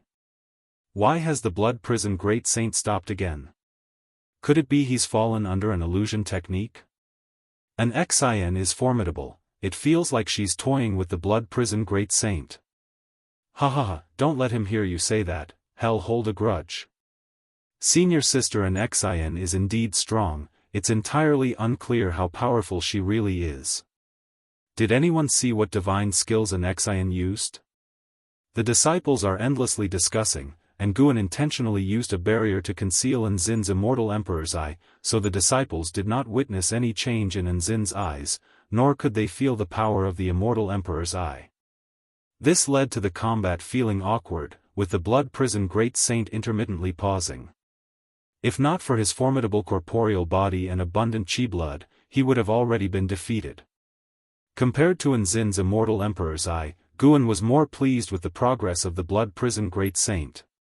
The blood prison great saint had created his own divine skills, allowing his flesh to rapidly regenerate. Even if his body turned to dust, he could recover in a short period. But such recovery requires consuming soul energy, and he began to feel fatigue, a fatigue emanating from the depths of his soul, weakening his control over his body. At this rate, his defeat was inevitable. Guan pondered whether to send the blood prison great saint to train along the path of the great Tao. The blood prison great saint was well suited to grow stronger through combat, but regrettably, when asked several times before, he stubbornly refused to go, even though Guan promised he could return to the beginningless afterward. The blood prison great saint still did not agree. If the blood prison great saint were assigned to tasks in the human world, he would go, but the path of the great Tao is far away, and he always felt that once there, returning shortly would be difficult. No, it wouldn't work. He must be made to go out and train for 100,000 years before returning. Guan thought silently. Not only to make blood prison great saint grow stronger but also to reduce the pressure on the other disciples. The blood prison great saint not only loved to fight but also had a foul mouth. Every time he won, had resort to frantically taunting his opponents, so now no one hoped he would win, all were watching his misfire. After some time, the blood prison great saint was defeated and exited the barrier with an Xian. An Xian, like a celestial being descended to the mortal world, landed beside Guan, her clothes without any change, appearing not to have undergone any battle. The blood prison great saint hung his head low, devoid of fighting spirit, his fists clenched tightly. If you find any errors, ads pop up, ads redirect, broken links, non-standard content, etc., please let us know to report so we can fix it as soon as possible.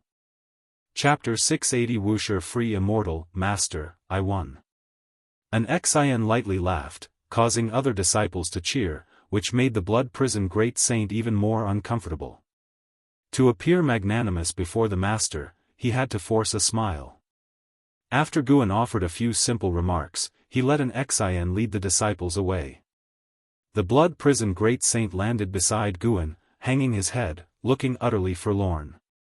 After the aura of an Xian and the others faded into the distance, he gritted his teeth and said, "Master, next time I will definitely win it back." Thinking about it now, it's truly incredible. Before the creation of the Daoist field of the beginningless, Anzin's talent was so mediocre, hardly worth mentioning compared to other disciples. Yet, after arriving at Wuxia, Anzin's Dao practice advanced rapidly. Recalling the earlier battle, he even felt a chill. Anzin's divine skills were too terrifying, he was besieged by countless Anzins. If not for his Buddha's strong self-healing power, he would have long been defeated. The self-healing divine skill he created seemed tailored to showcase Anzin's prowess. With anyone else, it's doubtful they'd witness so many Anzins. The blood prison great saint's heart had never been so defeated, he dared not face Gu An's gaze. Although an Xian was Gu An's most cherished disciple, he was the only mount. In his view, his position was more special, and he could not afford to lose. Guan seldom saw the blood prison great saint so dejected, asking, "Are you very unwilling?"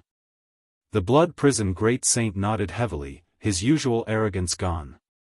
Lost is lost, win back later. An Xian also once lost to you.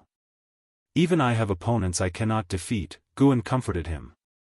The blood prison great saint took a deep breath, trying to calm his emotions. Gu An's lips twitched slightly because he heard the thoughts of the blood prison great saint. The blood prison great saint internally asked, "But have you ever lost? If you achieve the primordial Tao Emperor status earlier than an Xian, perhaps you could surpass her." Guan pointed in a direction. The blood prison great saint looked up at him, reluctantly saying, "She is also chasing after the primordial Tao Emperor. Even if I am one step ahead, she will eventually catch up unless I have stronger divine skills than hers.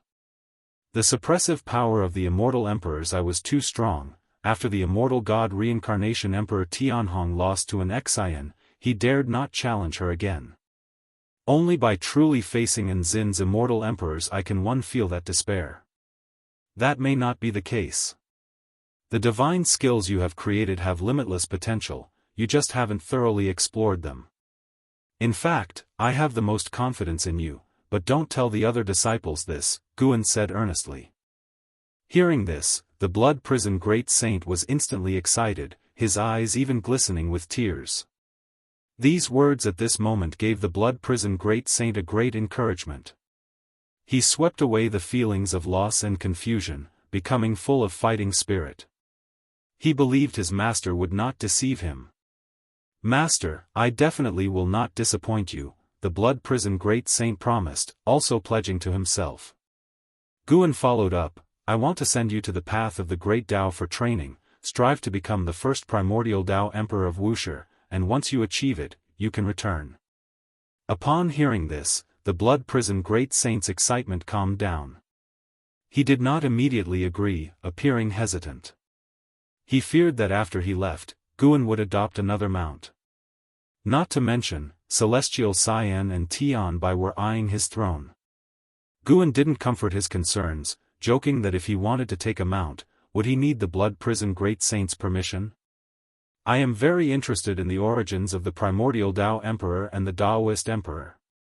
You must not only grow stronger but also collect information on both, and when you return, I will help you perfect your divine skills," Guan said solemnly. Seeing his serious demeanor, the blood prison great saint dared not refuse, and could only agree. Guan let him rest for a few days, and then would send him to the path of the great Tao. Embracing this arrangement, the blood prison great saint began to look forward to the path of the great Tao. What kind of place is it? He must make a great name for Wuxia. The blood prison great saint thought his master might really send him, allowing him to build rapport along the way. However, once he was ready, the master simply waved his sleeve and sent him to the path of the great Tao. So this is how he's sent. The blood prison great saint's senses were rendered useless. He tightly closed his eyes, thinking bitterly. After a while, he felt his feet touch solid ground, his senses quickly returning to normal, and as he opened his eyes, his pupils widened. Before him was a magnificent Tao intent Qi Si, vast and boundless. He stood upon a meteor, feeling so small, with the darkness beyond the Tao intent Qi Si appearing terrifying, as though it could swallow him at any time. "What a majestic Tao intent," the blood prison great saint murmured, the last bit of resistance in his heart disappearing completely. In such a place for cultivation, he might truly surpass an Xian again. Sarch * the Novelier. N.E.T. website on Google to access chapters of novels early and in the highest quality. The departure of the blood prison great saint left a quieter atmosphere in the Daoist field of the beginningless. Upon learning that had been sent by Guan to the path of the great Tao for training, everyone felt a sense of crisis. When the blood prison great saint returns, he will surely be more arrogant. Though they could no longer compete with the blood prison great saint, they did not wish to be mocked for their increasing gap. Thus, the Daoist field of the beginningless entered a period of secluded cultivation. The human world was also changing. As more and more sects rose, the Tao court's suppressive power declined, their control over the outer heaven was broken, and the sects of the human world sent disciples to the outer heaven for training, ushering in the first outer heaven craze of the new era. Reaching the outer heaven immortal stage allowed one to go to the outer heaven, but previously, due to the Tao court, cultivators found it difficult to venture there. As more cultivators went to the outer heaven, its stars began to be claimed. Some fled to the outer heaven, some opened little worlds or dojos there, and some even established sections. The human world was experiencing a flourishing era not seen in a million years.